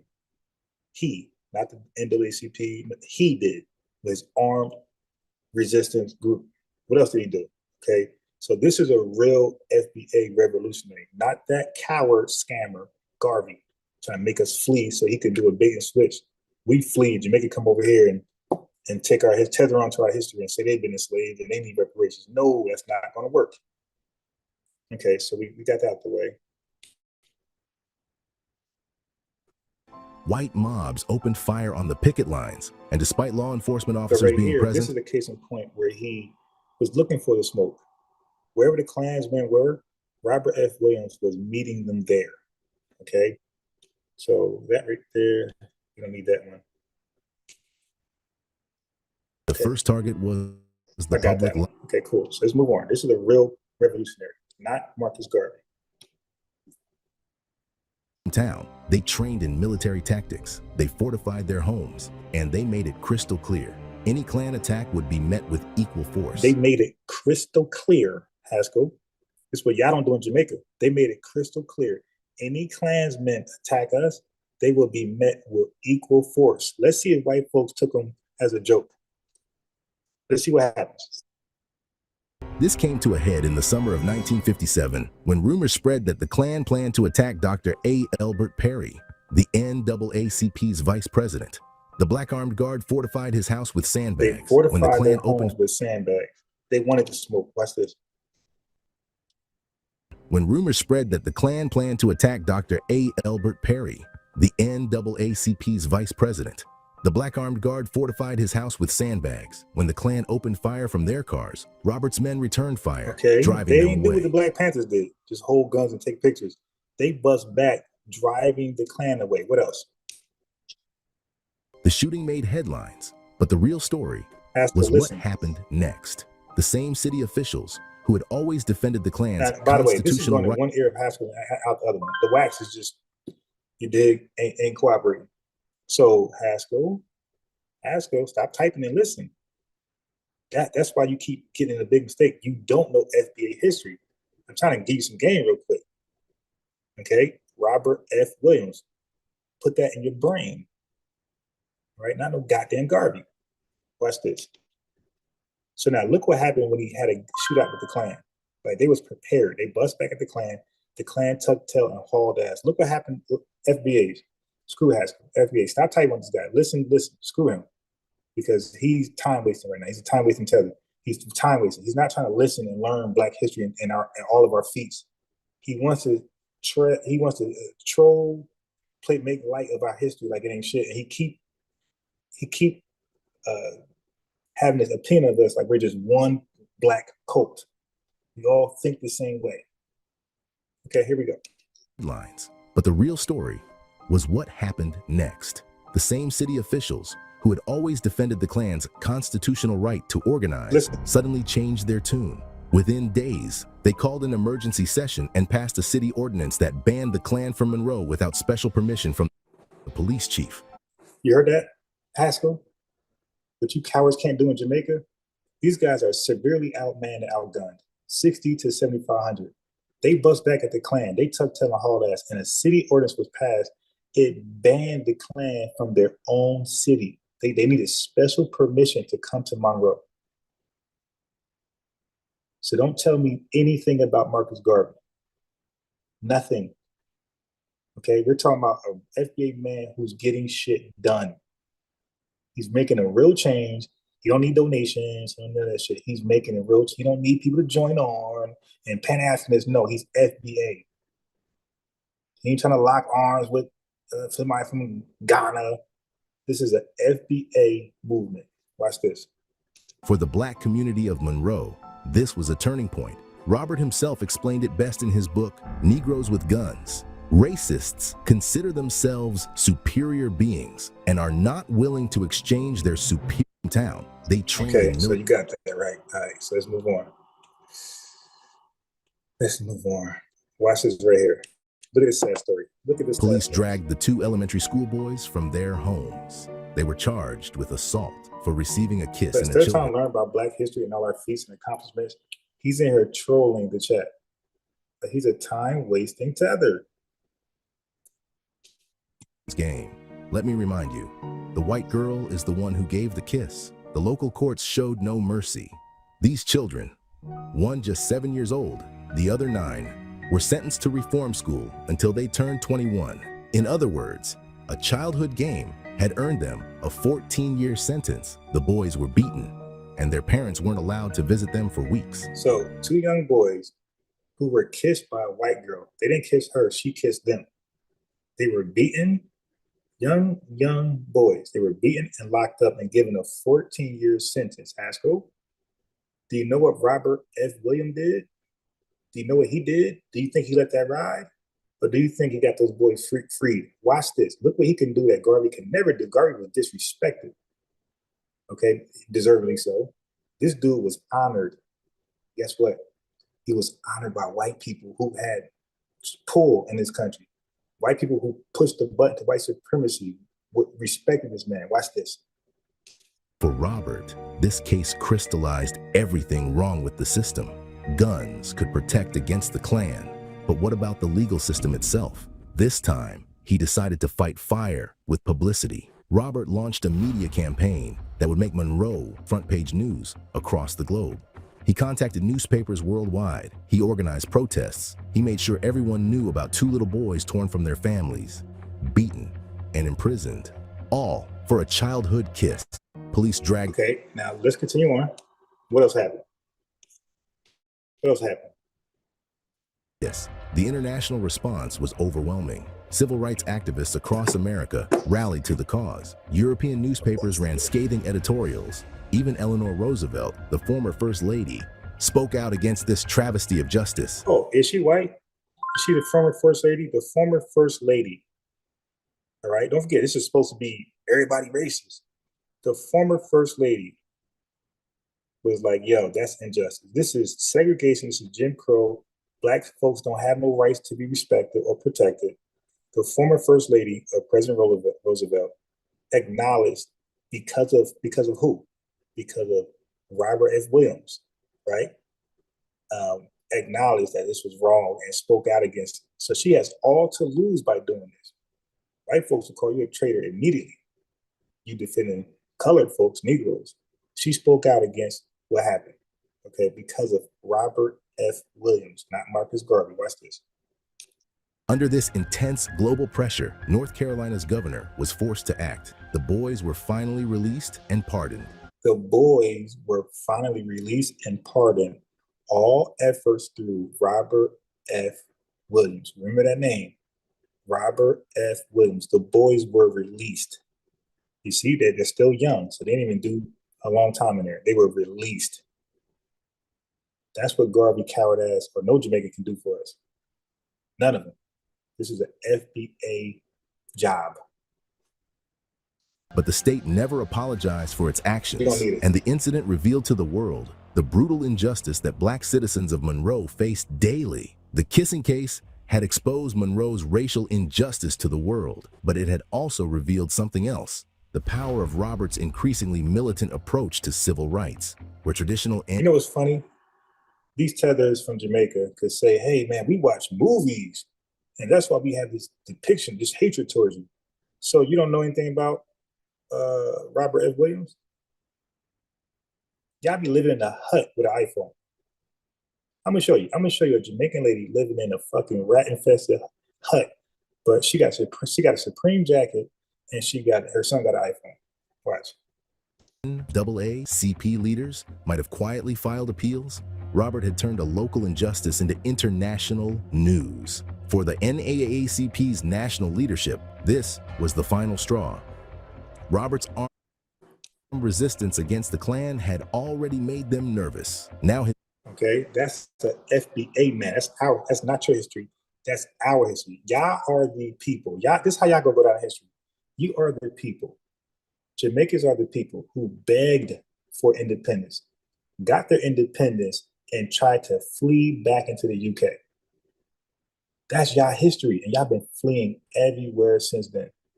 Y'all want to go everywhere but Jamaica. So why did you get your independence? You should just stay there.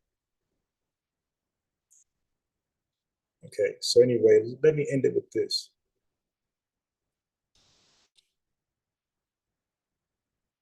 After 5 years in Cuba, Robert's journey continued. So he met with Fidel Castro, right, in Cuba.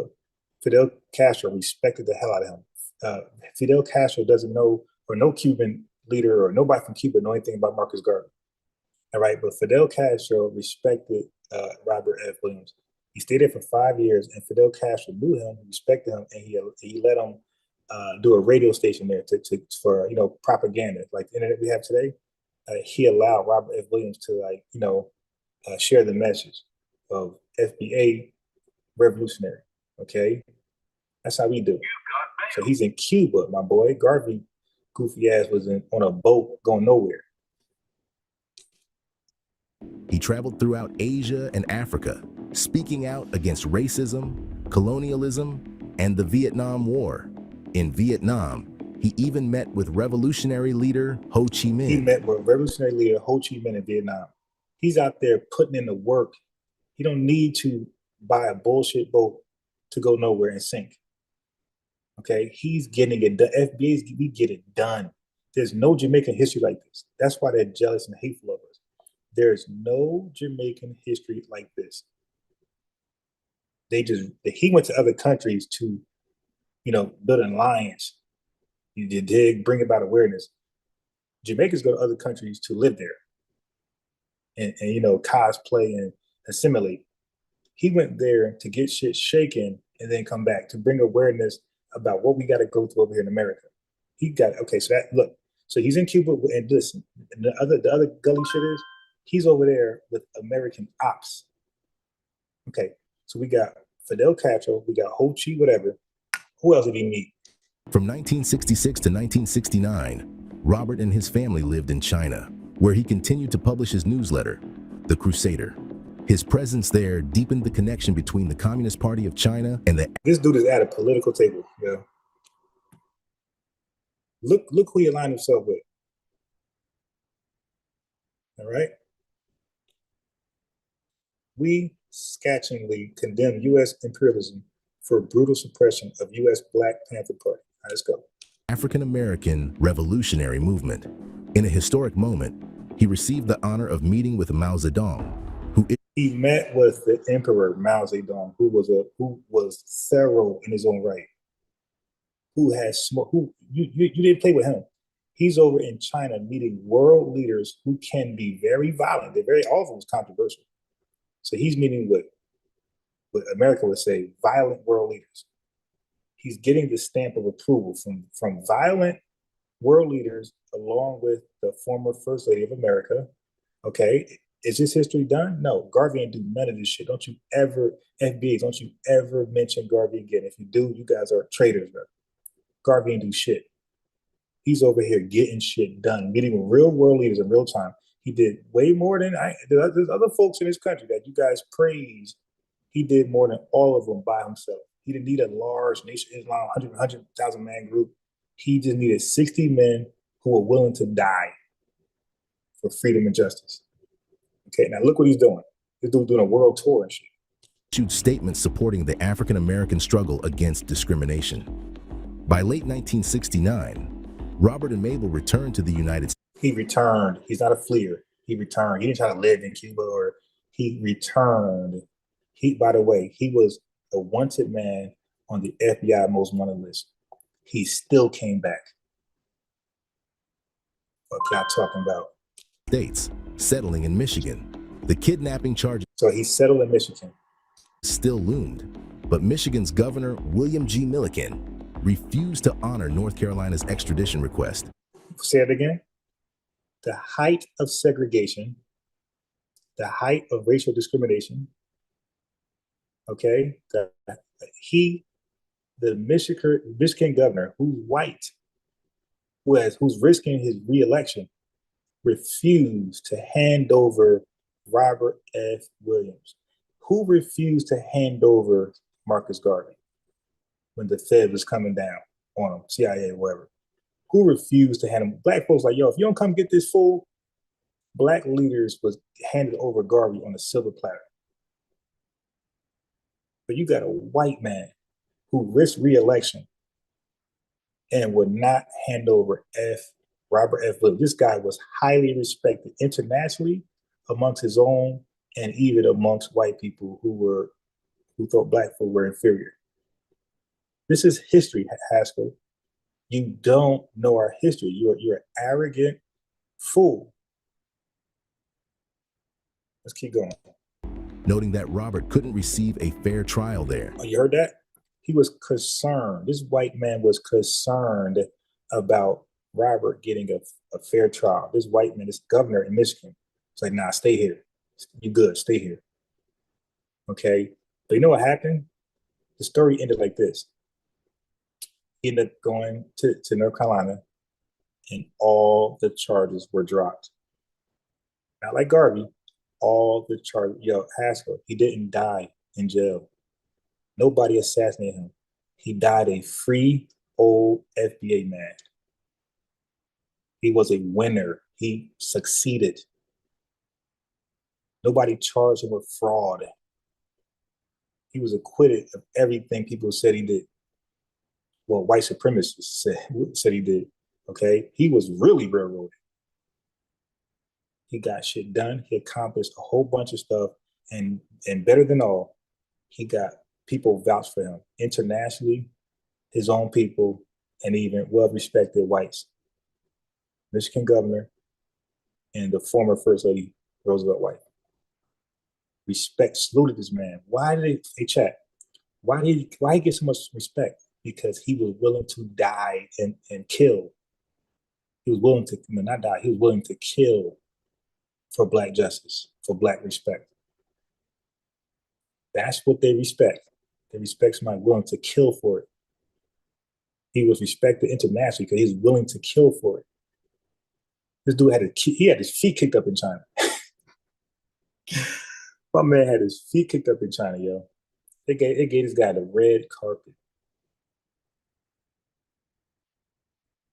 You dig? So, Haskell, you got a problem now. So you're in the chat still defending fraudulent Garvey, Mel Fraud Garvey. The wool is pulled, man. You're trying to hold on to bullshit. Nobody's listening, bro. Nobody's listening. FBAs, we are on code.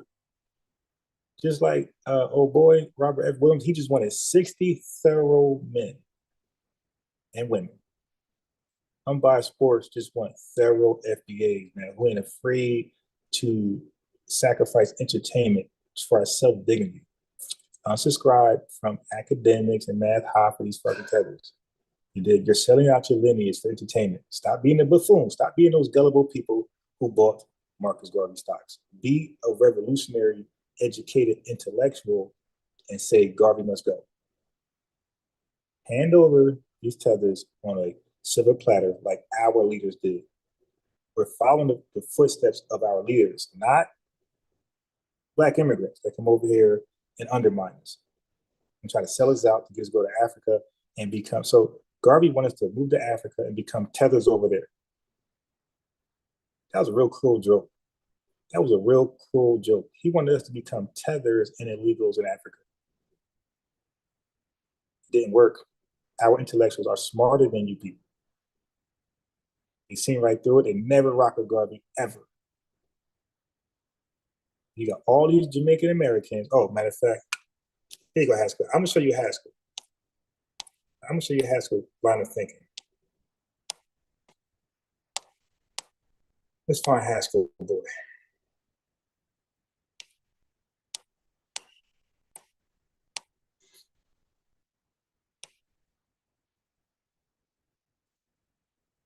Let's go find Haskell, boy.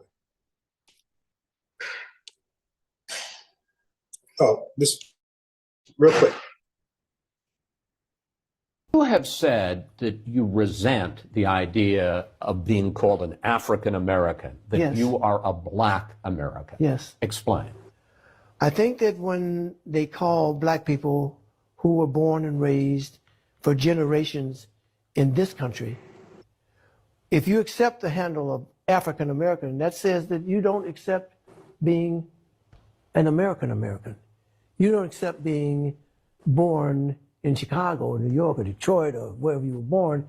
For generations, your family has been here, you know, built this country too. You heard that, Lord Jamar? Our ancestors, our lineage, we built this country. So Haskell and whoever else on the line, or the other tether on the line, was acting like they didn't understand that. Lord Jamar family, his fathers, two fathers on the side, Haskell, his fathers, I don't give a damn what side of the tree they came on. They didn't help build this country. That's the bottom line. That's why you have ADOS, American freedmen, and foundational Black Americans. We're not saying, hey, immigrate over here, assimilate to Black culture, now we're FBA. We're not saying that. We're saying we were emancipated persons and we literally hands-on built this country. Okay? So unless Lord Jamar could say that, he's not FBA, and he did not say that. He said they immigrated over here when the country was already America. Sweat and tears and all that, you know, fought in every war, okay? So this is my country here. So I don't want to be called African American. There you go. Now let's find Haskell, boy. Okay, I know where it's at. It's in my I know I can't find it. It's over here in my playlist. Okay. I know where it's at now. Haskell, you almost got away. I know where it's at now.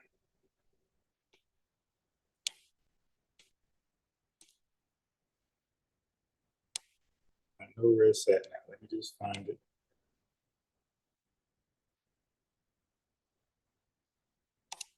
All right. So I know it's over here.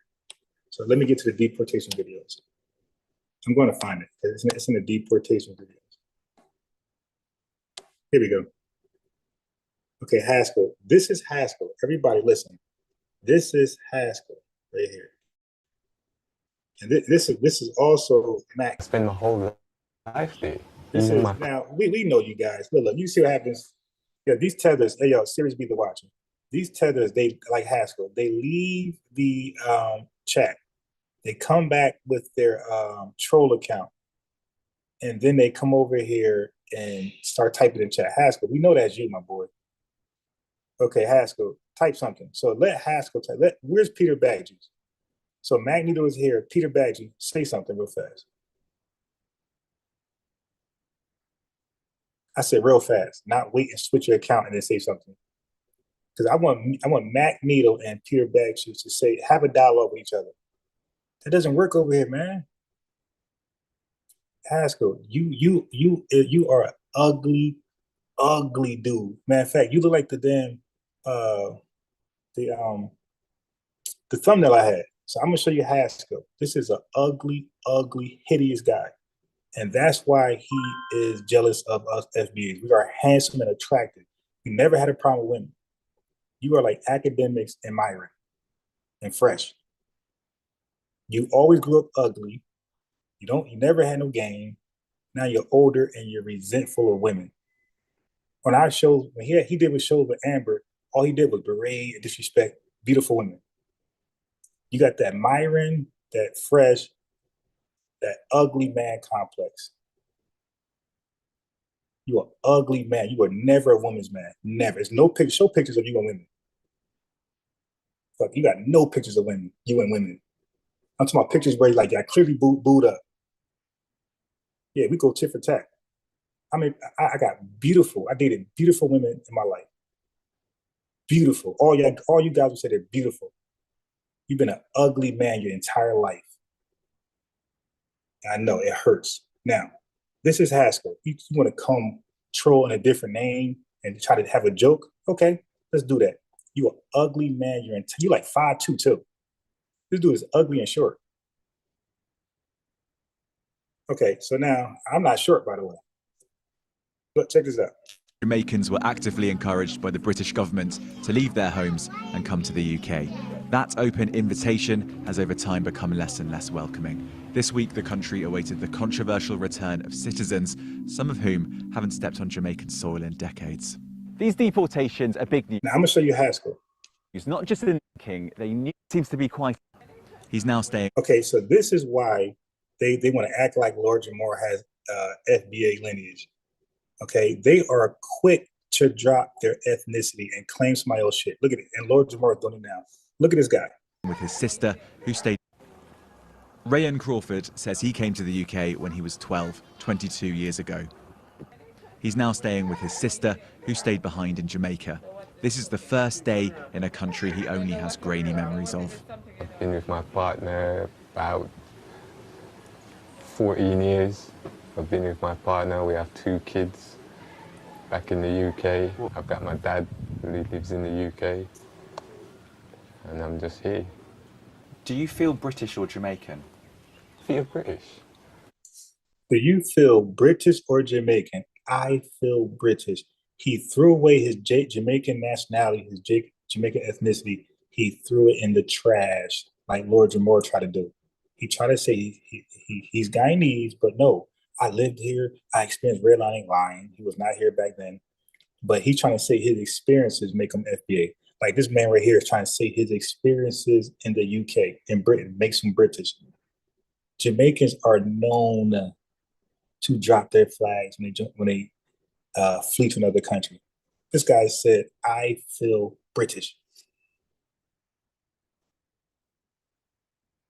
I was there from my kids in the UK, and I'm just here.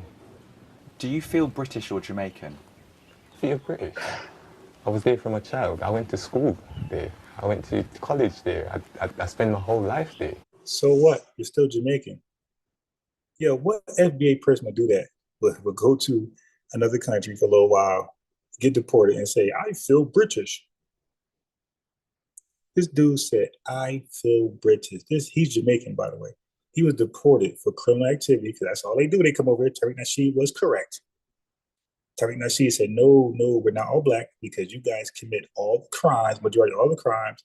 and you get to say you're black in the public, and then we get a bad rap for that shit. He said, no, you're going to say who you are.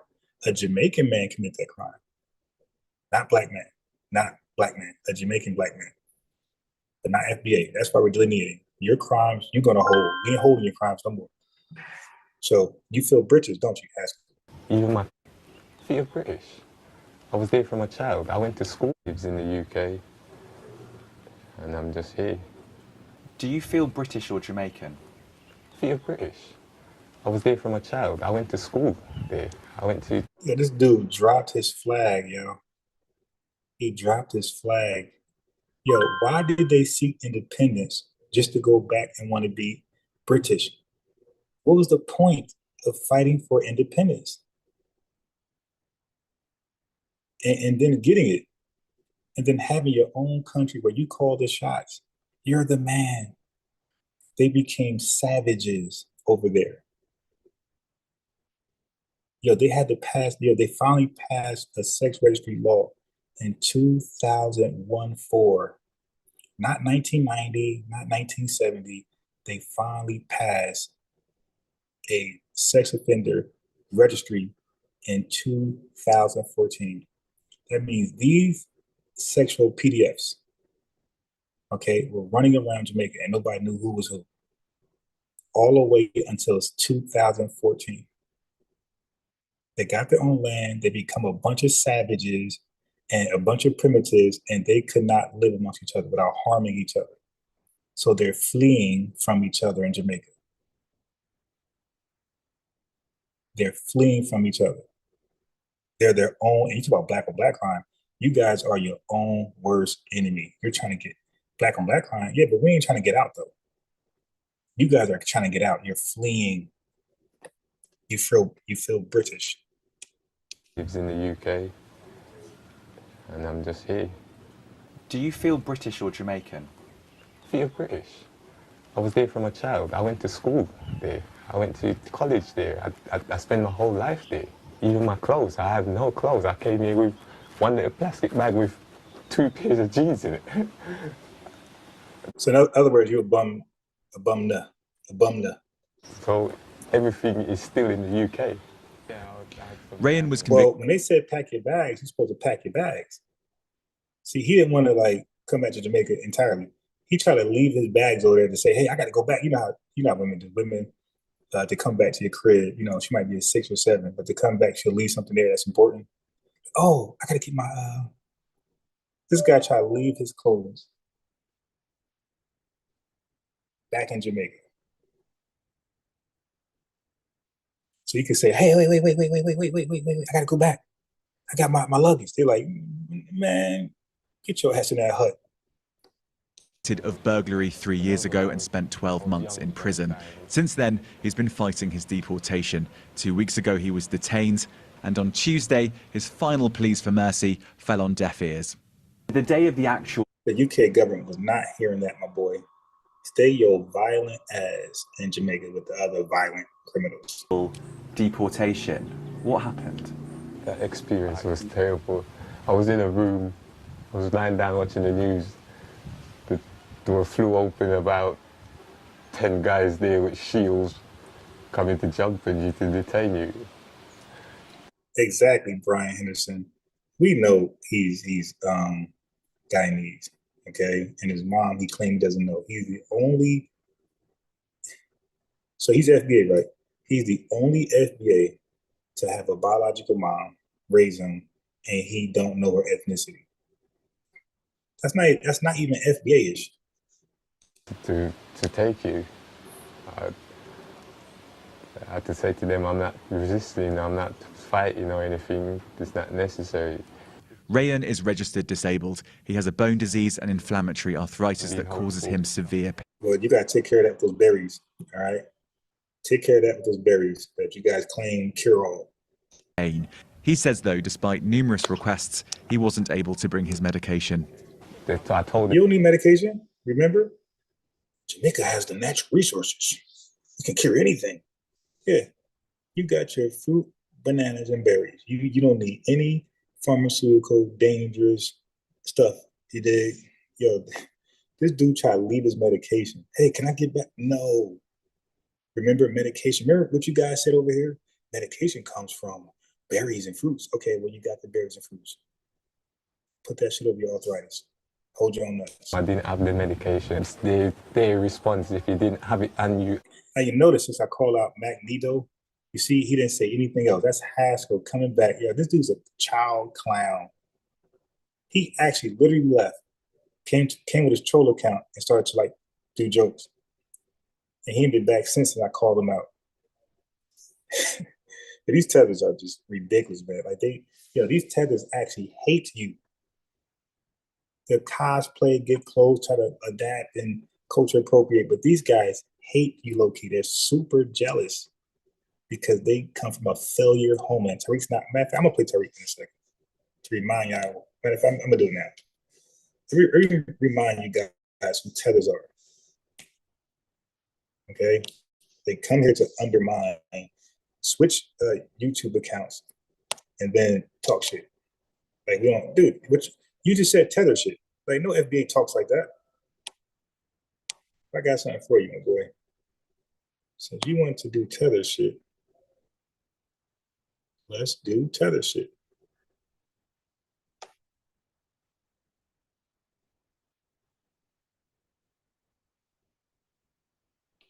I want to get a good one. I want to get a good tether video.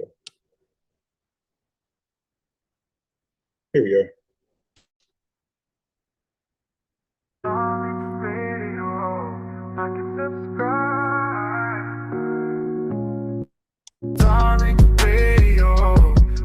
Subscribe. Darling Radio. Like and subscribe. All right. And while we're waiting on Everett, let me get Miss Empress back on in here. Let's get Miss Empress back in the building. Yes, ma'am. How are you, dear? I'm all right. So I'm here to give you your wonderful forecast and put you up on some solid game. You up for it? What's happening? Okay. So you know what the moon is in currently, with it being 2:23 Detroit time in the morning, of course. The moon is in our sign of Cancer. And that being said, when the moon is in our sign, it gives you prophetic knowledge. That means that you're speaking words of wisdom, you putting it and creating generational change. The year it's gonna bite. Excuse me, I'm talking to Tariq. In closing, you're gonna get the last laugh, Tariq. You've been given great knowledge. Let's talk about it. That would be great. All right, Everett, let me take you down. And when you're ready to get back up, get back up. Yeah, you interrupted that sister, and I did not want you to do that. That was not good because the sister was actually cooking. I liked her energy. How did y'all like the sister's energy? I liked her energy. I needed that. She just gave me a spiritual pick-me-up. I needed that. Yeah? I like that all day. All right? All right, let me get some folks in here. That sister was cooking. All right, let's raise your hand, ladies and gentlemen, if you're ready. Let's get designer dogs. Let's get designer dogs in the building. What's going on, designer dogs? All right, designer dogs, while we're waiting on you, let's try E-Money one more time. Can you hear me? Okay, what's up, designer? How you doing, fam? Can you hear me I can good? hear you. What's on your mind? Man, I just wanted to tap in, man, and really just say, man, I appreciate y'all doing y'all thing, man. I'm always around as much as possible. I work a lot, so but I got a brother. He very much support the movement. He get all of your DVDs that come out and stuff, man. He probably listening, and I'm pretty sure he know my voice. All But the who DVDs come out. What are you talking about? Okay, E-Money, what's happening, man? And you interrupting everybody. What's on your mind? I'm sorry. I'm sorry, sir. Okay, dude. Okay. E-Money, what's on your mind? Okay, E-Money. I don't want to. Yes, sir. All right. Is your phone all right, man? What's going on with your phone? Ain't nothing going on with my phone. You can hear me? I can hear you, man. What's happening? All right. All right. Like, what is he talking about? Like, what's going on with you people? Like, no, it's us as a people. We all as one. Everybody that get on this mic is all as one. We all as Black American, FBA. We all as one. E-Money, where you from? Where's your family from? Huh? Where's your family from, E-Money? My family from I don't know. I'm Black American. I don't know where the I'm from. Oh goodness. But I'm Black American, bro. I'm FBA all day. If you're FBA, you would know where your family is from, bro. Where's your family from? My mom is from. Dude, if you got to think that long, you sound like you're making something up, man.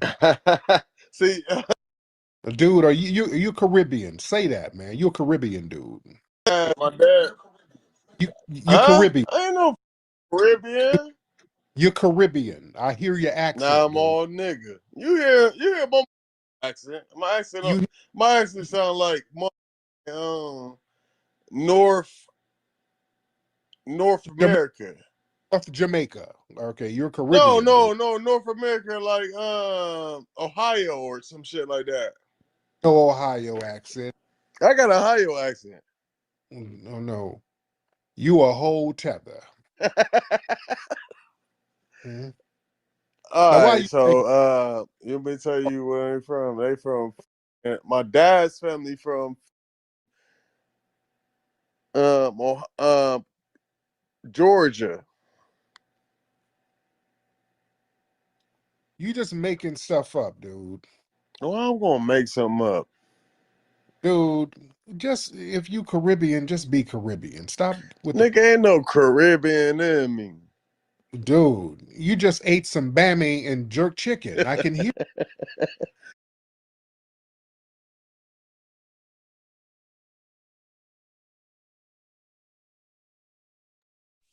Hey, Donnie, yeah, these tethers don't get it. Yeah, we know who you are by your language. This dude, yeah, after Donnie, you made me look at him again. Because I was just, when TZ was typing, I'm just looking at it. But when you said, so you're not making fake accounts, is you? And you notice that these people come in when the other fake accounts go away. So I said, so now you caught my attention. So I said, you know what, let me look at what he's saying again. He said, going to a Commonwealth country ain't fleeing to me. Now you know that's fleeing. And no FBA would co-sign that shit. We stay in our homeland. If you leave your homeland for better opportunities, because look what fleeing is. TZ Haskell. TZ Haskell. Fleeing is you're going to another country while another people made it successful. Another people is responsible for making it flourishing and making sure it has resources, things that people can benefit from. And you had nothing to do with that. And you're coming over there when they're already done to come and steal their resources and live it up. That's fleeing. And it's also called brain drain for your country, because you filthy tethers are supposed to leave your country at the very least. If you're going to flee, you do this. You flee your country. You come to the greatest country ever in history of mankind, America. You get our education. You get our resources, our skill set. You go back to your failed shithole and you build it up. That's what you're. Now I could sort of respect that a little bit, okay? But to flee, okay, Commonwealth, he fled Jamaica to never return. Hey Donnie, they sent his ass back to the homeland, and he's complaining. He's complaining about being sent home. He felt entitled to be in UK, and this guy committed robbery. You know, some shit Jamaicans do. And they deport his ass. And he's complaining. Well, I have education. You sign. Where's your accent at? I'm British. I went to school there. I studied British literature. I'm British. No, you're Jamaican, and that's why you're in Jamaica. Okay? I left my medicine. Go get those berries. I left my clothes. Weird Tarzan shit, bro. You're in the hottest country, one of the hottest countries in the world. You don't need clothes. All right? Your women half naked anyway. So follow suit, wear a leaf or some shit, pause, and you're good. You don't need clothes in Jamaica. Nobody wear clothes in Jamaica anyway. Y'all always half naked. That's why they didn't send your luggage. They're like, clothes, you don't wear clothes. You need clothes in the UK. You don't need clothes in Jamaica. So all the excuses just ran out. Yo, good catch. Good catch. Good catch. Good catch. Look. Good catch, Donnie.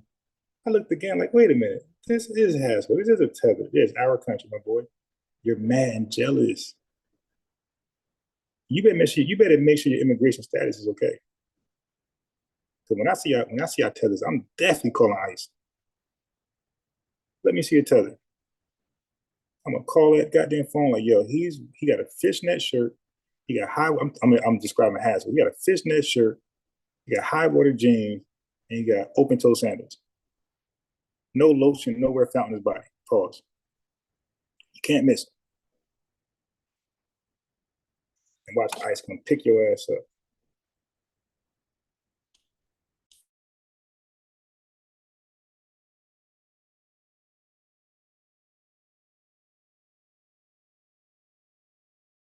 You're Caribbean. It's all right. It's okay to be Caribbean. All Man, right? I ain't Caribbean. All right. Don't just hate me like that, though, bro. Don't just do that shit to me. I'm not. But you're You not? Caribbean. Huh? You not? All right, man. Okay, you drinking and just saying stuff. All right, Everett. Thank you so much, man. Thank you for the call, Everett. Okay. All right. That sounds like a time wasting tether. All right. Okay. I don't call up when you drunk and high. We're not doing that. Okay. Let's get let me see. Let's get Cash Flow King. Let's get Cash Flow King in the building. Cash Flow King in the building. Yo, what's up, Tariq? What's up, Cash Flow? I'm good. How are you? I'm doing good, man. How about yourself, man? Great, man. What's on your mind? I came in because you're actually the reason I made a X account. I used to watch your spaces on YouTube, but you guys talk about a lot of good books going back, like just throughout history, like the history, like the Black influence in Europe, and out here in Americas and stuff too. And sometimes I get into debates with people who are older than me, and they trying to throw different facts, like trying to say Kamala is Black and Oh, all this other stuff. So I just want to know, like, if you can give me some type of ammunition to kind of combat that. And then also, I'm a real estate developer too, and I hire a lot of contractors, and most of them are Hispanic. So if anybody knows any like Black contractors, that would be greatly appreciated. yes, indeed. Thank you so much. But yeah, to counter that whole fake narrative about Kamala Harris and her blackness, just gently remind people she's not a foundational Black American. So whatever y'all want to play with as far as the term Black, knock yourself out. But you can't play with foundational Black American. That's why we use that term. You see, yeah, words matter. We got to know how to use words as weapons, and we got to use words that will block a lot of their weapons. You see, that's why words matter. We got to be very concise, and countering their narratives is very important. That's why it's very important to understand history, understand sociology. When people start saying weird stuff that's not true, you better know how to counter that stuff. And that's what we're doing. We're gatekeeping our culture and our history, you see. So that's why we're looking inward. You have to look within yourself, look at our lineage. That's what I've been doing for the longest. That's why I stopped letting people attack our lineage. That's one of the reasons why I stopped allowing people to attack our lineage, because so many people come over here and benefit off our struggle and then point the finger and denigrate us. And I'm a person who travels. I've been everywhere.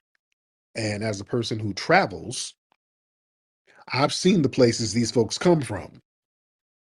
And then I get offended because I'm like, you're not at liberty to point your finger at us at all. Not only that, when I look at the history of our people, foundational Black Americans, and all the phenomenal things we've done to help everybody, out of respect for our foundational Black American ancestors, I just made up my mind to refuse to allow any of these outsiders to denigrate the legacy of those phenomenal people who are my family.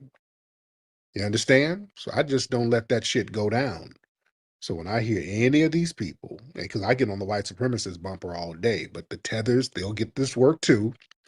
Nobody will sit around here denigrating our lineage no more. I've made a decision, and most of us have made that decision. You're not going to come around here wagging your finger talking about some damn what about black on black crime. I don't want to hear none of that shit. I don't want to hear that from no group, because they come from slums, criminality, and degradation. Nobody's at liberty to wag their finger at foundational Black Americans about shit. I want y'all to understand. See, they've been running this Jedi mind trick because a lot of us, a lot of foundational Black Americans, y'all ain't been to some of these countries these people are from. So they try to give you the impression that they're just walking around upstanding citizens. Everybody's on their P's and Q's and everything is all hunky dory. No, there's a reason why they had to leave these places, family. And I'm not trying to denigrate nobody, but there's a reason why they had to leave these places. Like this Puerto Rican tether right here, Lunatic Menace, who's been in our spaces trolling and whining and trying to denigrate our lineage. This is a Puerto Rican tether who wants to be Anglo. Shut your zoo monkey ass up.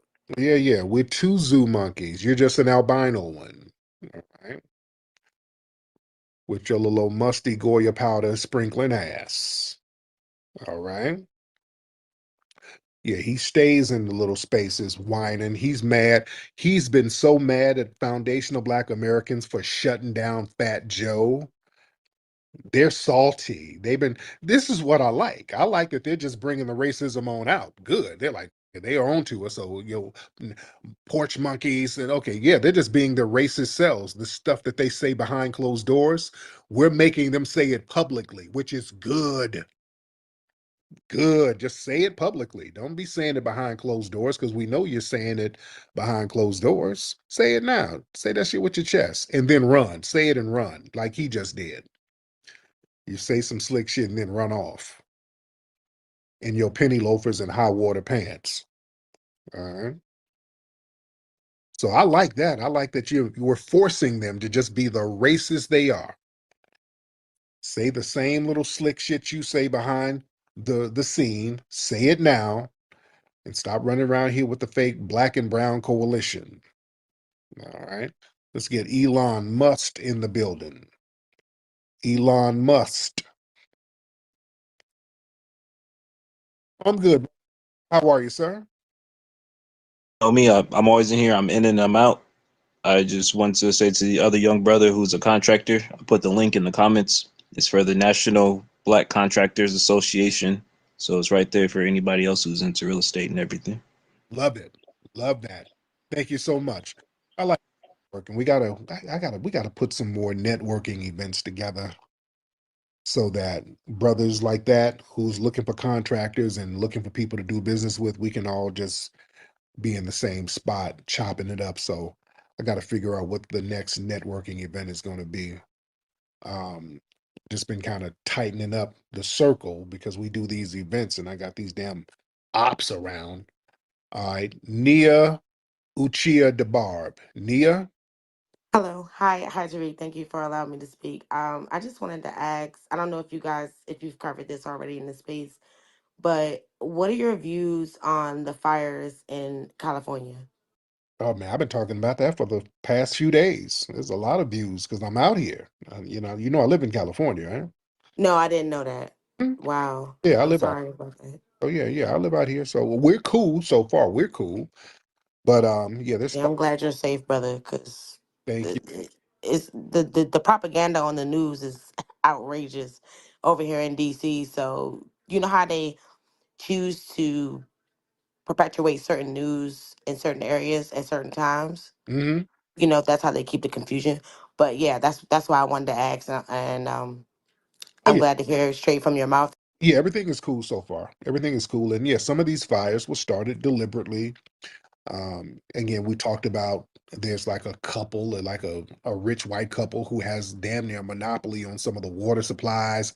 It's a lot of janky little political stuff going on, and that's the reason why they weren't able to effectively knock these fires out the way they needed to. So it's a lot of janky stuff going on in the political realm that's negatively affecting the city. All right, let's get let me see. Excuse my masculinity. Excuse my masculinity. Hop on. What's up? What's up, brother? Hey, how you doing, sir? I was looking at this one video. I mean, this one thing with Captain Tazariak was talking about the FBA was white supremacy and talking about it's a hustle. I was like, this shit is crazy. Yeah. And I know Tazariak, and I'm cool with him, but Tazariak is low key trolling, and a lineage ain't no damn hustle. And a lot of people kind of feel a certain way because I don't think they feel like they can control the narrative no more. Right. Yeah, it's a lineage, and nobody can really do anything about that. We're talking Right. So, 43 I'm million. sorry. So, Yeah, because the organization that he was, Captain Yohana, he's a Jamaican.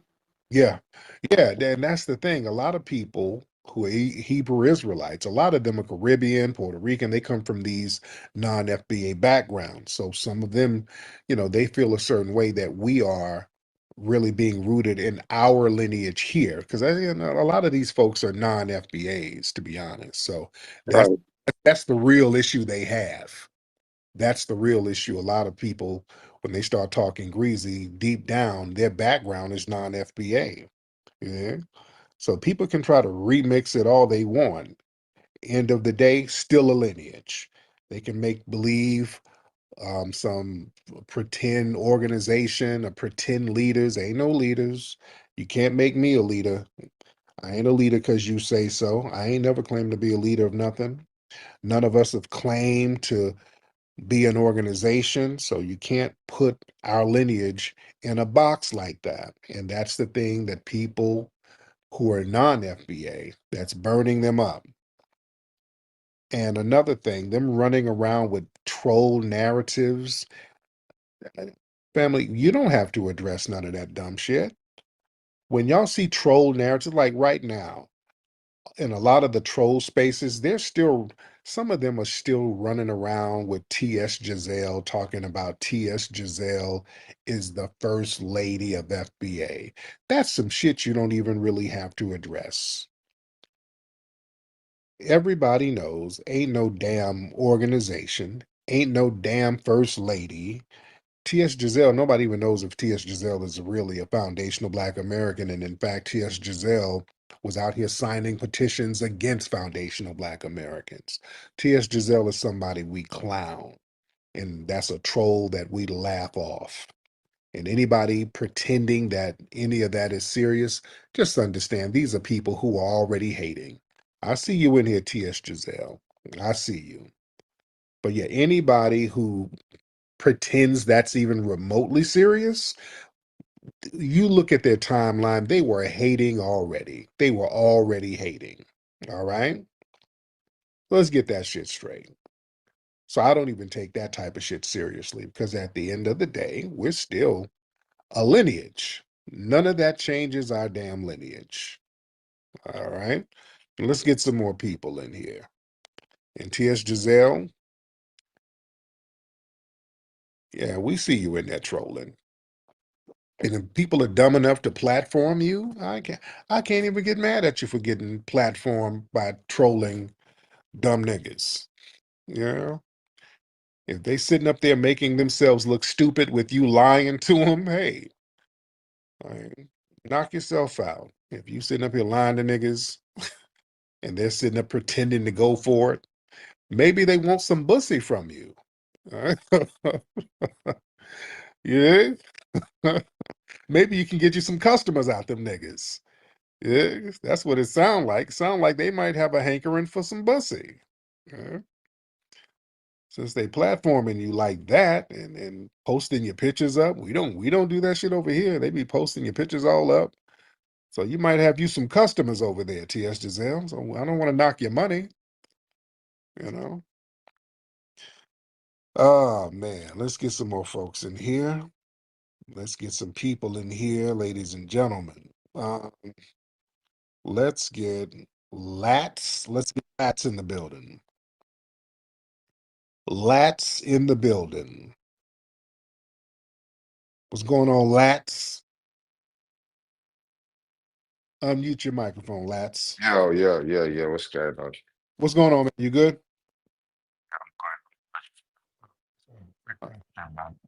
Okay, your phone is acting janky. What's on your mind?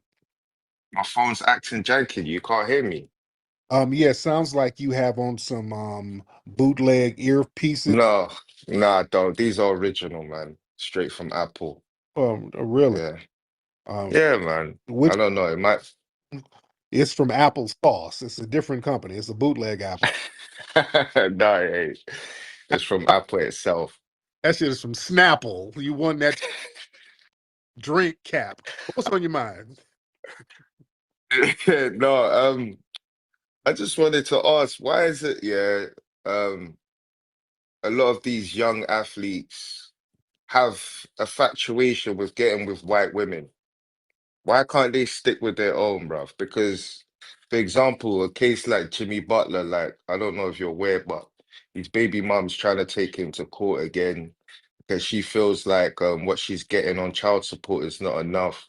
And Yeah. I feel like, it's a trend that's just been happening like before us. So it's like, why do these young athletes not tend to like see like the consistency in this and try to sway away from it?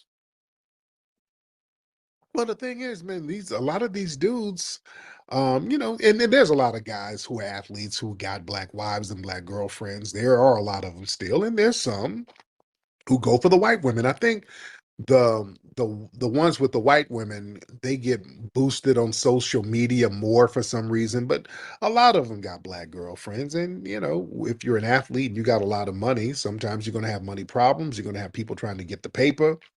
So that's just the nature of the game. You just gotta, as a black person, a black man, you just gotta be as careful as possible. But you got a lot of these dudes, you're young and you get in the league, and all of a sudden you got a big supply of money, and then you're getting all of these different nationalities of women campaigning to get with you heavy. So a lot of these women are very aggressive trying to get at these dudes. And sometimes the white women, they beat the pack to these brothers. These white women they get at them quick. The minute a contract is signed, well, the white women show up heavy, so they push up real heavy. And a lot of the white women are already in those circles where the money is. They're already clicked in with sports agents and venues and things like that. So a lot of white women have a lot of proximity towards these rich, well-to-do dudes. But the majority of them, they do have sisters. So Do you feel like with these athletes getting with these like Caucasian women, it facilitates their career? no, I don't think it facilitates anything with their career. I don't think it has anything to do with that. I think the niggas just get with them because they think the white women are somewhat exotic to a certain degree. So that's what it is. All right, let me get some more people in here. All right. Who is Ron? Oh, I ain't seen that name in a minute. Got the Jamaican dude, Rono, what's going on, Rono? The Jamaican cat. What's happening, Ron? Hop in. Oh, Lord, this nigga's putting some, okay, come on, dude.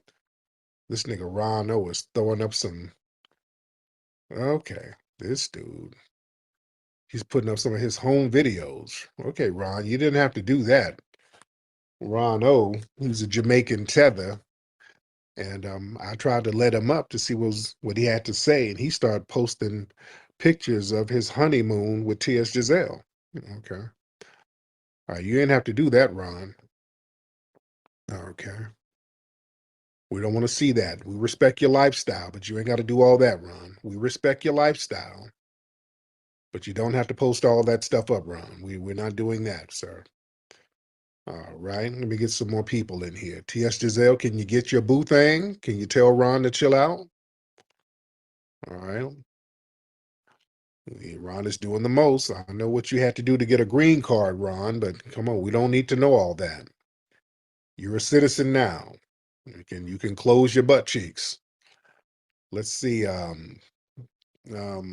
Let's get Prophet Nasheed. Guy has an AI image of me. Okay, Prophet Nasheed, what's happening? Good brother Nasheed, what's going on, brother? I'm good, man. How are you? Amazing, amazing. I just wanted to drop in and say I appreciate what you're doing for the foundational Black American community, and this is amazing, brother. I tune in practically every night. Yes. That's all I had to say. There it is. All right. Well, thank you so much. Thank you. All right. Let's get Ralph. Let's get Ralph in the building. Mr. Ralph, hop on in. Ralph, hop in, sir. Mr. Ralph, unmute your microphone and speak on it. And then we'll get Hey, can you hear me now? Can you hear me now? Is it good? Yes, I can. What's up, Ralph?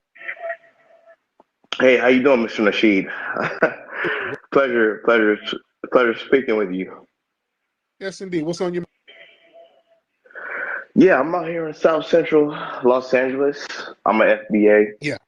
And my main concern is as for like, I don't know if you have like what would you say will be like should people that are in the surrounding areas of Los Angeles, should we be prepared for something that may happen to our areas? Like I said, I'm in South LA, and I don't know. I feel like maybe something might happen to us because the fires. Do you think that that's something that we should be concerned about, or what should we do to prepare for any imminent danger that may come to our surrounding areas? Yeah, absolutely. Stay ready.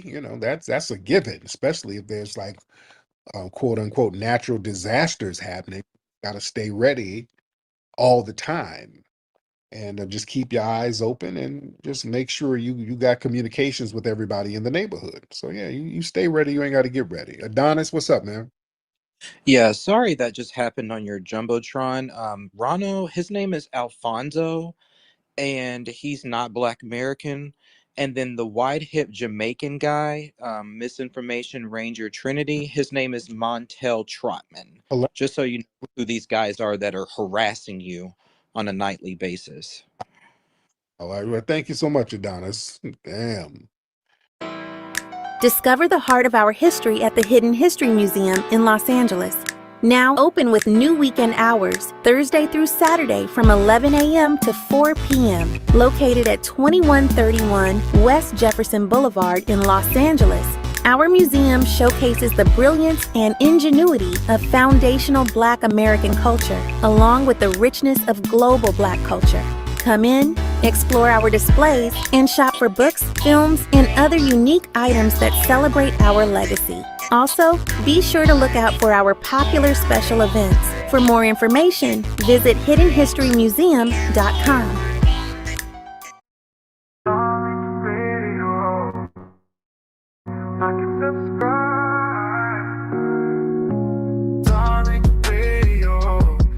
Subscribe. Darling Radio, like and subscribe.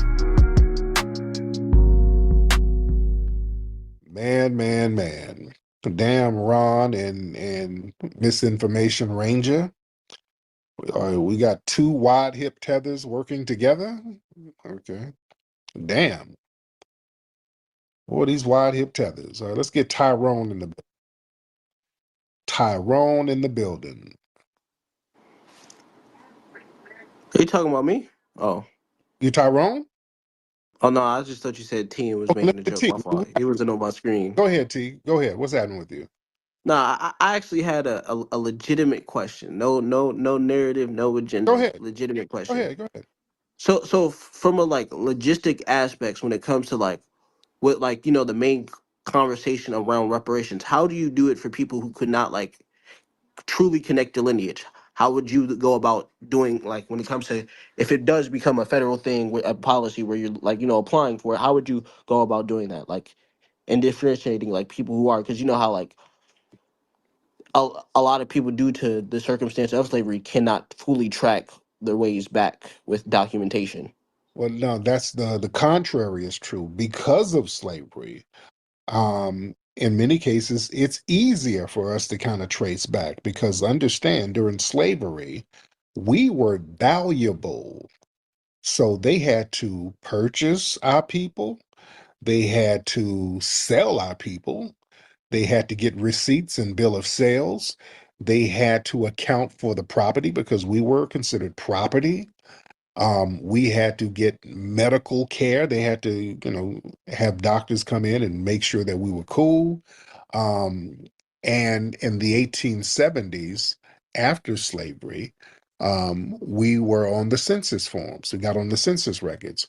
So, our history is pretty well documented. So it's not really that hard to find out who's who, especially going into the 1870s. All we have to do is just look at birth certificates, death certificates, also, yeah, insurance, because we had to be insured.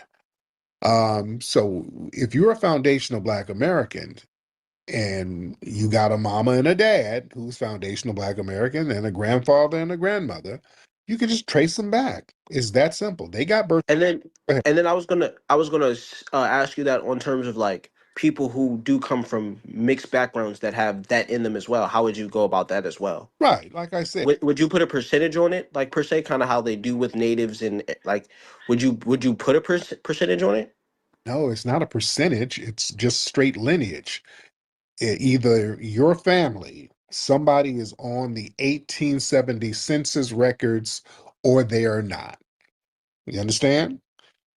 Either they are or they're not. If you got a relative who's listed on those census forms going to at least 1870, and it traces back to you, you have foundational Black American lineage. You can get reparations for that ancestor. And if they're listed as Black on there or colored or Negro, you see, it's easy. Now, if you might have a mama who's Jamaican or whatever, but if that dad has a lineage that goes back, well, that would make you eligible. That makes sense? Cool. I was just asking how y'all want to break it down. What do you feel? Do you feel that it's always going to cause divide, or do you think you push divide with like the convo? What's divisive about my lineage? I think you entice people to a degree. Would How? you disagree? Highly disagree. Entice how? I think you feed into some of the like bullshit and negativity, if that makes any aspect of it. That's Tether's projecting. There is no negative. Why is my lineage bullshit? See, that's a projection. When it Not necessarily that, but like that, people who that have that anti view of you, like the people who do push like anti view, like why do you entertain them? Is kind of what I'm asking. I don't. When do you see me entertain? People make videos about me all the time. I don't entertain that shit. I mean, on this very platform, Yeah, like I don't really see too much of you of off this platform, so I'm people, kind of basing off this. right. Well, people call up. I don't know who's gonna call up. You understand? People Oh, I call. thought you select people. I'm not gonna lie, I didn't know if you do or not. Oh no, no, I didn't. I just get random people. I don't know y'all. I'm just having conversations, and people raise their hand, and people make a request like you. You made a request. I let you up. I don't know you. I don't know what you're gonna talk about. Yeah. Some people call. Listen, and you notice people call up. Half of them shout me out. They show love. That's good. Then somebody might call up saying some bullshit.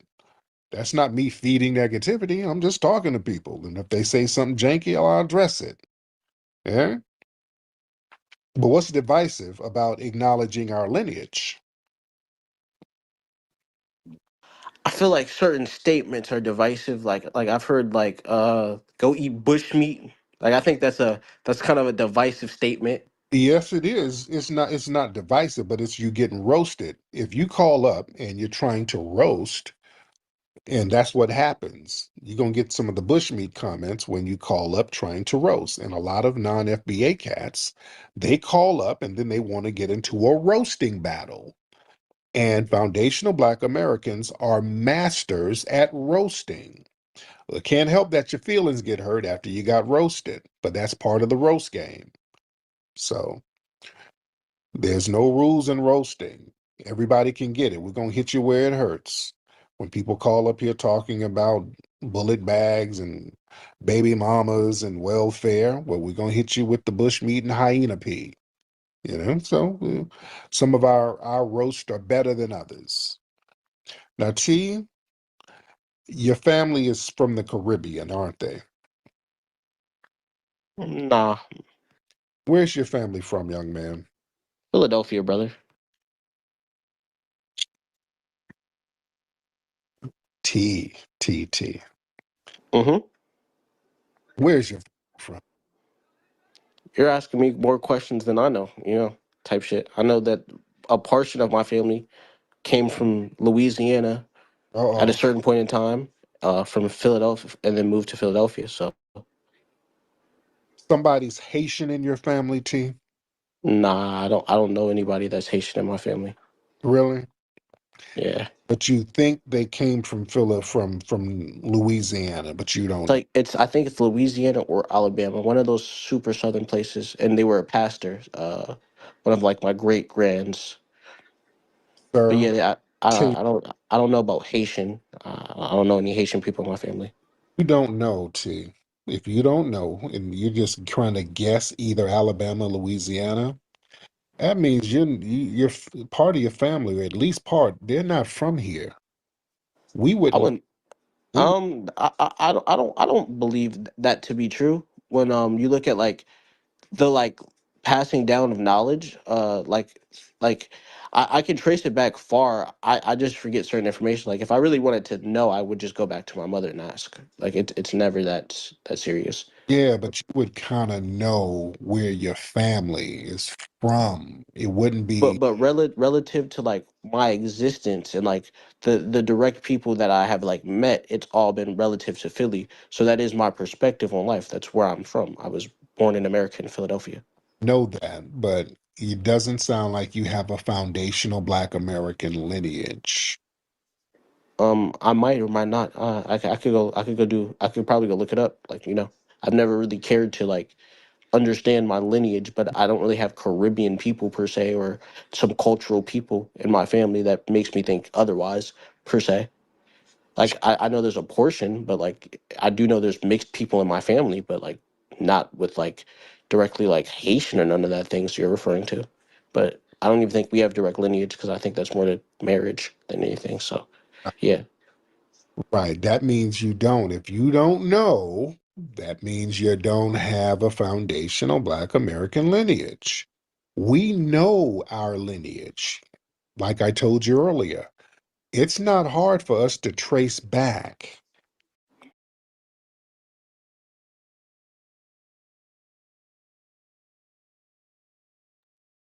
You see that? And that was my point with Lord Jamar. Lord Jamar is claiming he's FBA. And he's claiming, and he's an old man, but he's claiming he doesn't know his mom's mother and his so he don't know his grandmother and great grandmother. He doesn't know his mom lineage at all. He said, I don't know my mom's lineage. He's 6 years old. Again, what FBA, unless you're adopted, what FBA can sit here and tell you, and he was raised by his mother, what FBA, a thorough, authentic FBA, can sit here with a straight face and say, yo, I don't know where my mother's from. I don't know what she is.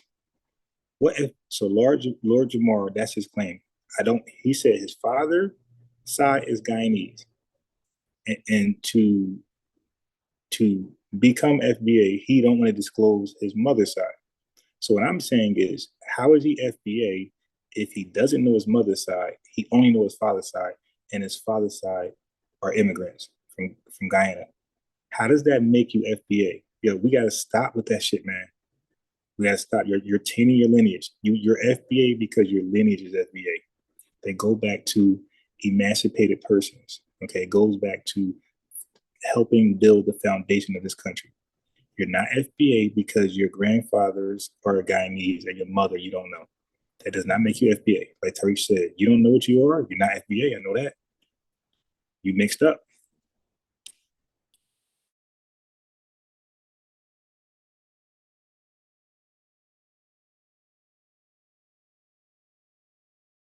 Well, that just means family, but like not with like directly like Haitian or none of that things you're referring to.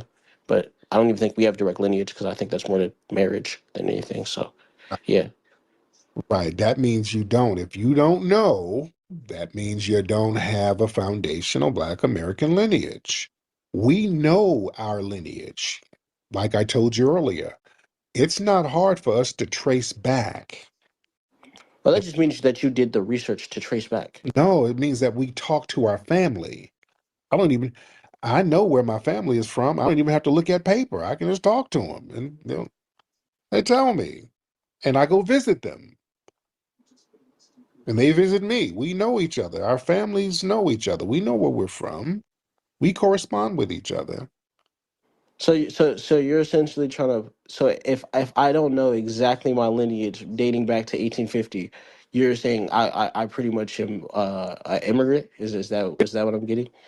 50, you don't even know where your family is from, sir. The United States of America. What the? Like that, that's what immigrants say.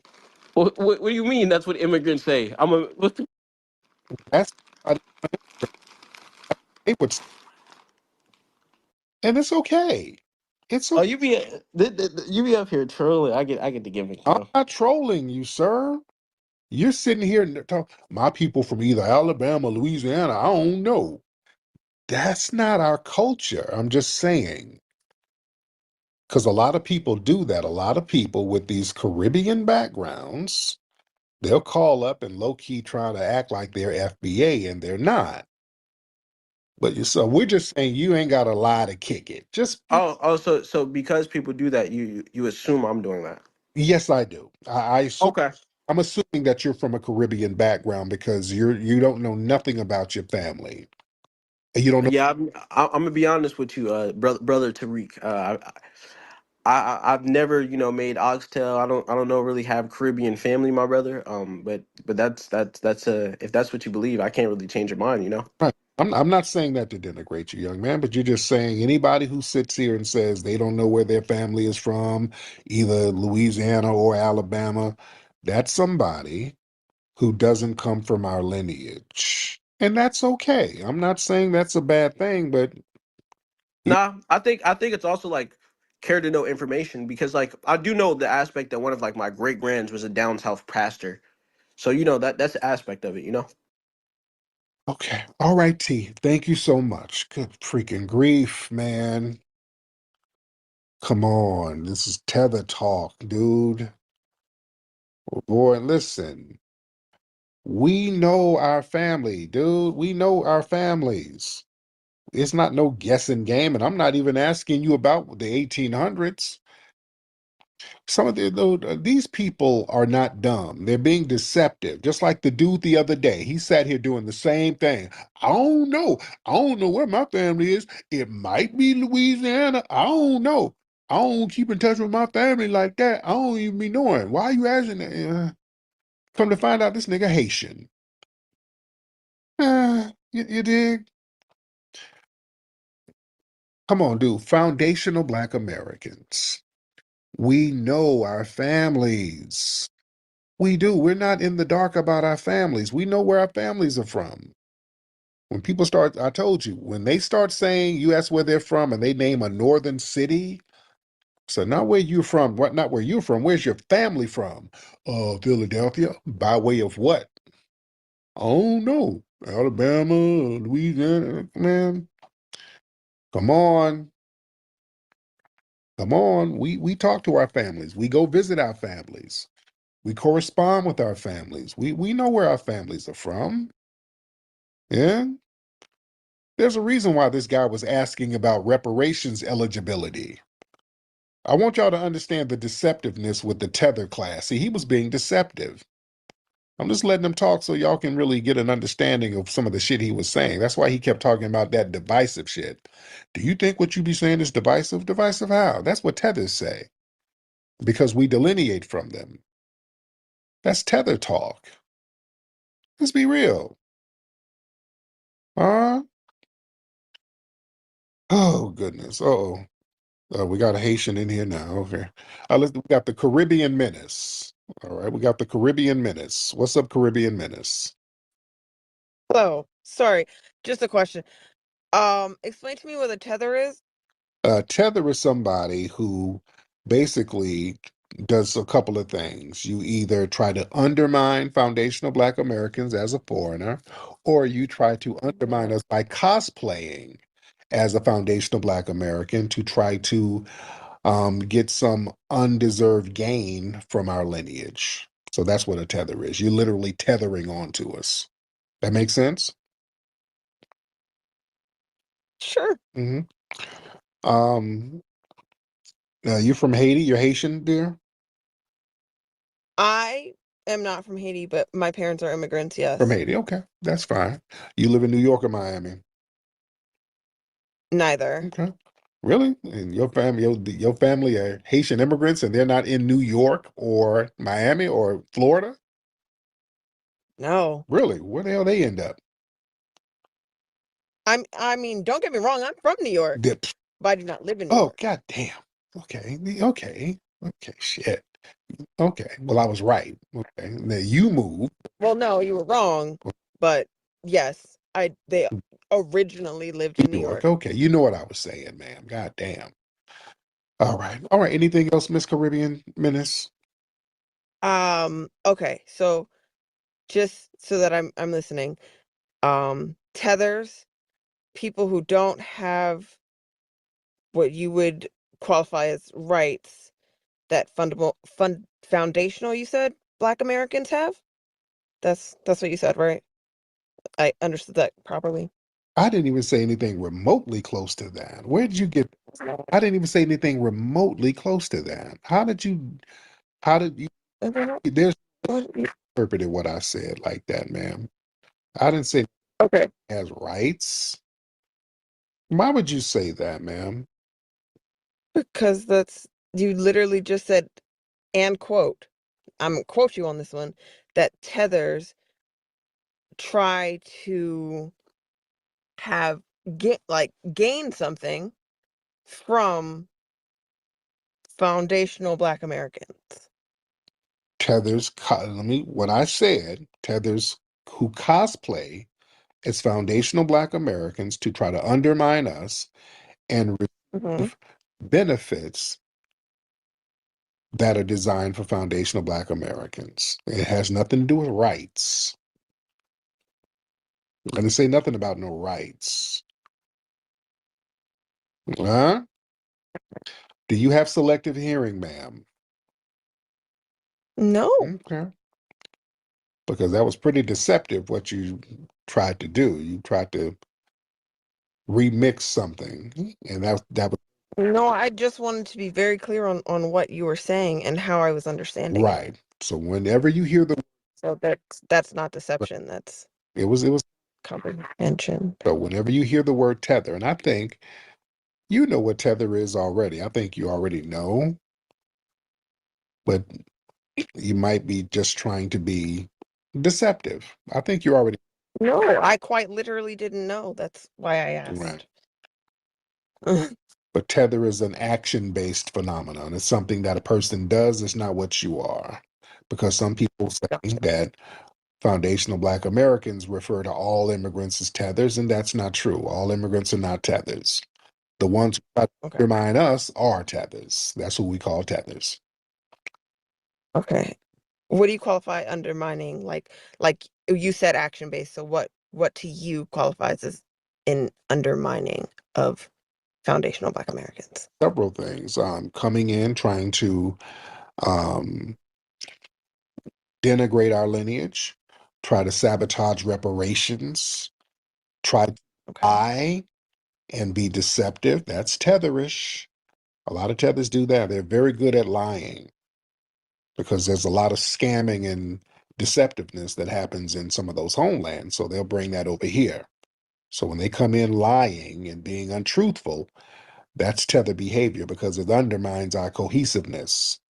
So little things like that, that's very dangerous because we can't go over there. I can't go to Haiti lying and scamming. They run me out of there. Yeah. And you said you're part Puerto Rican too? Yes. All right. Yeah, that would be your mother's side. Um, No. Please do not come with your assumptions. I really don't appreciate that. you got a Puerto Rican dad? Yes, my father is Puerto Rican. Really? Yes. A Puerto Rican got with a Haitian woman? Yes. Okay. Oh, he must be Afro-Puerto Rican. My entire family is Afro Latino. Okay, there we go. That makes sense. Okay. All right. Yeah, because them white Puerto Ricans, they ain't about to get with no Haitian woman. That's not entirely true, but okay. Shit. Them they racist as shit. It's very true. Please, they no, it's meta la la rasa. They're trying to whiten the hell up. Yeah. But okay, that's what it is. And no disrespect to your family. Shout out to your family. Shout out to your family. Any other questions you have, beloved? Anything else, dear?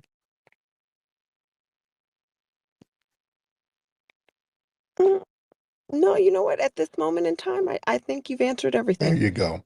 All right, beloved. Thank you so much, Caribbean Menace.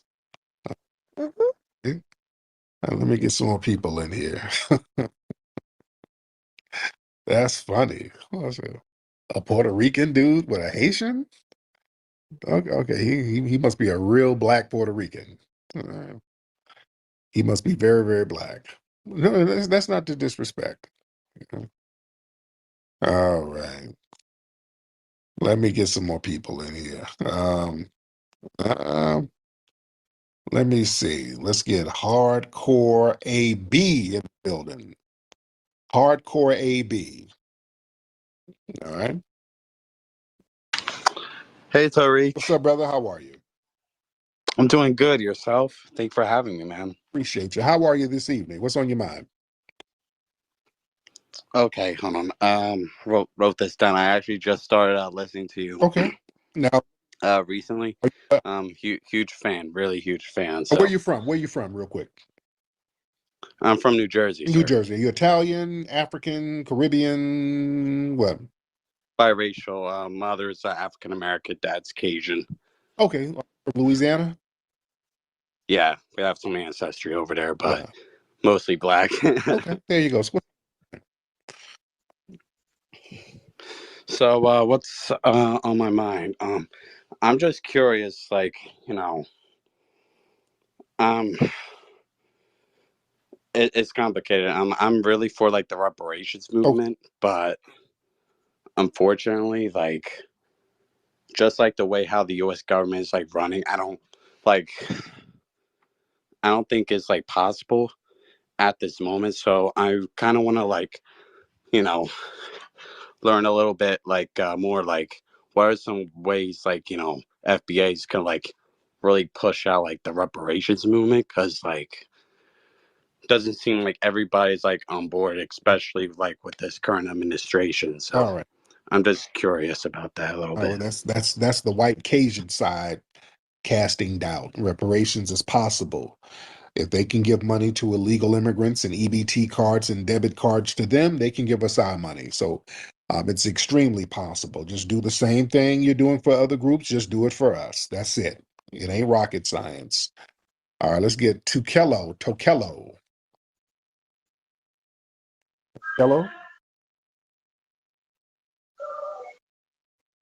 Tokello? Your animals in the back. Are you in Africa right now, sir? I am actually in South Africa right now, and I'm listening to the conversation, right? And I'm really, really trying to understand, as I feel like the dynamics are not the same comes to you guys based in America and how it is in South Africa. So I'm really doing my best to understand and try to grasp as to how. Okay, so let's slow down, brother. There's a lot of noise. Was that an African goose making noise? Is that an ostrich? What are those sounds in there, sir? There's some strange sounds going on. Are you everything okay? And we go, and there we go. Have you ever been to Africa before? I've been to South Africa and absolutely loved it. Beautiful place. I've been there. Oh, okay. Now, why would you ask me, are those African goose or a lot of sounds behind me? I'm actually at my place right now. I'm actually in a restaurant. I'm trying to have breakfast right now, and Slow down because there's a lot of loud noises and disturbing sounds back there, sir. And I don't want you to get mauled by a hyena talking to me. So I just want to make sure you're good while you're talking to me, sir. no, no. All is well. All is well. I'm just listening to the conversations and how the different dynamics when it comes to the different cultures and how blacks and whites are living in different cultures, like in different countries and everything. Okay, so what do you want to know exactly, sir? Sir, did you get trampled by an elephant? I don't hear nothing. Hello? Tekello? Okay. Okay. I think a rhino just snatched him off somewhere. Okay. All right, let me get some more calls, brother. I don't know what you're doing, and you're getting mauled by animals over there. All right. And let me get some more calls. Poor fella. And he's getting offended because all them loud ass noises. What is the shit? Why are you saying I got noises? I'm like, nigga, it's activity going on over there, brother. It don't sound right. It's some shit going on, brother. Damn. How you gonna get mad with all that noise in there? Yeah. All right. Who we got here? What did I see? Did I see African Pride? Oh Lord. Okay. Let's get African Pride. Okay, now this is the African hour. Okay, we're getting all the African brothers calling. Now let's get African Pride. What's going on, African Pride? Yeah, that dude T, man, he definitely faking it because he didn't have a Philly accent, right? Yeah. And anybody I talk to that's like in Philly that came from down south, they know where they came from and they got a backstory. So Right. I know he's faking it. And So. even you know that, and you're not even from here. That's in Yeah, because you said we should call out the tethers. So you know what I mean. And in the spirit of calling out tethers, I wanted to call out another tether, Lord Jamar. Lord Jamar is not a tether, and you will not disrespect Lord Jamar. Damn you doing that. Lord Jamar is not a tether. He was on a drink trap interview. Okay, slow down. You're not going to denigrate our brother Lord Jamar. Lord Jamar has family that's foundational Black American. I think his father's Guyanese. He has Guyanese lineage, a grandfather, something like that. But he's a foundational Black American. All right. You're not gonna, All right, but what do you? but nothing. You're not going to call up here lying and saying that he's a tether. He's not. That brother has a foundational Black American lineage, and you don't. You're the tether. There's only one tether here, and that's you. All right. We do not denigrate foundational Black Americans. Let's get Hussein in the building. Hello, guys. I am Hussein from Palestine, Gaza. I love you, America people. Please watch to the end. Just 1 minute of your time. Please, we need your help, me and my family. No food, no water, no hospital, no university, no school, no home. Please donate now. Link in bio. Go phone me and the Bible. Please, dangerous. Please, and share this post. Please help me and my family. Okay. Thank you. All right. Okay, boy, they be in here hustling this dude. Come on. Oh Lord. I told you, them foreigners, they call up trying to get some GoFundMe. That's why those Indians and all those people be calling up. They be trying to hustle some funds. His ass, I don't even think he in Palestine. His ass probably in Pakistan somewhere. And give Cash App or write a check to 7-Eleven and give it to me. Okay. All right. Uh-huh. Told y'all, man, this is scam hour now.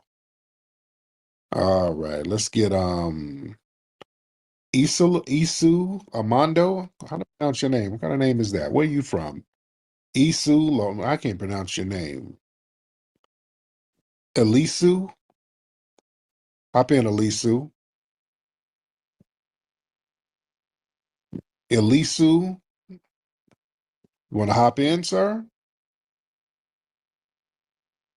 Hello, can you I hear can me? hear you, Elisu. How are you? How are you, brother I'm Tariq? good. Uh, What's on your mind? oh man, this is gonna sound quite random, but I was listening to a show, a broadcast of yours, White Boy Summer. Okay. You were going in on Michael Rappaport. Oh yeah. Excuse me, I'm a little bit nervous. And you were talking about the seventh element of hip hop, that you had to be like anti-white Right. supremacy to be considered hip hop. Mm-hmm. And I was just wondering why you didn't put that in microphone Right. check, because I've been like really drilling that over here in Norway, like because we got so many like hip hoppers here who are like anti-black and they think they are hip hop. Right. Well, yeah, and we just didn't we were taking care of so many other elements. The movie's 2.5 hours long, so we had to stop the movie at one point, just covering the basic five elements. That was a full movie within itself, and we didn't cover everything. There's still more we got to cover. So, we'll probably do a follow-up to microphone check and cover some of the other stuff. But thank you for supporting the film. And you guys can watch Microphone Check on Amazon Prime. So go to Amazon Prime and check that out. You've heard the buzz. You've seen the media stories. Now experience the truth for yourself. Microphone Check, the critically acclaimed documentary uncovering the true origins of hip-hop. Available now on Blu-ray and streaming on Amazon Prime. Visit microphonecheck.com to learn more and get your copy today. Microphone Check, the story hip-hop was waiting for.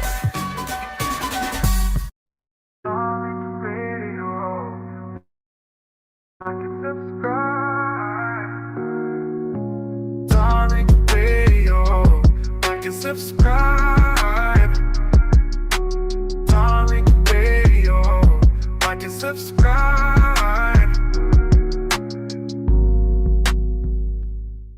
Let's get Andre. How you doing, Tariq? Good to be up here. It's a pleasure. Yes, indeed. What's going on with you, Andre? I don't know. I was looking at the video, and funny enough, I was just on a panel with somebody that you argue with, Chaotic Truth. So I was just over there talking with him, and I saw you guys were covering the incident in Florida. Don't really know too much about it. I'll come here uninformed. I did see the video of the guy walking through the neighborhoods, and the white guys. They ask him like, hey, what are you doing here? If I'm not mistaken, they said it was a private community, right? And he lived there. Yeah. Okay, he lived there. What, he lived like on the other side, or was it like he lived on that street? Those guys are asking questions. We don't know all the details, but okay. Yeah. Point. Well, yeah. So you look at cases like this, right, in America, where you have guys like this, who I honestly, if I saw someone like that in my neighborhood, because I'm from Detroit, Michigan. My full name's out there. I am who I say I am. And growing up, we had the same thing. People come on the block. I don't know who you are. We give them the look. And my grandfather was like, hey, what are you doing? Because we had kids that play here. So I'm leaning towards the perspective of the white guys, like, who are you? I don't think the following him in the cars, that was necessary. I think it was unnecessary. But people do this in these kind of communities, like, hey, what are you doing here? Who are you? When you have a community, when you know everybody and you're well knit, you're tight, You ask these kind of questions. You see this in black communities. So I've seen a lot of people in the black community like, oh, they're outraged because the white guys ask them a question. It's like we do it all the time, and we do it to ourselves. We do it to other black people. So what's the issue here? Like, what's the issue long term? Now, Detroit? Say again, Tariq. I couldn't hear you. What'd you say? You say you're from Detroit? Yes, I'm from Detroit, Michigan. Yeah. What part of Detroit you from, bro? Listen, Highland Park, 7 Mile. I went to Jesus Catholic Elementary. My little sister, I went to Legacy, all that. So yeah, I grew up in the heart of Detroit. I don't know if you know where Mercer or Imperial is, or where's the Ebenezer Church. Where's your family from, bro? My family is from Virginia originally. My family's been in this country since 1740. Long line of military service, including me. I just completed 4 years in the 82nd Airborne United States Army in August. So yeah, I'm an American at the end of the day. I don't believe you. Why not? I don't believe your family's from here since the 1700s. Hold on. Why is that? No, for a few things. Number one, I've seen, looking now, because I saw your face look familiar. Mm-hmm. That looks like an AI image. Yeah, well, listen, this is my face. You can go on my Twitter. My face is out there. You can go on my YouTube channel, National Alternative. I'm all over the place. You can find me. Because I'm looking at one of your tweets here. You like degrades himself and black people by promoting a bunch of lies and grifting off low self-esteem black people. How am I doing that, Tariq? How am I grifting off low self-esteem? I'm a nationalist. I believe in American nationalism. I believe in the American family. This is what you tweeted. You said this. Yeah, I said that, yes, you are a grifter. I did say that you are a grifter. I don't think that you're what you believe. The word grift are either tethers or LGBT. No, you're a grifter. Tariq, I'm actually coming here being friendly with you, but no, you are a grifter. Slow down. Any grifter, that's a homoerotic word that only sassy do or tether. Well, Tariq, I'm a married man to a woman, a black woman. So, no, I ain't no homosexual. I love women. All right, I love black women. Sometimes I get in trouble for what I do. All right, yeah. Keep it real. But to say that I'm a tether or any of that, no, I don't like when we have false prophets. I don't like when we have what's people. The grift? Okay, no, because and also lying. That's something that to do. Oh yeah. So Tariq, I've watched you. I remember when you came on, dude. You used to be on TV. Okay, and Tariq, I got even more like familiar with you when you debated Jared Taylor. Okay, you're babbling like a tether, and you're babbling. How am I babbling? You asked me a question. I asked you grifted. What's the grift? The grift is you went from pickup artists teaching white boys how to get women to now, I'm for Trump and FBA. You're grifter. Okay, now you're just saying you're being a woman now. You're being like a drama queen. You mean most of my books were bought by black people. So how's that a grift? I write a book, people buy it. Where's the grift? The grift is, my friend, you hung around white people very much a lot. And guess what? Now you're like, well, white people bad. And now you're on the Trump thing. Let's go to the Trump thing. Do I hang around? You were very anti. You're lying like a sassy queen. Now this is you're further proving that something is going on with you, sir. Hold on, Tariq. We're cutting it. This is why I don't believe your lineage, Mr. Andre. This is why there's a disconnect because you're cutting it out for me. No, but you can't talk over me. Slow down. You can't be a little sassy queen. This is why I don't believe what you're saying about lineage, because it's too easy for you to lie. You just told about 5 lies here. You said I hang around a lot of white people. I don't really hang around white people at all. So what's with these weird lies, sir? I didn't lie about anything. We're looking at history. And it's funny, I'm doing a video on you anyway. But yeah, it's a deep history of you, of what you've done. I'm not stupid. All this public information. I've looked at you for years now. You're not, someone just popped up. Tariq, you hung around white people. You went on Jay Leno. You went on with Conan. You hung around white people. That's hanging white people? Yes, you've hung around. Listen, you've hung around a lot. What you're saying, sir? Do you? You're Tariq. You used to hang. Listen, not hanging around white people. It's me doing business. I'm not hanging around. I'm doing business. Wow. So what else are you lying about? This is why I don't believe that you're from our lineage. Sir, you are a musty tether, sir. You are a musty tether. Your family's not from Detroit. You understand? Your family's not from Detroit. I can listen to you. How is my family not from Detroit? Tell me. Because you sound like a tether. My family is from Detroit. How is my family not? I know you're from Detroit. And Yeah, my family is from Detroit. You don't sound like nobody in Detroit, sir. You don't have the Oh, spirit. so I don't sound like I'm from 7 Mile, huh? No, because the way you're lying, Detroit is a real city. You can't move and shake in Detroit being a sassy liar. Detroit is a real My friend, place. listen, I served in the Listen, dude, my family's in Detroit. Detroit is a real place. You can't move and shake around Detroit being a liar like you. You're sitting here lying your ass off, sir. You would get eaten alive in Detroit. For real, if you were really from there. Now, you probably live there. This is what I'm saying. You probably grew up in some kind of tether enclave in Detroit. Detroit. No, I live in Detroit. So this is why I No, don't no, like. listen, listen, no. This is the thing. You No, you're not probably, about to sit here and tell me that I'm not from. I am, no. You lived in some little tether enclave somewhere hidden, but you ain't from the D. You ain't really been around Detroit. That's what I'm saying. You probably live somewhere on an immigrant street somewhere. Yeah. You're too much of a damn liar to I really live have. in 7 Mile. 7 Mile. Dude, you got 7 miles of fleeing and inner I tube. live in 7 Mile. I told you where. So you got 7 miles of inner tube that your family fled from somewhere. You did? You come from some kind of fleeing immigrant lineage, dude. You ain't from the soil. You too much of a fuck boy to be from the soil. Detroit to eat you alive being this kind of fuck nigga walking around talking this bullshit you talking, lying. So do I have to get my wife over here and tell you how we're from Detroit? We born and raised in Detroit. I get my Yeah, mother. but I'm saying, How you gonna sit here and tell another black man? Oh, listen. Okay, and wait, some people are sending some stuff. You're gonna tell me as a Hold black on. man I'm not from Detroit? Where the fuck do you live at, Tariq? I'm not a fleeing tether like you, sir. That's what I'm not. And Andre, hold on, wait a minute, Andre. I'm looking at pictures of you. They showing pictures. Hold on. Oh my goodness, Andre. I'm looking at your hairline, nigga. Where the hell are you from? I'm looking at your hairline right now. You are not from here. Where the hell is your family from? You like a little bitty dude. You're like 4'9". You like a little bitty musty tether. You like mini Hey, musty. dude, let me tell Oh, you, wait, five no, ten. no, I'm no, from. no, no, no. Okay, no. You like family? Hold on, brother Mikhail. Can y'all post his video? Family, y'all gotta see this dude. Hold on. How tall are you, brother? I'm 5'10", brother. You are not I 5'10". am 5'10". Get my wife over here right now. I'll tell you how I'm Dude, you are 5'10". not 5'10" 5'10". in the bed and 5'10" on Dude, the street. are you epileptic or something? I'm not epileptic of anything, nigga. Dude, you're little as hell. You're like a little musty tether. You're like a little pygmy from South Africa somewhere. Where the hell are you from? You little with a janky hairline. You know, from my service, I lost. You look like a little musty meerkat. Talking about you from the soil. You're not from the soil, dude.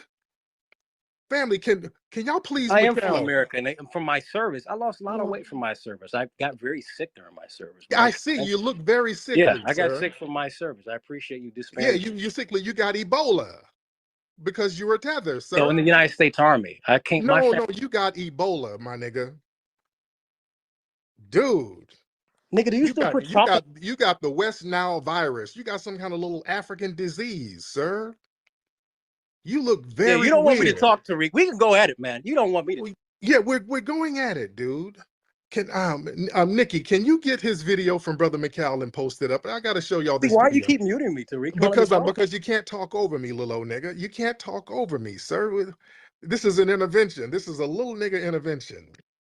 And so, how am I a little nigga? Tell me, how am I? Because I just saw your video. You're running You saw around. what video? Somebody showed me a video. You got like an American flag. Are you one of Mhm. these dudes who try to be? You act like you're a patriot, and you hang out with you hang out with these white folks claiming to be a patriot. No, I hang out with nationalists. I'm a nationalist, black. Oh, I hang around people who love this country, right. and I You pay hang out. You reference to you that. hang out. Yeah, you hang out with white supremacists trying Who? to claim to be like some kind of nationalist, and Who do that's I why. hang out And with? listen. That's family. This is why this tether was siding with the white supremacists in Florida. This is the lesson here. Notice he got on the call initially. Yeah, I understand why the white people, I'm on their side. They're following that black guy around. And then you're trying to project your love of white people onto me. See, a lot of these tethers, they do a lot of projecting. He's a white ass kissing I buffoon. don't kiss anybody's ass. Yes, you do, sir. I kiss my Yes, you wife's do. ass. Yeah, you're a white ass kissing tether. I wish I could show the video of you running Tariq, I'm around up with. for a debate if you want it.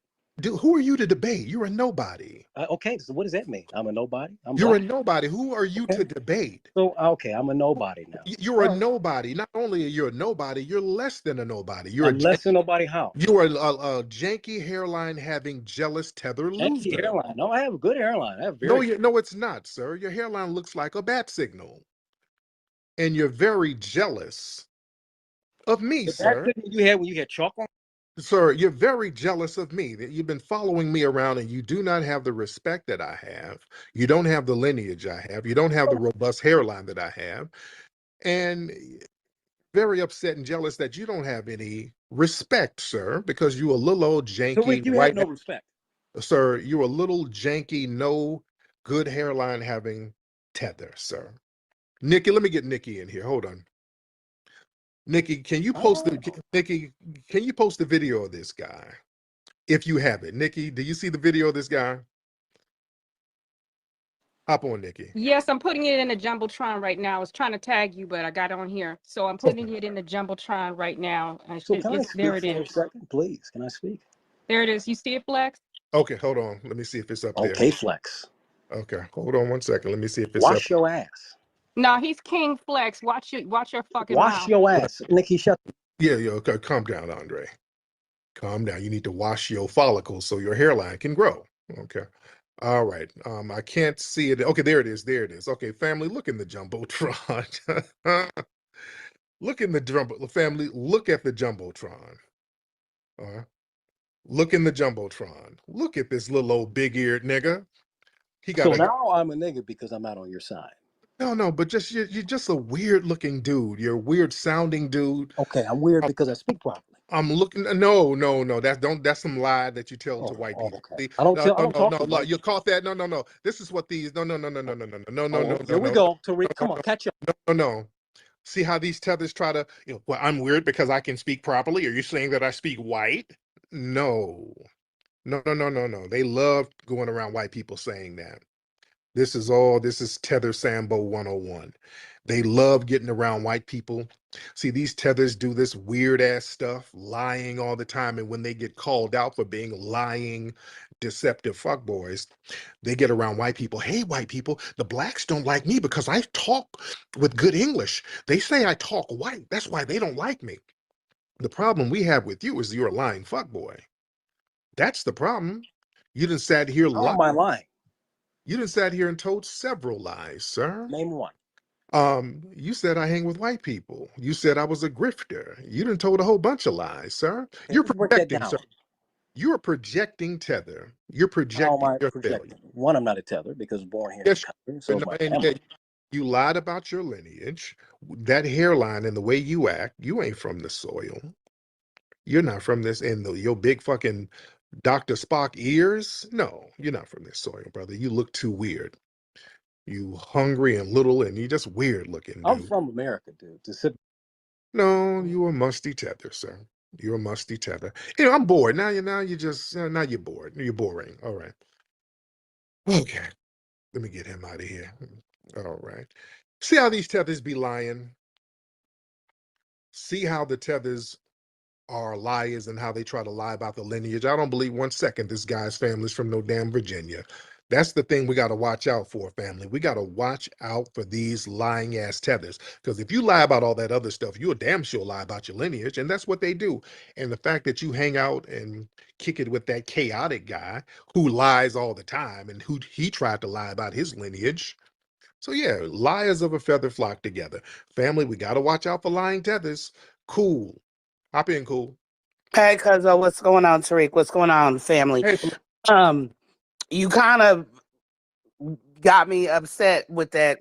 Andre dude, and here's Oh. why. Mm-hmm. Because I don't give a fuck if he weighs 85 pounds and his hairline is pushed back and all of that.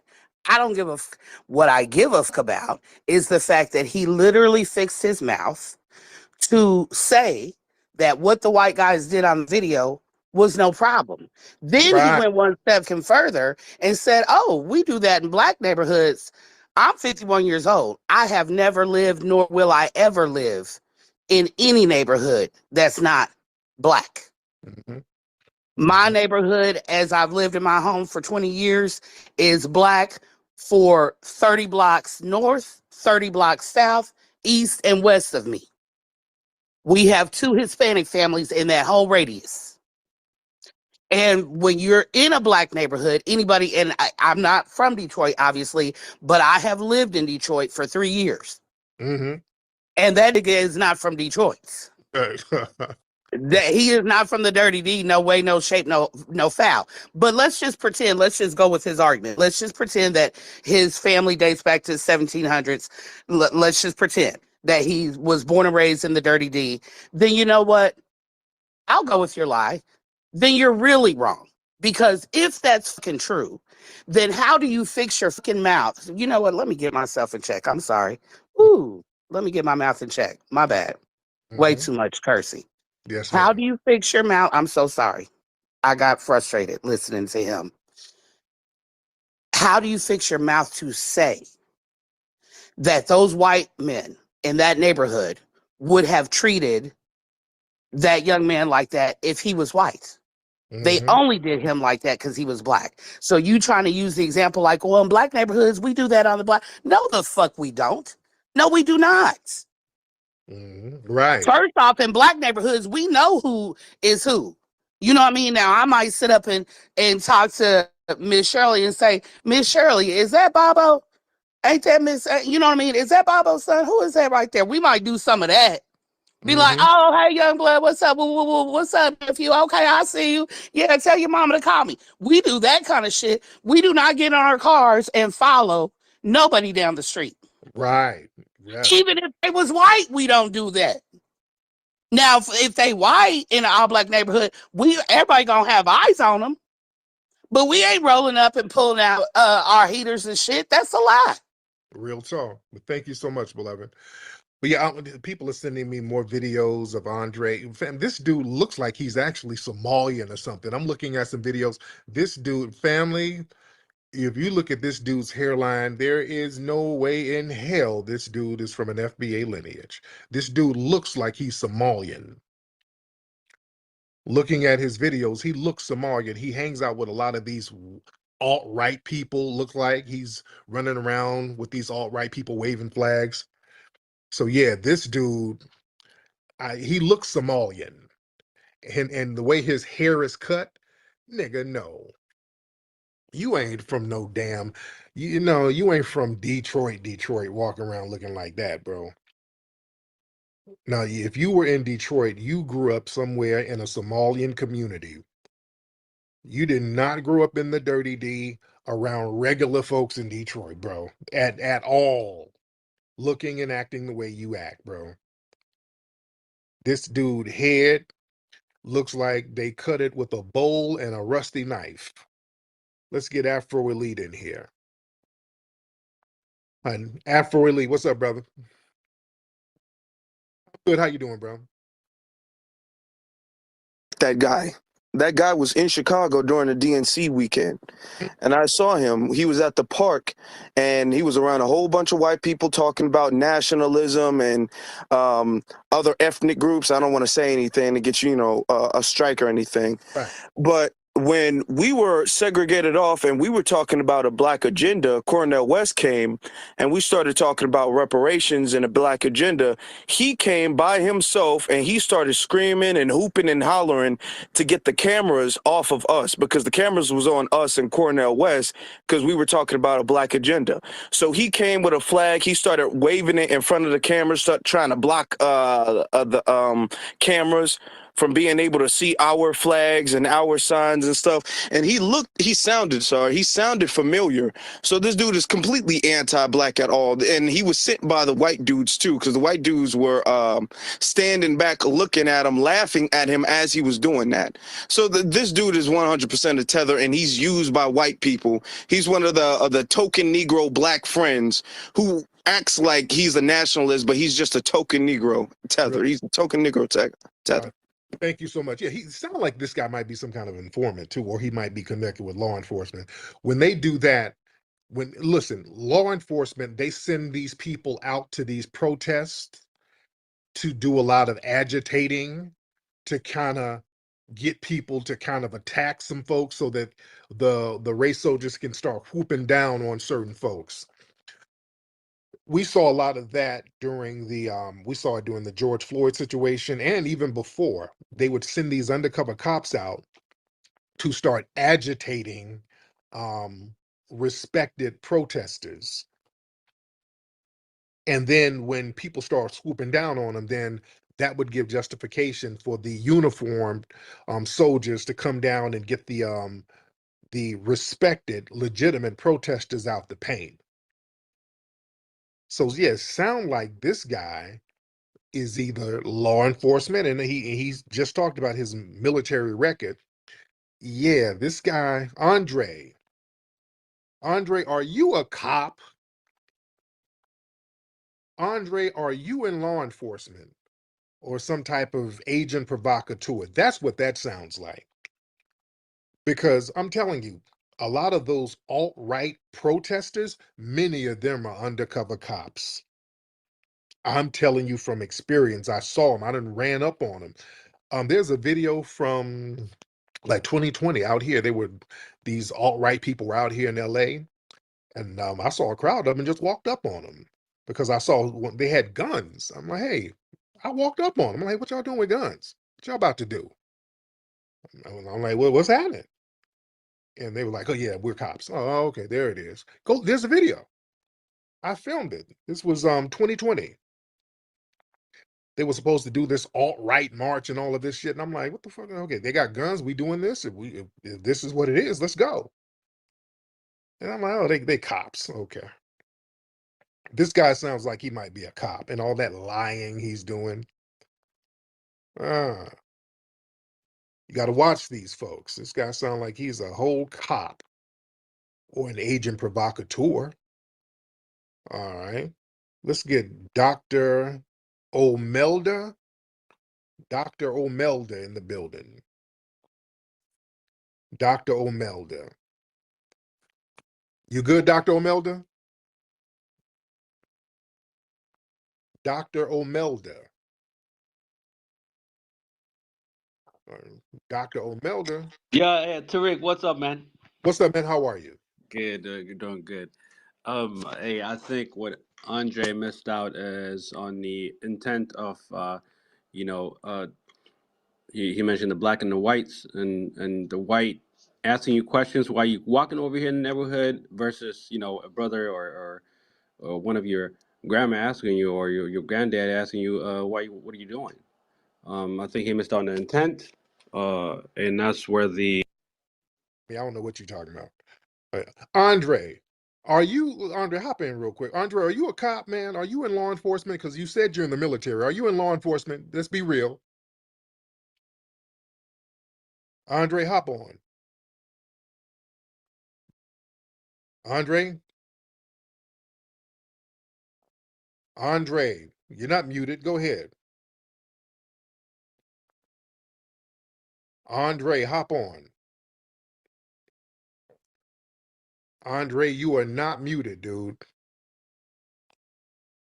All right, let me get Nikki in, waiting on Andre to speak.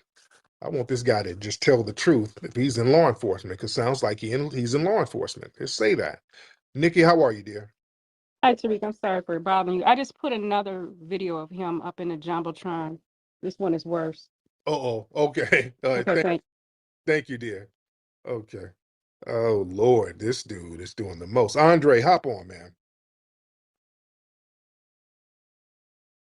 All right. Andre, hop on. Yeah, Andre, are you in law enforcement, man? Andre's not saying that. He said, yeah, I'm making a video about you. That sounds like some agent provocateur stuff. And the way you're lying. See, we got to watch folks like this. And he looks like he's either Somalian or Ethiopian. All right, Andre, where you at, man? He's not saying nothing. Let's get let me get some more people in here. Yeah, Andre's not saying nothing.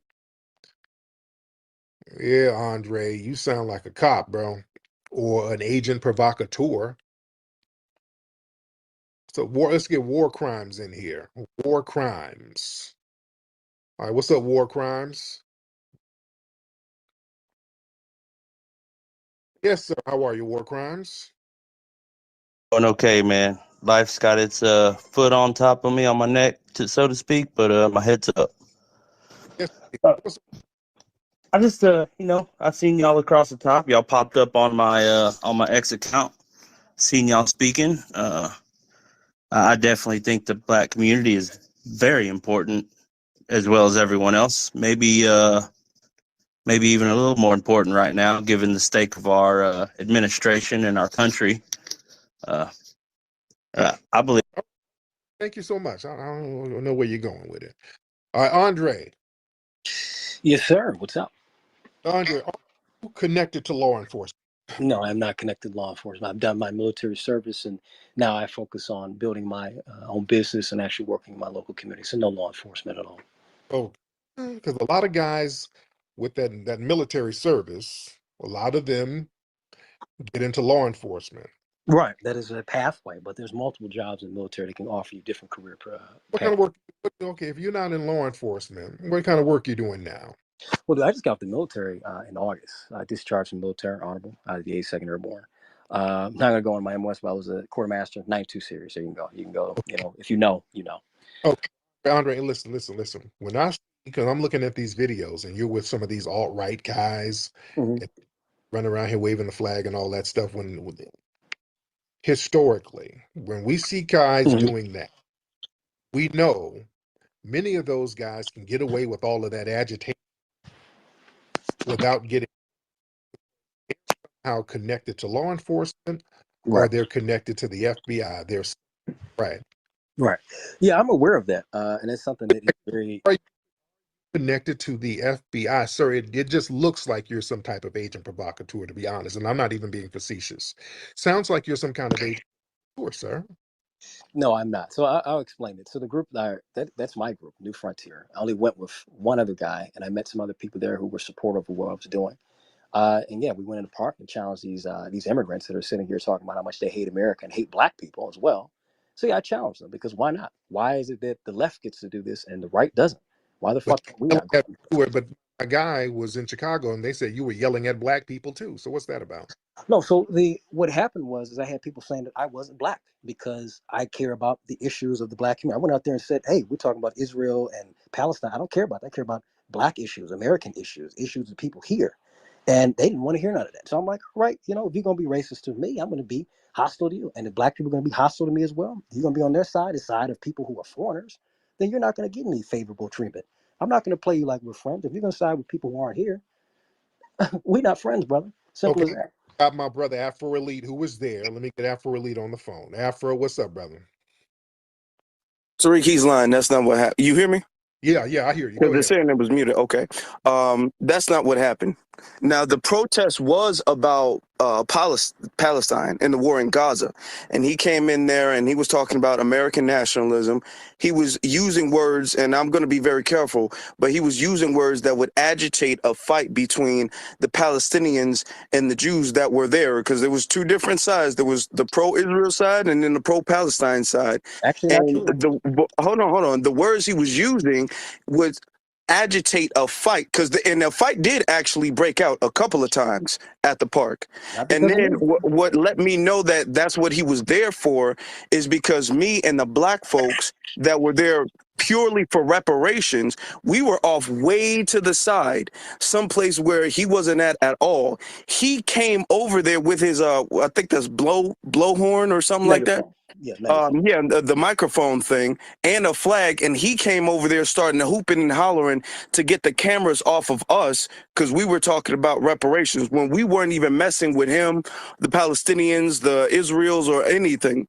So he came there purely for the objective of agitating people. That's not actually true, but okay, I'll give No, my no, that's perspective what you there. did. That is Okay, what you you did. gave You your were caught on perspective, camera friend. doing that. You gave your And we perspective. ran you out for You doing did that. not run me out, my Yes, friend. you did. You Yes, did we not run did. me out. I have people there. I That's can get my exactly. We people were up on. there. You You were did not on run camera anybody doing that. out. You can lie all you You want did to. not run You were on anybody out. camera doing You that. can't run And me the anywhere. You second can't run me. we caught you doing Listen, that, we you ran couldn't you run out. me out of your Everybody mother's ran you out. bedroom. You couldn't run Yes, me out yeah, of your you mother's did. That's bedroom. what happened. No, you He's couldn't. gonna lie. He's gonna Try lie like it's again. not on camera, but Please it is. try again. Yeah, It's I on can. camera. Listen, I got guys that listening in right now that can verify and validate. Anyway, Right. like I Andre, was saying, so let me, Tariq, if you go ahead, it's your show. But if you Andre, give me a perspective, go ahead. I'm looking at some of the other people are showing me a bunch of your anti-black videos. Oh my God, black thugs and black criminals. It's just a Oh lot yeah, of. I critique black culture because I want us to be better. Hell yeah. So how do you feel? So do you believe that foundational Black Americans should get reparations, Andre? So when it comes to reparations, it depends. Because Uh-oh. we're talking, hold on. So we're talking for people who have experienced, we're talking about people who've gone to jail, wrongfully prosecuted, lynched, Black Wall Street. Hell yes, and all the other black businesses have been broken down. They haven't been, yes, because everyone else has gotten theirs. We haven't. Okay, for that. But if we're talking about period for all of slavery, of everything, I don't think that you and me, Tariq, should be getting anything. I think we, and especially someone who's of my age, my generation, we have to work for it even more. I don't So, believe in handouts. I believe in building up. oh, oh. So reparations for slavery, that a debts that's owed, that's a handout. Oh, most certainly, yes. Yes, it's a handout. There We you better go. This is the tether. This is not a tether. This is saying we're better This, than handouts. No, I this, believe that black people build beautifully. We work beautifully. So if you mind, let me go back because I don't like being called a liar. It's the one thing I hate. One thing I hate. Andre. Yes, Mr. Nasheed, go ahead. You didn't got caught lying several times. How did I get caught lying? Because we can break this down, brother. I got time. You've been caught lying several, and now the truth is. So what's the truth? Let's go on For that. What's the Foundation truth? of Black Americans, because you're not qualified for reparations, Andre. How am I That's not why you're getting. qualified with? Hold on, Tariq. Because you're a tether. Here's this. Here's this. You're a tether, Because Andre. no, Tariq. Let's do this. Because I'm Andre. not going to sit back. Hold on. Because I'm not going to sit back and say that you're a not. tether. Hold on. You're Tariq, not you ain't about to qualified. do That's this, why brother. you're against it. No, let me tell you this. I am qualified because my You're family's not been here since qualified. No, you're not. 1740. No, I My know they family, weren't. No, they I weren't. have books in my house about my No, they family weren't. being No, they slaves. weren't. Yes, I No, they do. weren't. I have. Andre, I don't believe you, sir. You'd have You been don't have caught to believe me. lying. It's not up for you to believe. Yeah, But I know. it is up for me to believe because, sir, you'd have been caught lying several times, sir. You've been caught multiple times lying on here. Afro Elite caught you lying, and Nikki caught you lying. I didn't caught you lying. You lied on me. You're a pathological liar, which is indicative of a tether. Also, it appears that you do have some kind of ties, allegedly, with law enforcement, sir. The way you roll, the way you get down, you like another Myron Gaines. One of these weird tethers who come over here from some East African homeland. You get clicked in with law enforcement. You start hanging out with the alt-right. You start wagging your fingers to Black society, and then you start hollering about reparations as a handout. You're like a little musty miniature Myron Gaines, sir. You're playing from the exact same playbook. All of you tethers say the same thing. So yeah, I don't believe you lie the same way, sir. I just don't believe you, Andre, to be honest. Now Okay? let's slow it back down. Let me go back to Elite Afro. Because like I said, I have multiple people, and I even have one person listening to this call that was there that can verify. Other people I can call up. But that's besides the point. Let's talk about here now. And When I was what, at the Andre, DNC, what's your organization name again? Is what oh, New Front? New Frontier USA. I'm one of the leaders of the organization, so there's no getting around that. I'm one of the leaders. There's Okay. no Somebody from question New of that. Frontier. There's Hello, no it's nice to hesitation. meet you, Mr. Nasheed. Okay, now who is this person, Andre? This one of your Oh, your this is a great friend of mine, Zach. He helps out in local communities a lot. He's focused on the well-being of everybody in this country. He happens to be white, but I mean, who fucking cares about that? So what? Okay, I but bank with whites. weren't you lying about me hanging out with white people and you have a whole organization with you and white people? Here's the thing, Tariq. When we Wow, talk, when we look at, hold on, because that's we talk. interesting. Hold on, No, Tariq. Andre, hold on. See, this is what I'm saying. A lot of tethers like to project. That's you projecting, sir. That's another tether trait. You do stuff and then project what you do onto other people. You're in a whole organization with white people, suspected white supremacists. And then you try to project some weird stuff on me about hanging with white people. So Tariq, when you sat here and because I've been around this scene for a very long time, and I know people who've been around you. So let's go down this, because like I said, I put this on my video. Who's been around me? You've hung around Baked Alaska and Jared Taylor. You've hung around people like Nick. You've hung around? I've never hung around with them. Okay, now you're lying again, sir. I've never hung around with them. I debated them. I've never hung around with them online. I've never hung around with them, sir. Why are you lying like this? Now I'm really thinking that you're law enforcement. Nobody just lies for no reason like this. You're a pathological liar, sir. Everything else you say, yeah, I'm not going to just sit here and just let you lie. Because now everything you're saying is in bad faith. All right. Let me talk to your white supremacist suspect buddy. I'll talk to him. But Andre, everything you say is nullified at this point. You are a pathological liar. Now, New Frontier guy, let me talk to you. I'd rather just talk to a suspected white supremacist than a tether. We don't know the beginnings of rap because as long as our music has been recording, people have been rapping. The disco DJs separated themselves from us. We were the next generation coming up with this thing, and they were like, what's this little hippity hop thing? The first time I heard somebody spit a 16 over a break beat was probably Melly Mel. The Melly Mel sound that you hear today, I got that sound from Hollywood. I was doing this same form of entertainment long before it had a name. A lot of the gangs were fading out by the time hip hop came in. A lot of those gangs turned into crews. As far as influencing hip hop, I saw no Puerto Rican or Jamaican influences whatsoever. I started breakdancing in the 70s.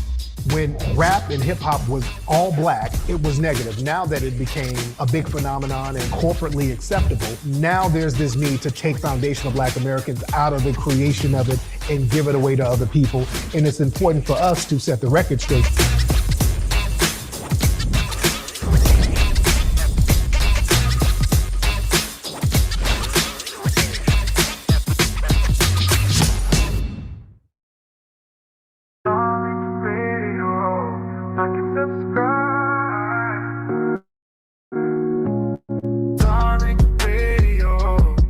Subscribe. Darling Radio. Like and subscribe.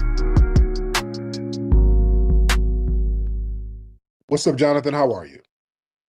I'm great, man. Long time listener, man. You always be spitting that fire. I got Hidden Colors 1 through 4.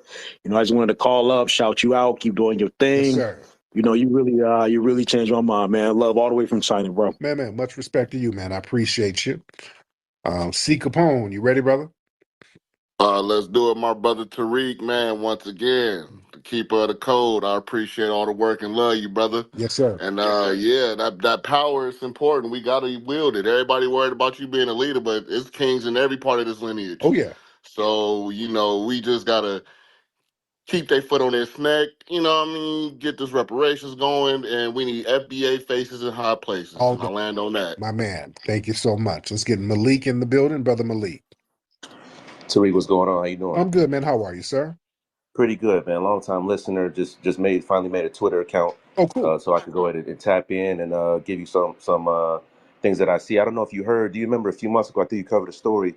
There was that black brother that was shot at by a father and son, that FedEx driver. Yeah, didn't they let those guys off? Dismiss the case with prejudice. I want to bring the attention to that, black folk.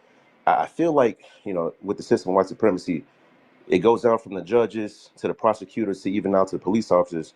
I think we're going to start seeing that a lot more, where they put a needle in the haystack. The reason they got off is because there was an interview they did with the brother that the defense team never got. And I'm starting to think that they're doing that on purpose. They're putting a small needle in the haystack, so when it gets to court, they can go ahead and dismiss the case, with prejudice with one of these little, why not say so things that they do. So I appreciate everything you're doing, and go ahead and keep it up, man. Thank you. Oh, yeah. They look out for each other, man. They sit up here and they do things to help sabotage cases for each other. See, that's what I'm saying. The dominant society, boy, they get on code from every aspect.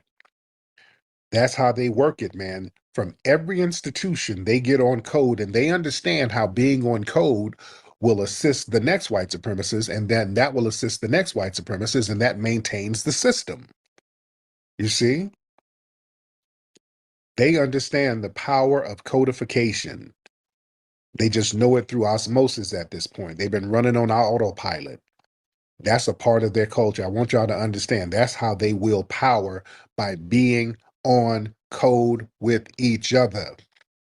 When it comes to dealing with us, especially when you're dealing with a black person, even if they got differences, the minute a black person comes into the picture, all those differences get pushed to the side and then they get on code. That's why, family, when you get these white supremacists up here and they start trying to play the hot potato, point the finger game at all these other groups, no, dude, it's not white supremacy, it's the Zionists, dude. Don't fall for that. Please stop falling for that. Don't let them get you caught up in that damn talking point. That's cap. I want y'all to understand. They have their little infighting, their intra-ethnic infighting, because they're mad at some of these other groups who get more money from exploitation than they do. See, they're just mad. It's like thieves. And this is just an analogy. It's like some thieves rob a bank, and then one of the thieves get a little more money, and then the thieves are arguing with each other over who gets the most money. And then you go to the bank that you just robbed and try to get them to get on your side. Hey, man, I just robbed you, and that fool over there took all the money. See how they be doing us? You see, he ain't shit. Man, we in this together. We both oppressed. No, nigga, you were robbing him. You were robbing me with him. Same thing with these white supremacists trying to point the finger. Man, it was these Zionists that had you enslaved now. You too. The hell you mean? You too. Don't come to me because they done finesse you out of some of the money and you trying to come to me. They love talking that shit. Hey, God, it's the Jews. The Jews had the slave ships for you, buddy. You too. All right? You were right there with them enslaving me. All right? Damn, I don't know why y'all let these white supremacists try to get away with that. Y'all not going to play that hot potato game. All right, let's get Mickey in the building. Mickey in the building. Mr. Mickey? Oh, Mickey. What's up, Mickey? You want to unmute your microphone, Mickey? All right, while we're waiting on Mickey, let's get Brother Solon in the building. All right, Solon, want to unmute? All right. Just waiting on y'all to get it together. Let's get, let me see. Let's get, all right, where y'all at? Hold on, okay. Let's get Breeze in the building. Let's get Breeze. What's up, Breeze? Hop on in. Thanks a lot, my good brother, Tariq. Long time listener. I met you at the first rally for reparations when the little sister was sitting right there, and she had that really nice sign, and you was behind her, and I took the picture of you, and then you fist bumped me. So that's it right there. Still resonates with me, good brother. Yes. Been at the second rally for reparations. Went to the joint you did down in ATL. So all the stuff you've done has always been great to me. I first found you through our good brother Neely Fuller Jr. That was about 15 years ago. And yeah, you always reminded me of a young Neely Fuller Jr. So I was like, That's the brother right there. Everything you said has been like 100 on code. Yes. Through you, I met some of the wonderful brothers and sisters. My sister Wani, Yes. the activist, Black Alpha, all of y'all. So, what you've been doing is something I've been wanting to happen for a long time, and I'm appreciative of it. And um, it just everything is coming to a culmination right now of what we always thought and we felt: the delineation, getting our reparations, standing on business, and just being about blackness. And I want to thank you so much and give you your flowers, brother, because you definitely set it off right. When my wife passed away, it was like people like you that kept me going on, because listening to you, having you influencing my daughters on what you were saying, all that stuff was good, brother. So I want to say thank you. I appreciate you so much. And I'm a native New Yorker, but my mama from Elizabeth City, North Carolina. My daddy from Tuscaloosa, Alabama. So you know how that go. Yes. Appreciate you so much, brother. Thank you. Thank you so much, brother. That's real good stuff, man. And condolences to your queen passing. Brother Salon, hop in. Hey, peace, Tariq. How you doing? Can you hear me? Tariq, you there? Can you hear me? Oh yeah, I can hear you now. Yeah, today's focus, we got to push forward with solutions over division and personal conversations. We got to build economic self. Okay, damn it. Okay. Ride Tram. What up, man? How you doing, man? Man, what is that? I thought that was my brother Salon. Okay, what's going on with your phone? What's all that noise, That brother? wasn't me. That wasn't me. That was his shit. That wasn't me. But I still hear it in the background on your phone, brother. You Oh, try. nah, I don't know. My fault. Where you at, brother? I'm at a cafe right now working. Oh, okay. Yes, sir. Yes, sir. What city is it in? It's New York. Oh, yeah.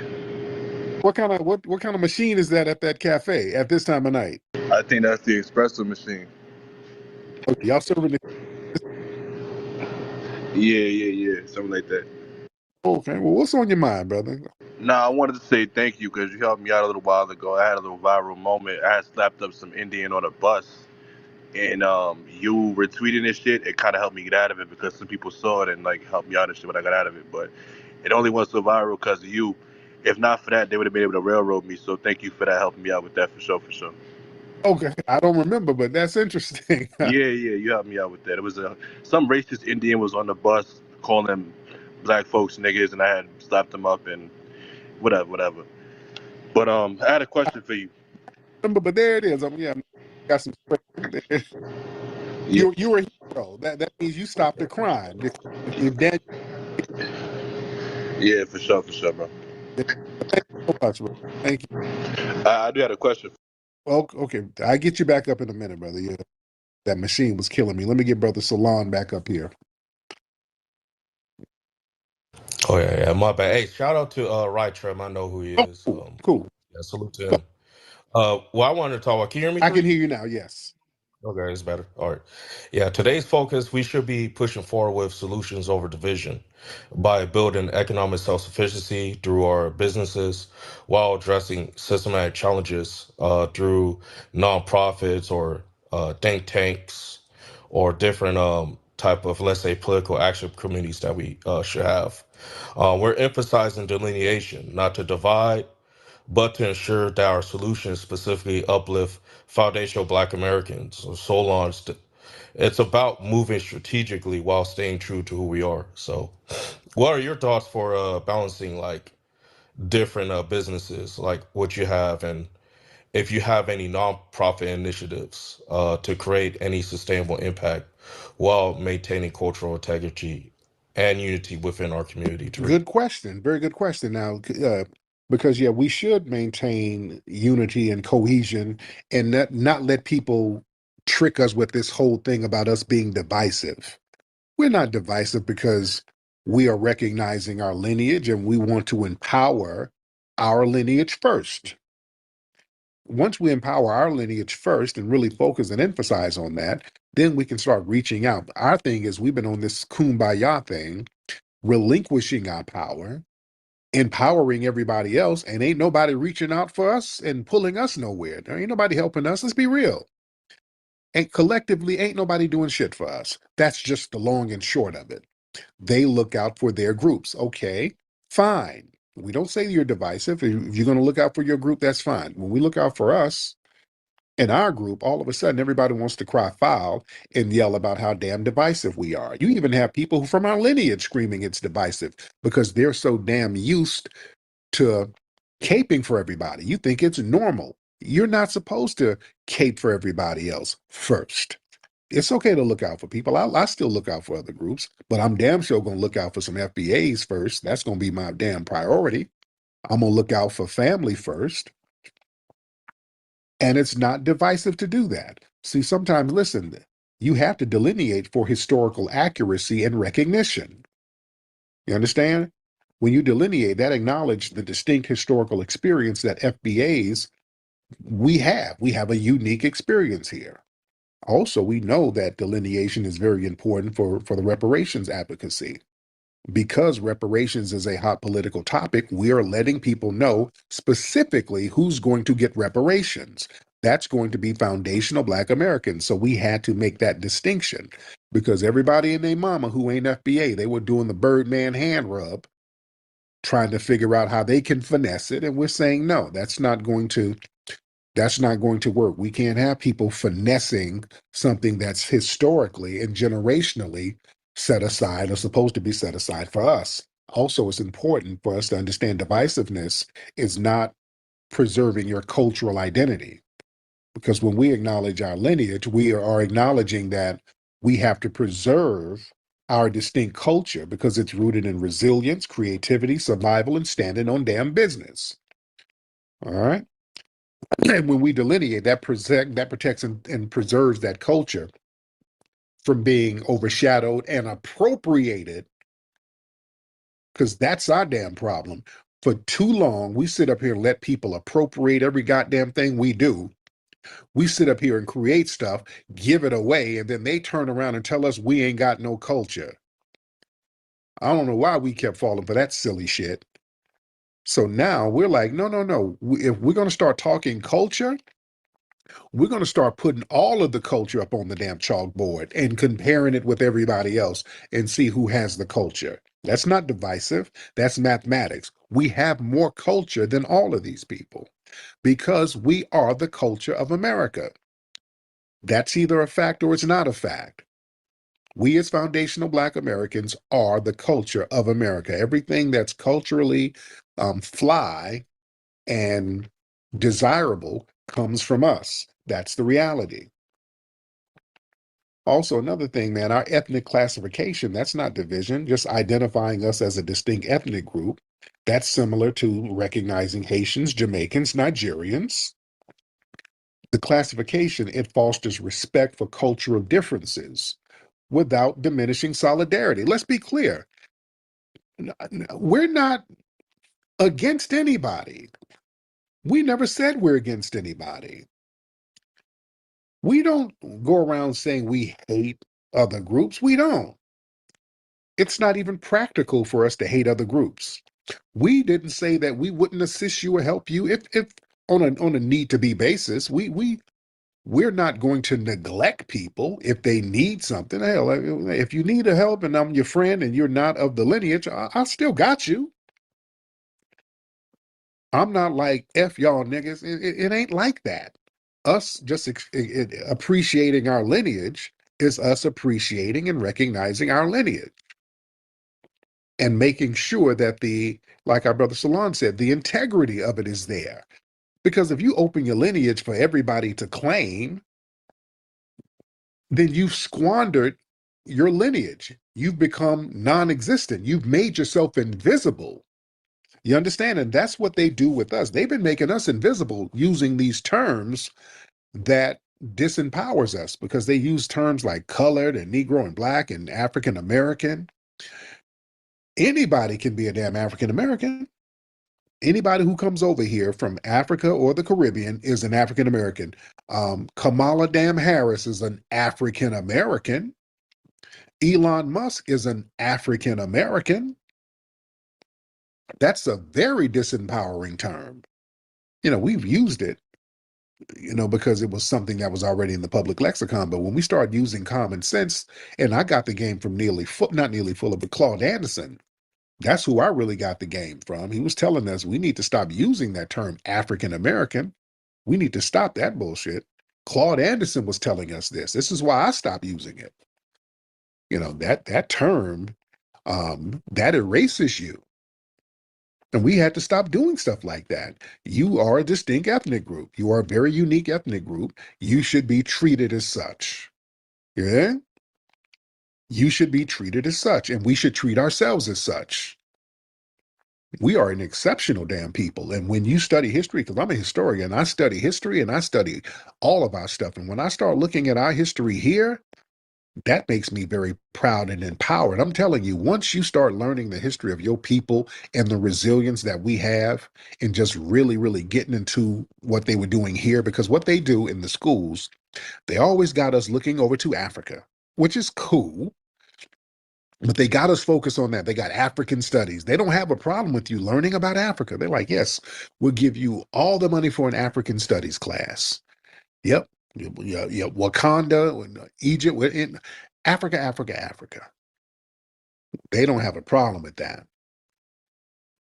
And I wonder why. I'm like, hey, the white supremacists, they don't mind pushing Africa. They really don't mind. But the minute you start talking about what you were doing here, I noticed they got nervous. Every time you start talking about, well, you know what? I just read some documents and there was a lot of black people over here and we've been here for a long time. Oh, that's not peer reviewed information. It's not peer reviewed. We got to really take it with a grain of salt. And everything was all dismissive. And also, when you start looking at research, I'm like, hey, how come they don't really show all the archaeological digs in North America? When you start asking questions, y'all notice that? They'll show archaeological digs all over the place, but they never show them over here. They don't show you archaeological digs in North America. They act like shit wasn't nothing here until Columbus. They don't never show you the archaeological digs in North America. You know why? Because they start digging up niggas. That's why. When they get to digging, you pulling niggas up out the ground. That's why they don't say nothing. When back in the day, they would do DNA tests on some of those, quote, Indian cemeteries and find out they were Negro, and they get real quiet about the shit. Down there in Brazil, when they dug up them old ancient bones, the oldest bones, and they said, we're going to do a reconstruction of what they look like, a black-ass woman. Oops, shit. No, we can't. Let's be quiet about that. Uh-oh. We can't say too much about that out loud, you see. So yeah, I noticed when we start talking about what was going on here, everybody want to change the subject. And also when we start talking about what foundational Black Americans did and what we were doing out of slavery. See, this is why when we do the next Hidden Colors, we're going to have to get into some of the stuff we were doing that's never taught right here on this soil, how resilient we were. And they were giving us trash and we knew how to flip it. We could just flip stuff as foundational Black Americans. That's the great thing about us. That's that Majara spirit, that spirit of creation. We can create certain things. And I always talk about the Civil War. The troops left those instruments down in New Orleans. Those Civil War instruments, you know, the military, they have bands. So they left those instruments down in New Orleans. The FBA brothers and sisters picked them up and created jazz. Yeah? Little shit like that. They put brothers out there to work on the railroads and they started making railroad songs with harmonicas and banjos. And the songs were mimicking the sounds of the trains. That became country music. You see? We take something and flip it and turn it into gold. We're like alchemists, man. Back when Black folks had the juke joints and the honky tonks, they would give them old pianos. They would give them pianos that damn near wouldn't work. Just give them throwaway pianos. The pianos would have keys missing. The pianos would even be out of tune. So in order to fix that, they said, okay, we're going to play the piano more percussively because we can't depend on the harmony. So they started playing like and started creating boogie woogie music, which was the seed to blues and R&B and all of this other stuff. You understand? We took something that was broken and then made something new out of it. That's like some kind of spiritual alchemy that we have, man. I want us to recognize that shit. You see? And we just keep doing that over and over again. You know, we're exceptional people. Very exceptional people. Let's get Brother John Horse in. John Horse in the building. Brother John Horse, hop in, sir. Yeah, what's good, I'm Tariq? good, man. How are you? I'm pretty good.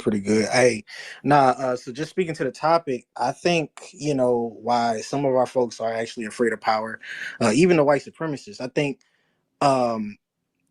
a lot of our folks, they're afraid of power simply because a part of power, we're always known to reward folks, but a part of power is about punishing your enemies. Yeah. And I think a lot of our people, we're just so not used to punishing people that harm us, and it's just something that kind of throws us off. And I think as of right now with delineating, we're slowly starting to understand how that kind of works. And the white supremacists and all their minions, they have a problem with that because they're just so not used to us really just putting our foot down and just politely just saying the word no. Right, exactly. And yeah, and also the punishment thing, they're very terrified of that because that's something that's like a nightmare to them because they know what they've done to foundational Black Americans. So in the back of their mind, there's going to be like a big retaliation one day. They sit here damn near fantasizing about the retribution. That's why the fade in the water in Montgomery scared them so much. Remember the Montgomery situation? When all them brothers popped out of the water out of nowhere when they least expected it and start whooping down on them white supremacists. The white supremacists around the nation, that had them shook. I want y'all to understand that. Because of a couple of reasons. It had them shook. One was because most of the people were not punished for doing so because they were actually justified.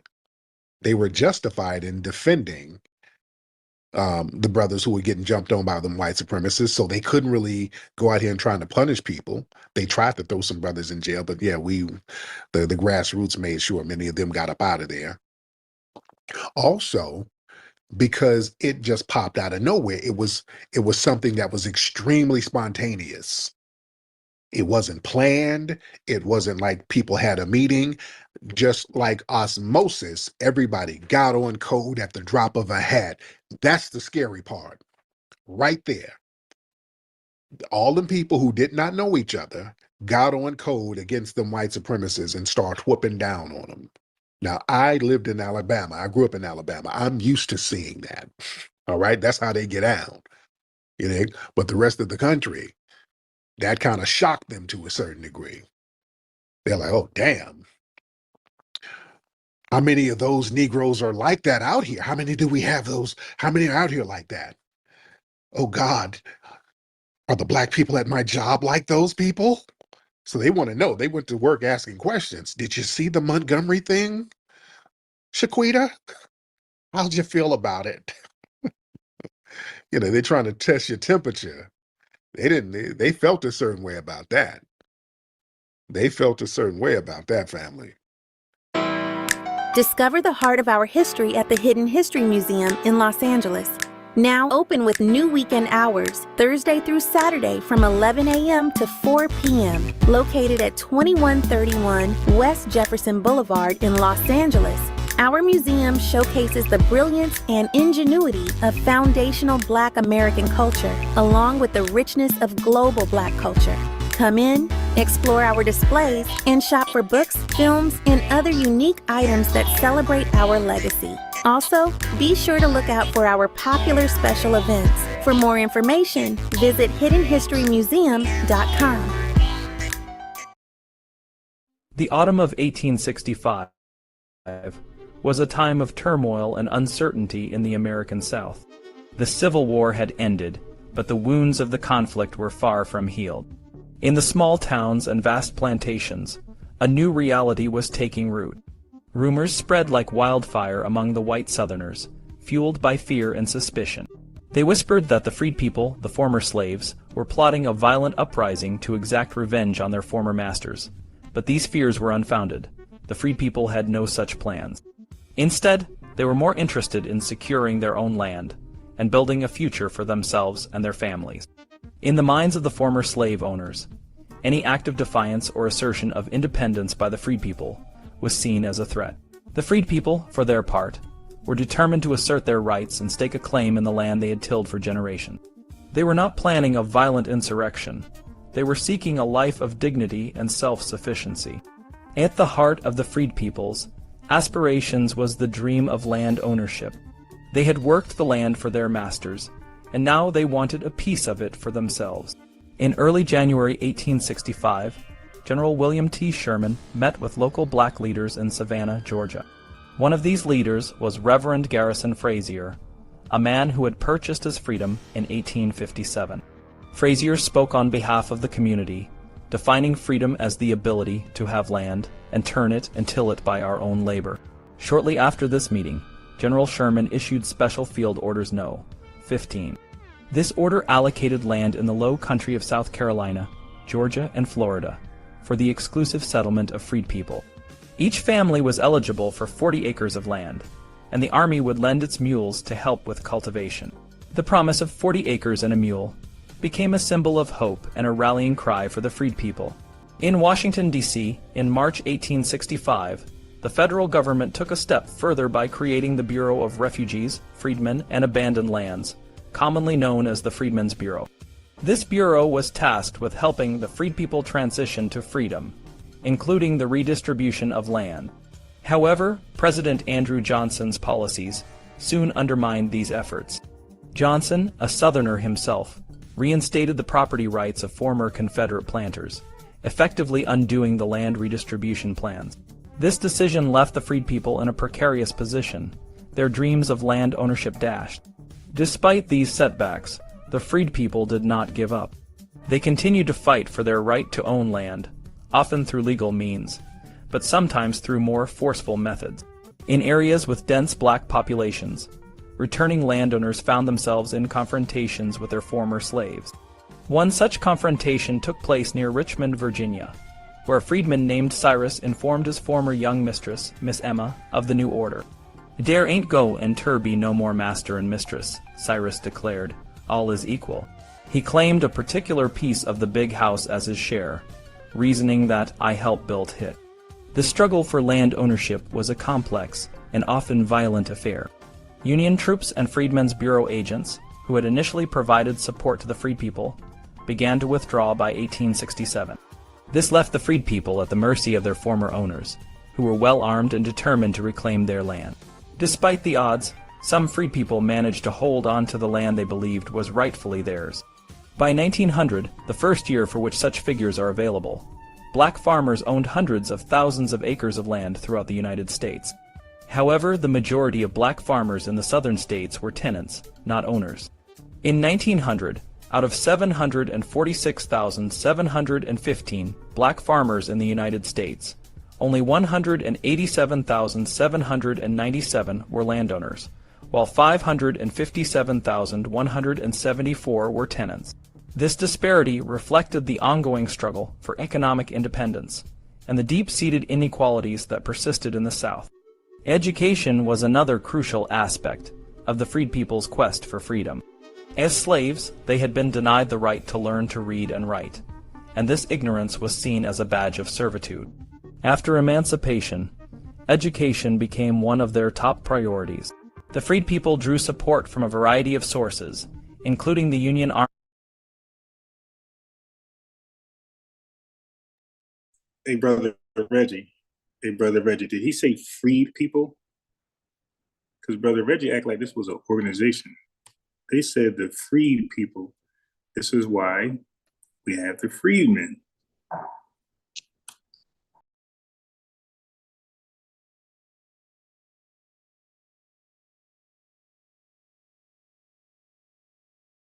Armed Forces, Northern. After emancipation, education became one of their top priorities. The free people drew support from a variety of sources, including the Union Armed Forces, Northern Free Blacks, the Freedmen's Bureau, and both black and white churches. One of the earliest and most dedicated educators was Mary S. Peake, a free black Virginian. Peake had been illegally teaching local black people to read since the late 1840s. When the Union forces occupied Fortress Monroe in 1861, she became one of the first teachers in the area. Her school later formed the nucleus of what became Hampton Institute, one of the earliest centers of African American higher education. In Natchez, Mississippi, black women founded 3 schools, and in Savannah, Georgia, they established 2 large schools during the war. Northern black people, feeling a special tie to their Southern brethren, often went south as teachers. Virginia C. Green, a Northern teacher, said, "I class myself with the freedmen. Though I have never known servitude, they are in fact my people." When Union forces occupied the South Carolina Sea Islands in 1861, black and white abolitionists from the North answered the call for teachers. Among them was Charlotte Fortin, an African-American abolitionist from Philadelphia who had been educated in Salem, Massachusetts. Fortin and other Northern teachers faced tremendous hostility in the South. They were often labeled as carpetbaggers, a derogatory term for people who threatened the existing social and economic order. Former Confederates shunned the white teachers and abused the black ones, often burning down schoolhouses and driving teachers out by force. Many Northern teachers gave up after a few years, but the most dedicated stayed and worked alongside black Southerners. Even before the Confederate surrender, black Southerners were attempting to teach each other in whatever schools they could create. African American communities taxed themselves to pay teachers, and after the war, freed people's schools received support from national institutions like the Freedmen's Bureau, the African Methodist Episcopal Church, and the American Missionary Society. By the 1870s, poor Southern freed people had managed to invest more than $1 million in their own education. The Freedmen's Bureau played a crucial role in educating the freed people. Before winding down its educational work in 1869 to 1870, the Bureau spent more than $5 million educating nearly 250,000 freed people in more than 4,000 schools. The Bureau, along with white religious organizations, before winding down the Freedmen's Bureau, the African Methodist Episcopal Church, support from national institutions like the Freedmen's Bureau, the African Methodist educating nearly 250,000 in 1860 challenges, but in 1869 to 1870. The autumn of 1865 was but the most dedicated stayed and worked alongside black Southerners.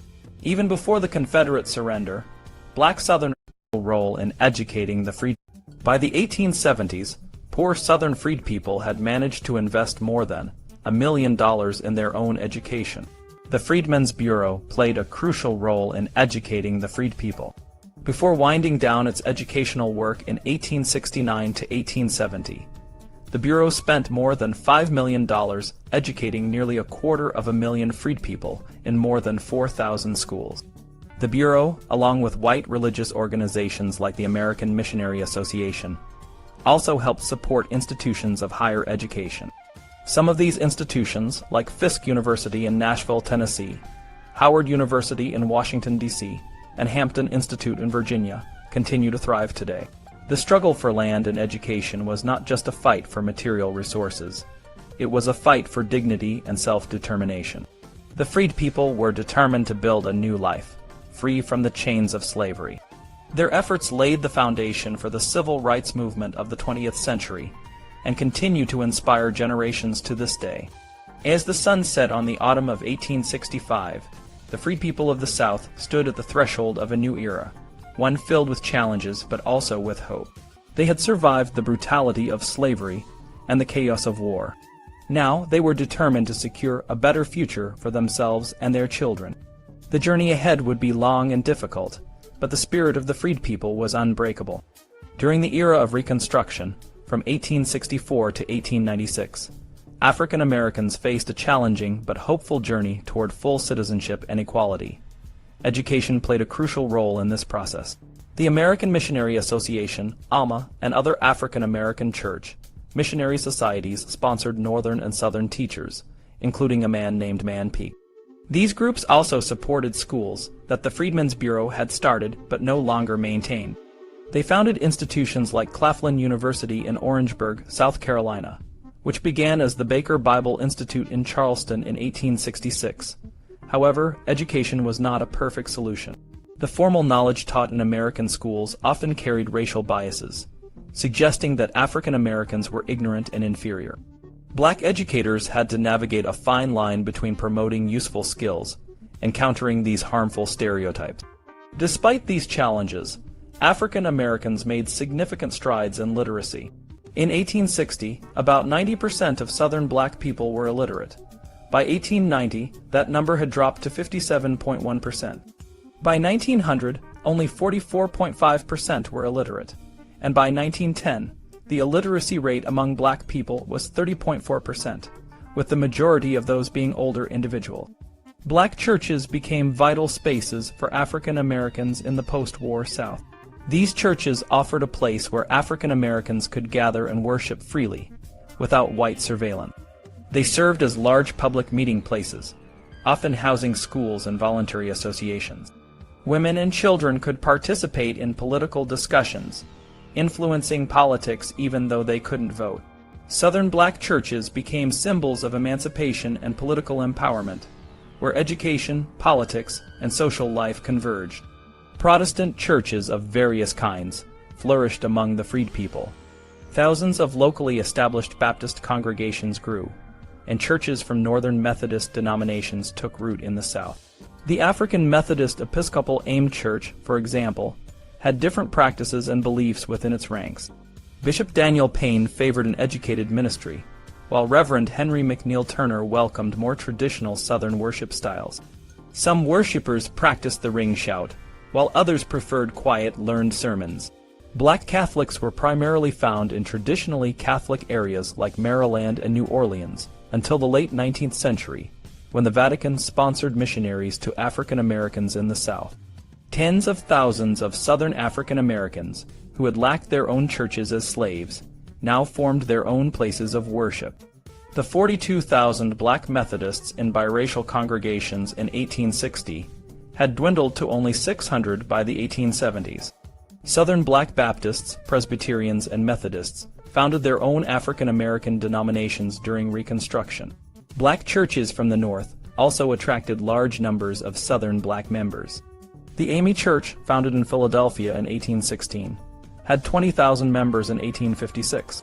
By 1865, its membership had increased to 45,000, and to more than 200,000 by 1876.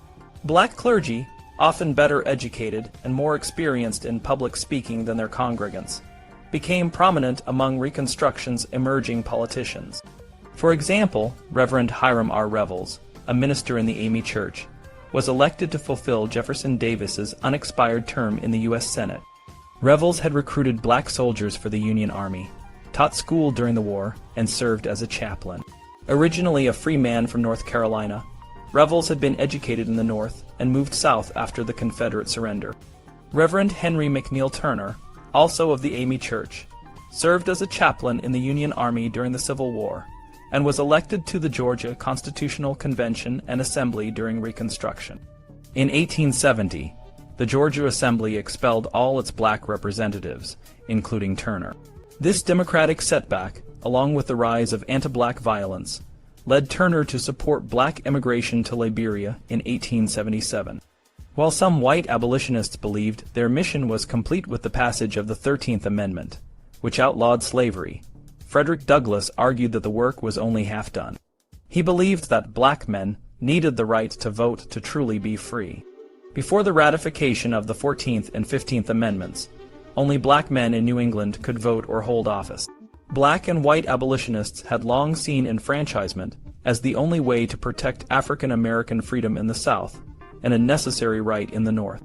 In 1864, black men met in Syracuse, New York, to form the National Equal Rights League and demand the vote and other civil rights. Northern and Southern whites generally opposed enfranchising black men. In 1864, President Abraham Lincoln urged limited suffrage for black men in Louisiana, particularly for well-educated and well-off free men of color who had fought for the Union. The all-white Louisiana legislature rejected Lincoln's suggestion. Lincoln's ideas for Reconstruction would have only made minor changes to the South's power structure, not enough to permit black suffrage. Most northern states also prevented black men from voting. Ultimately, Southern black men gained the right to vote before their northern counterparts. Without Southern black voters who supported the Republicans, the Southern states could not be readmitted to the Union. The former Confederacy could not be reconstructed as a loyal part of the United States without black voters. In late 1866, Congress took control of Reconstruction from President Johnson, impeached him, and took over the process of readmitting the Southern states. Black men were allowed to vote and hold office as delegates to the constitutional conventions that would reconstruct the Southern states. In January 1867, black men throughout the former Confederate states and the District of Columbia voted and held office for the first time, all as Republicans. The Union Army oversaw the registration of 735,000 black and 635,000 white men. 5 states, Mississippi, South Carolina, Louisiana, Alabama, and Florida, had black electoral majorities. The Southern state constitutional conventions abolished property qualifications for voting and holding office, providing full enfranchisement for poor men, both white and black. Reconstruction sometimes created extraordinary opportunities, especially in areas with high black population. For example, in McIntosh County, Georgia, centered on the town of Darien, Tunis Campbell, a northern African American, created a political machine that protected local freed people from white attacks. With Campbell's guidance, freed people controlled their own public life. However, this lasted only until 1876, 4 years after white supremacist Democrats took over the state of Georgia. Despite facing severe opposition and even being put on a chain gang, Campbell remained in Georgia until 1882. In the state legislatures of 1867, black men held the majority only in South Carolina, and even then, the majority was brief. South Carolina's first congressional Reconstruction legislature had a black majority, although whites always controlled the state Senate. 2 black men, Alonzo J. Ranzier and Richard H. Gleaves, served as lieutenant governors, while Samuel J. Lee and Robert B. Elliott served as speakers of the House. Francis L. Cardozo, educated in Glasgow and London, served as Secretary of State and Treasurer. These achievements, while significant, were part of a larger struggle for equality and justice. The era of Reconstruction saw African Americans making remarkable progress in education, politics, and social life, despite the obstacles they faced. Their efforts laid the foundation for future civil rights movements and continue to inspire the fight for equality today. Black men also held significant political sway in Louisiana, where 133 black men held seats in the legislature between 1868 and 1897. 3 black men served as lieutenant governor, and 1, P. B.S. Pinchback, 1837 to 1921, even served as acting governor for 43 days. This was a remarkable achievement, considering the extreme challenges and barriers black politicians faced during this period. However, in other parts of the South, black office holders struggled to take and hold their positions. In Georgia, for example, white legislators initially barred elected black men from taking their seats. Even after the state Supreme Court reversed this policy, black legislators continued to face numerous obstacles in their service. Despite these challenges, more than 600 black men were elected to serve in Southern state legislatures during Reconstruction. In the West, 120 black men served in state legislatures in the late 19th century. It's important to note that at no point did black men rule any part of the reconstructed South. During and after Reconstruction, conservatives often criticized black politicians as ignorant and corrupt. While there was some truth to these charges, the problems were not unique to the South or to black politicians. They were national issues. In fact, in the major scandals of the era, no black politician was ever charged. The knowledge that black men had held high elective offices inspired African Americans, whether or not they could vote. Reconstruction lasted different lengths of time in various Southern states. In all the former Confederate states except South Carolina, Florida, Louisiana, and Mississippi.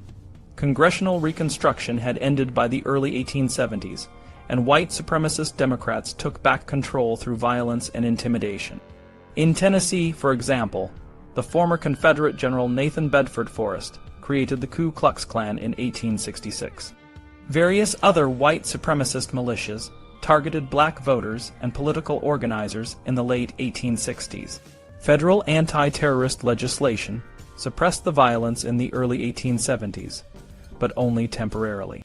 After the economic crisis of 1873, the federal government shifted its focus to the economy, neglecting conditions in the South. Terrorism played a significant role in the end of Reconstruction. Political issues such as public debt, corruption, and economic hard times also contributed.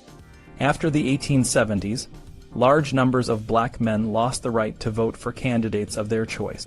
Violence destroyed the promise of democracy in the 19th century South. Slavery was based on the use and threat of force, and enslaved African Americans had little protection against murder and injury beyond their value as property. After emancipation, black people's lives lost their value as property, and angry, resentful Southern whites used terrorism to reestablish their power over black people. White supremacist violence surged during Reconstruction, eventually destroying the Republican regimes in which black men played a significant role. The freed people did not suffer in silence during the destruction of Reconstruction. They appealed to Union troops and Freedmen's Bureau agents following the Confederate surrender. When the troops left and the Bureau folded, freed people kept their records and petitioned the federal government for protection. In northern Louisiana, for instance, a group of black Union veterans led by Henry Adams, 1843 to 1883, or later, and known simply as the Committee, investigated the terrorist campaign that Democrats used to prevent black Republicans from organizing and defending freed people. The black veterans of the committee annoyed employers by reviewing labor contracts to ensure that freed people were getting their due. "I figured up accounts for them," said Henry Adams, and often seen where the whites had cheated the colored people who had made contracts with them out of more than 2/3 of their just rights, according to their contracts. "I told a great many of them to take their contracts to lawyers and get them to force the parties to a settlement, but they told me they were afraid they would be killed. Some few reported to the court, but told me afterwards that it did not do. Some even were whipped when they went home." Between 1866 and 1876, Adams and his group kept a record of 694 beatings and murders of freed people in northern Louisiana. Many assaults targeted the politically active. For example, Nathan Williams, a black man, was badly whipped and his cotton taken away by a white man named Bill Mark in 1874 because he voted the Republican ticket. Old man Jack Horse and his son were badly beaten and shot at by white men on their way to the election on November 7th, 1870.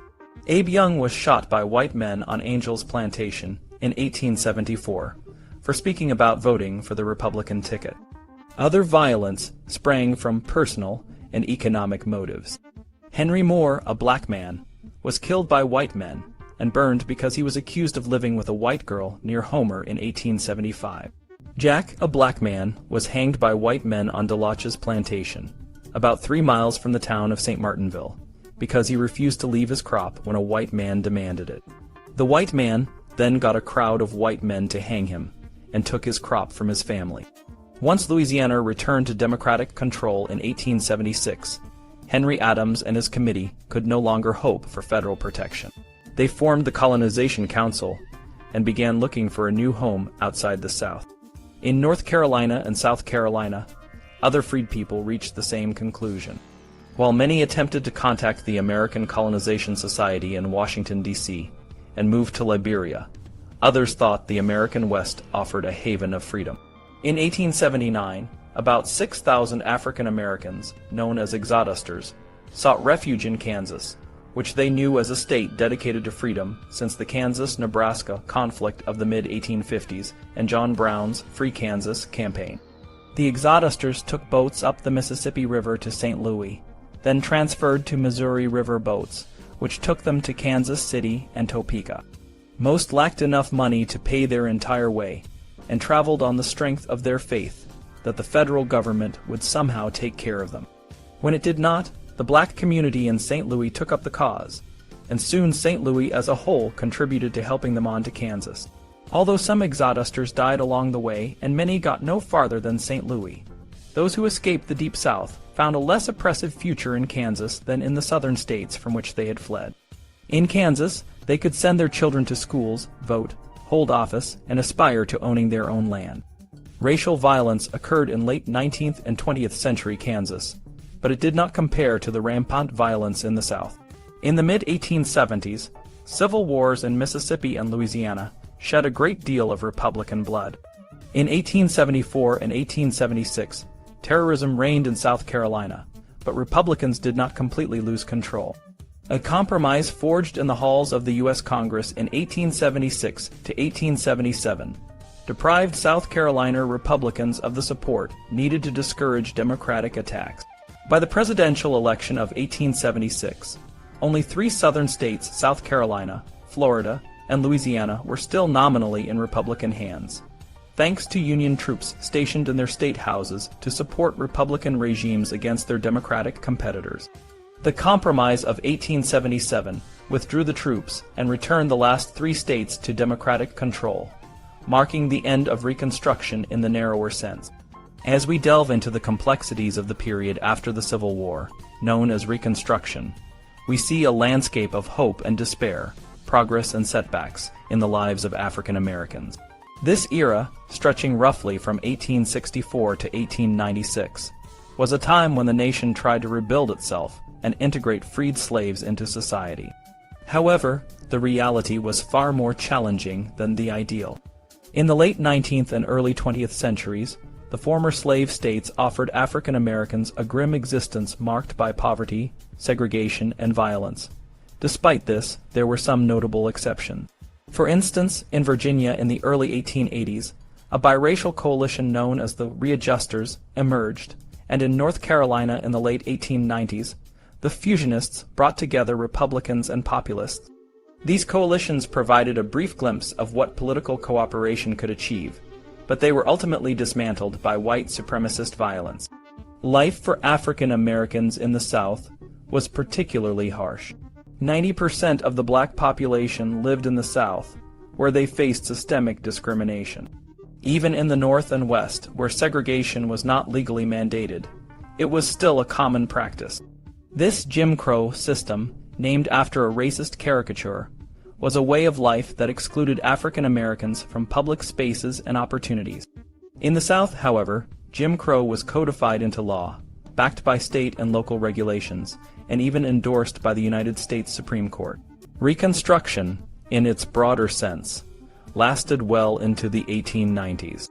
During this time, African American men held onto political influence by forming alliances and political machines.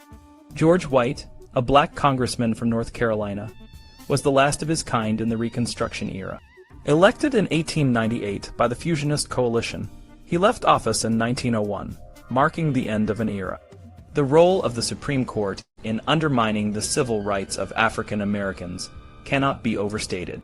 In a series of decisions, the court systematically eroded the legal protections that had been established for black citizens. The slaughterhouse cases of 1873, for example, limited the privileges and immunities guaranteed by the 14th Amendment to the federal government rather than the states. This meant that the amendment, which was originally meant to secure the rights of freed slaves, was instead used to protect corporations from regulation. In 1875, the Supreme Court further weakened federal protections in the cases of U.S. v. Reese and U.S. v. Cruikshank. These decisions effectively handed the fate of African Americans over to Southern white supremacists. The Civil Rights Act of 1875, which aimed to prevent discrimination in public accommodations, was struck down by the court in 1883, allowing for widespread discrimination to continue unchecked. One of the most significant Supreme Court decisions of this era was Plessy v. Ferguson in 1896. Homer Plessy, a black man, was removed from a first-class train car in Louisiana, despite having purchased a ticket. His case reached the Supreme Court, which ruled that segregation was constitutional as long as the facilities were separate but equal. This ruling gave legal sanction to racial segregation, and paved the way for the widespread humiliation and exclusion of African Americans from public life. The Supreme Court also played a crucial role in the disenfranchisement of black men. Cases like Mills v. Green 1895, Williams v. Mississippi 1898, and Giles v. Harris 1903 upheld state laws that made it nearly impossible for African Americans to vote. These laws included poll taxes, literacy tests, and grandfather clauses, which effectively stripped black men of their right to participate in the democratic process. By the early 20th century, the South had implemented a wide range of practices to disenfranchise black men. States like Mississippi and South Carolina led the way with constitutional revisions that disenfranchised not only black men, but also many poor white men. The legacy of these decisions was a South characterized by segregation, disenfranchisement, and racial degradation. The relationship between African Americans and Native Americans also evolved during this period. During the Civil War, some Native American tribes, particularly the Cherokee, had owned slaves and supported the Confederacy. After the war, black soldiers were redeployed to the West, where they protected settlers and railroad workers from Native American attacks. These African American regiments, known as Buffalo Soldiers, played a significant role in the West, constituting about 20% of the U.S. armed forces in the region. Despite their contributions, African American soldiers were often excluded from the narrative of Reconstruction. Instead of protecting free people in the South, who desperately needed armed support, they were assigned to protect Western settlers from Native American attacks. This shift in their role highlighted the complex and often contradictory nature of their service. Reconstruction governments in the South made significant efforts to improve the lives of the majority of Southern people, who were poor. They raised taxes to fund schools, prisons, and other social services. However, these efforts were met with criticism from Democrats, who exaggerated issues of debt and corruption to regain power. Black solidarity and a cautious optimism marked the early years of Reconstruction. However, the increasing use of violence against African Americans and the loss of hope among rural blacks became more prevalent in later years. By the late 1870s, the South resembled a region where the Confederacy had won the Civil War. African Americans did not passively accept their oppression. They sought ways to overcome poverty and demand justice. One notable example is the ex-slave Mutual Relief, Bounty and Pension Association, led by Callie House, a Nashville seamstress. This movement gathered over 600,000 signatures from former slaves, demanding pensions as compensation for their unpaid labor. Although the federal government ultimately broke the movement, it highlighted the persistent struggle for reparations and justice. The historian W. E.B. Du Bois, in his groundbreaking book, Black Reconstruction, 1935, challenged the field of historical scholarship by arguing that the downfall of Reconstruction and the disenfranchisement of poor men represented the failure of democracy in the South. Du Bois pointed out that the charges of corruption against Southern Republicans were often a cover for the discomfort that white elites felt about poor people gaining political power and independence. Du Bois's work also highlighted the ways in which historians distorted American history to trivialize the revolutionary changes in labor relations and denigrate the actions of African Americans during Reconstruction. His critical essay on historiography and Black Reconstruction remains a powerful indictment of the selective use of historical sources to shape narratives. In conclusion, the period of Reconstruction was a time of profound change and struggle. African Americans fought for their rights and dignity in the face of overwhelming obstacles. While the era saw significant gains, it ultimately ended in a backlash that entrenched the system of racial segregation and disenfranchisement. The legacy of this period continues to shape American society, serving as a reminder of the ongoing struggle for equality and justice. New at 5, the Oklahoma Department of Corrections has more than 500 inmates who are illegal immigrants or have an unknown status. Now, those immigrants could easily fall into President-elect Donald Trump's plans for mass deportations in the first days of his second term. I asked the Oklahoma Department of Corrections for their immigrant inmate numbers and looked into why these inmates are being looked at as the first to be removed from the U.S. next year. Vote Republican and we will begin the largest deportation operation in American history. President-elect Donald Trump promised mass deportations on day one, and now we are getting a better idea of who could be the first to go. But I'd like to start with deporting those who are the most violent criminals, those who are raping people or they're pedophiles or murderers. Those should be the first ones to go. Many Republican members of Congress say the easiest to deport quickly under a second Trump administration are the illegal immigrants in prison nationwide already convicted of a crime. Right now, an illegal immigrant must serve out their sentence, and then after paying their debt to society, are they then deported. Immigration and Republican officials say since deportation is going to happen anyways, Trump is expected to just speed up the process. There are just not a million criminals who are ready to be deported in a given year.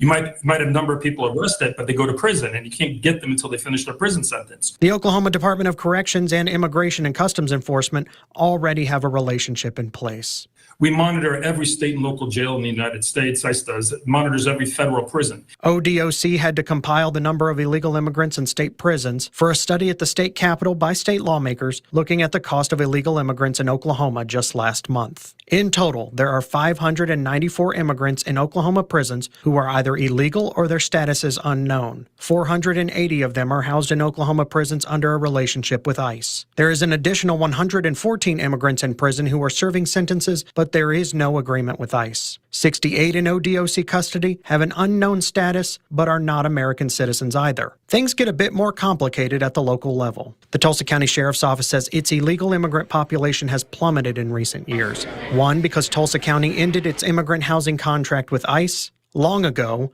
and two, the Biden administration started giving bail to illegal immigrants arrested for crimes back in 2021. Tulsa County Sheriff Vic Regalado has previously told Fox 23 once an illegal immigrant is arrested, they get a court date, bond out, and then they just run away, never showing up for court. You're talking about individuals that committed serious crimes, okay, that have been released and are gone in the wind. You know, to commit another crime, who knows? A spokesperson for TCSO says because of those factors, there is really no one in the Tulsa County Jail for ICE to deport. Now, keep in mind, nothing is going to happen until mid to late January. President-elect Donald Trump will not be sworn in until January 20th. The Biden administration is going to keep its current policies in place until then.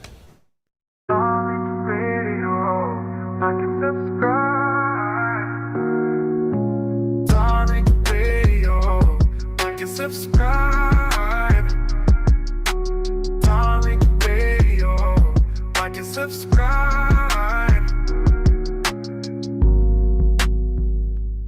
Man.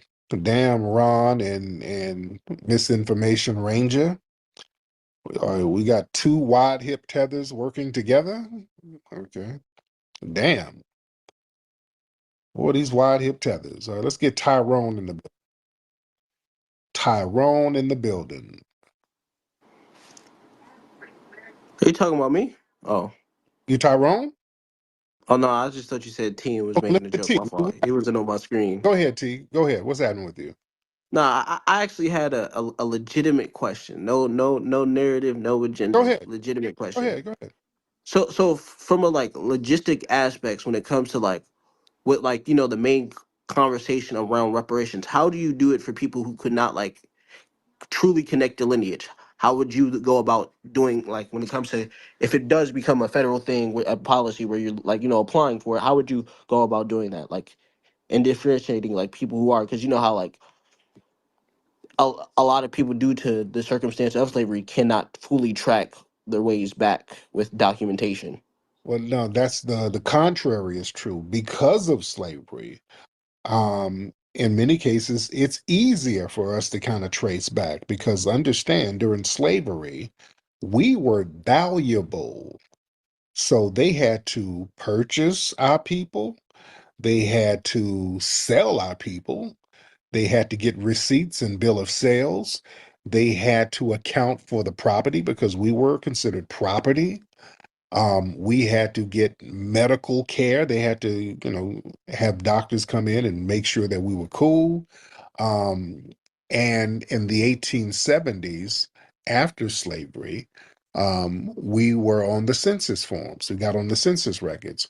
So, our history is pretty well documented. So it's not really that hard to find out who's who. especially going into the 1870s. All we have to do is just look at birth certificates, death certificates, also, yeah, insurance, because we had to be insured. So if you're a foundational Black American and you got a mama and a dad who's foundational Black American and a grandfather and a grandmother, you can just trace them back. It's that simple. They got birth. And then Go ahead. I was gonna ask you that on terms of like people who do come from mixed backgrounds that have that in them as well. How would you go about that as well? Right, like I said, Would you put a percentage on it, like per se, kind of how they do with natives, and like, would you put a percentage on it? no, it's not a percentage. It's just straight lineage. Either your family, somebody is on the 1870 census records, or they are not. You understand? Either they are or they're not. If you got a relative who's listed on those census forms going to at least 1870, then and it traces back to you, you have foundational Black American lineage. You can get reparations for that ancestor. And if they're listed as Black on there or colored or Negro, you see, it's easy. Now, if you might have a mama who's Jamaican or whatever, but if that dad has a lineage that goes back, well, that would make you eligible. That makes sense? Cool. I was just asking how y'all want to break it down. What do you feel? Do you feel that it's always going to cause divide, or do you think you push divide with like the convo? What's divisive about my lineage? I think you entice people to a degree. Would How? you disagree? Highly disagree. Entice how? I think you feed into some of the like bullshit and negativity, if that makes any aspect of it. That's Tether's projecting. There is no negative. Why is my lineage bullshit? See, that's a projection. When it Not necessarily that, but like that, people who that have the anti view of you, like the people who do push like anti view, like why do you entertain them? Is kind of what I'm asking. I don't. When do you see me entertain? People make videos about me all the time. I don't entertain that shit. I mean, on this very platform, Yeah, like I don't really see too much of you of off this platform, so I'm people, kind of basing off this. right. Well, people call up. I don't know who's gonna call up. You understand? People Oh, I call. thought you select people. I'm not gonna lie, I didn't know if you do or not. Oh no, no, I didn't. I just get random people. I don't know y'all. I'm just having conversations, and people raise their hand, and people make a request like you. You made a request. I let you up. I don't know you. I don't know what you're gonna talk about. Yeah. Some people call. Listen, and you notice people call up. Half of them shout me out. They show love. That's good. Then somebody might call up saying some bullshit. That's not me feeding negativity. I'm just talking to people. And if they say something janky, I'll address it. Yeah. But what's divisive about acknowledging our lineage? I feel like certain statements are divisive. Like I've heard like go eat bush meat. Like I think that's kind of a divisive statement. Yes, it is. It's not divisive, but it's you getting roasted. If you call up and you're trying to roast, and that's what happens. You're gonna get some of the bushmeat comments when you call up trying to roast. And a lot of non-FBA cats, they call up and then they want to get into a roasting battle. And foundational Black Americans are masters at roasting. Well, it can't help that your feelings get hurt after you got roasted, but that's part of the roast game. So there's no rules in roasting. Everybody can get it. We're going to hit you where it hurts. When people call up here talking about bullet bags and baby mamas and welfare, well, we're going to hit you with the bushmeat and hyena pea. So some of our roasts are better than others. Now, Chi, your family is from the Caribbean, aren't they? Nah, Where's your family from, young man? Philadelphia, brother. T. Mm-hmm. Where's your family from? You're asking me more questions than I know. Type shit. I know that a portion of my family came from Louisiana at a Uh-oh. certain point in time, from Philadelphia, and then moved to Philadelphia. So Somebody's Haitian in your family, T? Nah, I don't know anybody that's Haitian in my family. Really? Yeah. But you think they came from from Louisiana, but you It's don't. like I think it's Louisiana or Alabama, one of those super southern places, and they were a pastor, one of like my great grands. But Sir, yeah, T, I don't know about Haitian. I don't know any Haitian people in my family. you don't know, T. If you don't know, and you're just trying to guess either Alabama, Louisiana, that means part of your family, or at least part. They're not Right. from here. So I We already I would. would. played that. Oh, I Huh? know. I know what I wanted to play. My fault. My fault.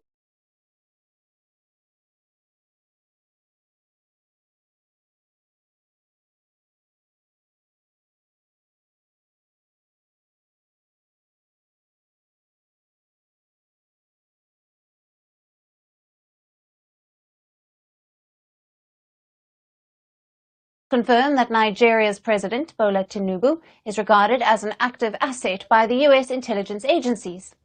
Now, the disclosure surfaced in a joint filing by the CIA, the Federal Bureau of Investigation, and the Drug Enforcement Administration.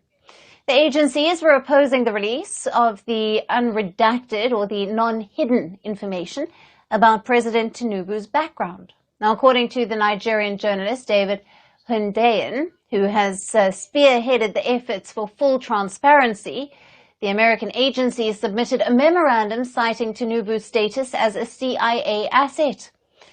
The CIA's memorandum underscored the importance of safeguarding its intelligence partnerships. It stated that human sources can be expected to furnish information to the CIA, and only when they are confident the CIA will do everything in its power to prevent the public disclosure of their cooperation.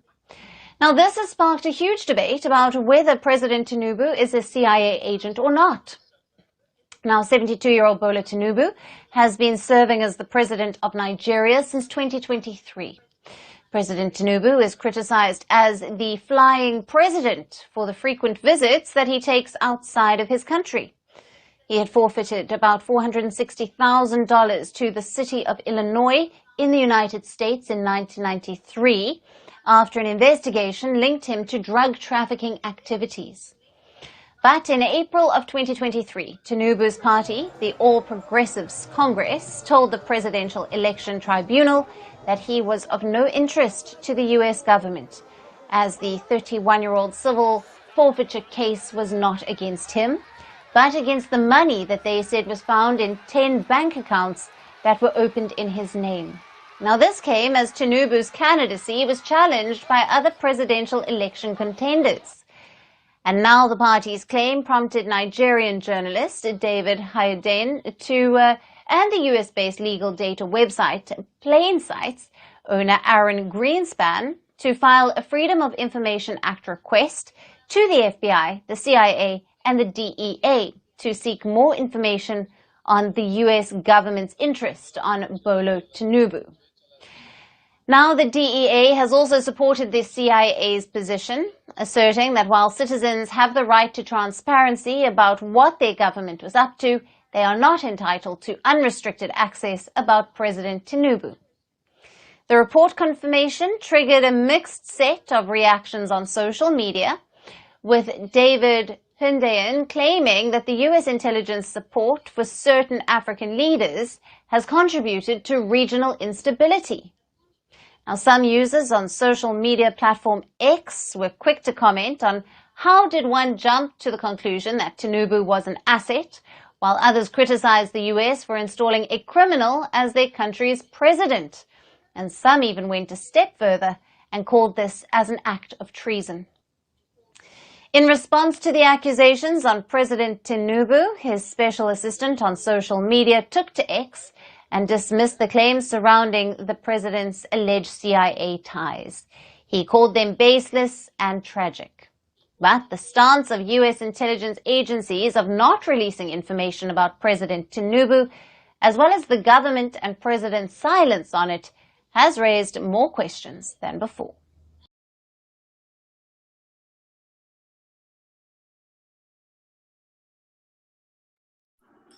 Damn, I love this country, yo. I love this country, yo. We can put a informant in place as another country's president. Yeah, we're on the right side. Can you imagine that? You in a country like these Nigerians, arrogant, proud. We doing better than you niggas. And your president is a literal duck, a puppet. We talk about our presidents. Yo, we got to be, listen, man, listen, the grass is not greener. Ain't no grass over there. It's mud. Okay? Their president is a CIA implant, basically Rick Ross. So just imagine Rick Ross as our president. Rick Ross is basically their president. And they're talking trash about FBAs, ADOS, and Friedman. They are wild, yo. This is why I'm going to stay on their heads, yo. And I'm going to stay on Tether's heads as well, because they are the most dangerous persons. All right? You guys keep thinking that you got these black immigrants as friends. Yo, first of all, why they not coming on Unbiased Sports? They all know me. You know, we talking about vaccines, they'll be here. We talking about real SHIT now. We're talking about lineage and what's due to us and the necessary to self-identify. None of them is happy with us self-identifying. Yo, ask yourselves, go on those other channels, hey, be serious. On the other channels, ask the black immigrants to come over here and say they support FBA's self-identifying. They support FBA's reparations just for FBAs. If you can't get them to say that, they're not your ally. Okay? You're letting them in your spaces, and all they doing is becoming like the Nigerian president. They're around you to collect data. That's all. They will know what you're up to. And how can I derail it? How can I throw a monkey wrench in it? Like, because listen, you gotta understand, Garvey felt like a lot of FBAs were gullible. He was right. He came over here and he was able to sell fake stocks to them. A lot of these tethers feel like that today. They feel like the public were gullible. So that's why they're so confident, come in our spaces, sit on our panels, and spew their agendas. But you see me, no. A little more, and I will get on them. I will challenge them, and I will embarrass them and show how it's not gonna work over here, bro. We're on code. We're FBA first and last. Okay. Anyway, with that note, tonight it's gonna be interesting. Live. It's gonna be a part 2. The sister Tiffany's coming. She's coming back on. She is RBG. She has strong feelings against FBA. I think I softened the blow a little bit. And we'll continue on to talk. I'm just have her slow down a little bit because she's a little long-winded. So I'm gonna have her say, "Okay, listen, just in 1 minute's time, can you give us something, and then stop, and then and then go again, and then stop." Got no problem, but we need to stop. Can't be going on and going on and going on like Brother Reggie. Okay. Anyway, and Brother Reggie is our brother, but he's long-winded. All right. Peace. Check out the live stream later on. Hopefully I get home early enough so IBM could do his presentation. All right, man. Peace.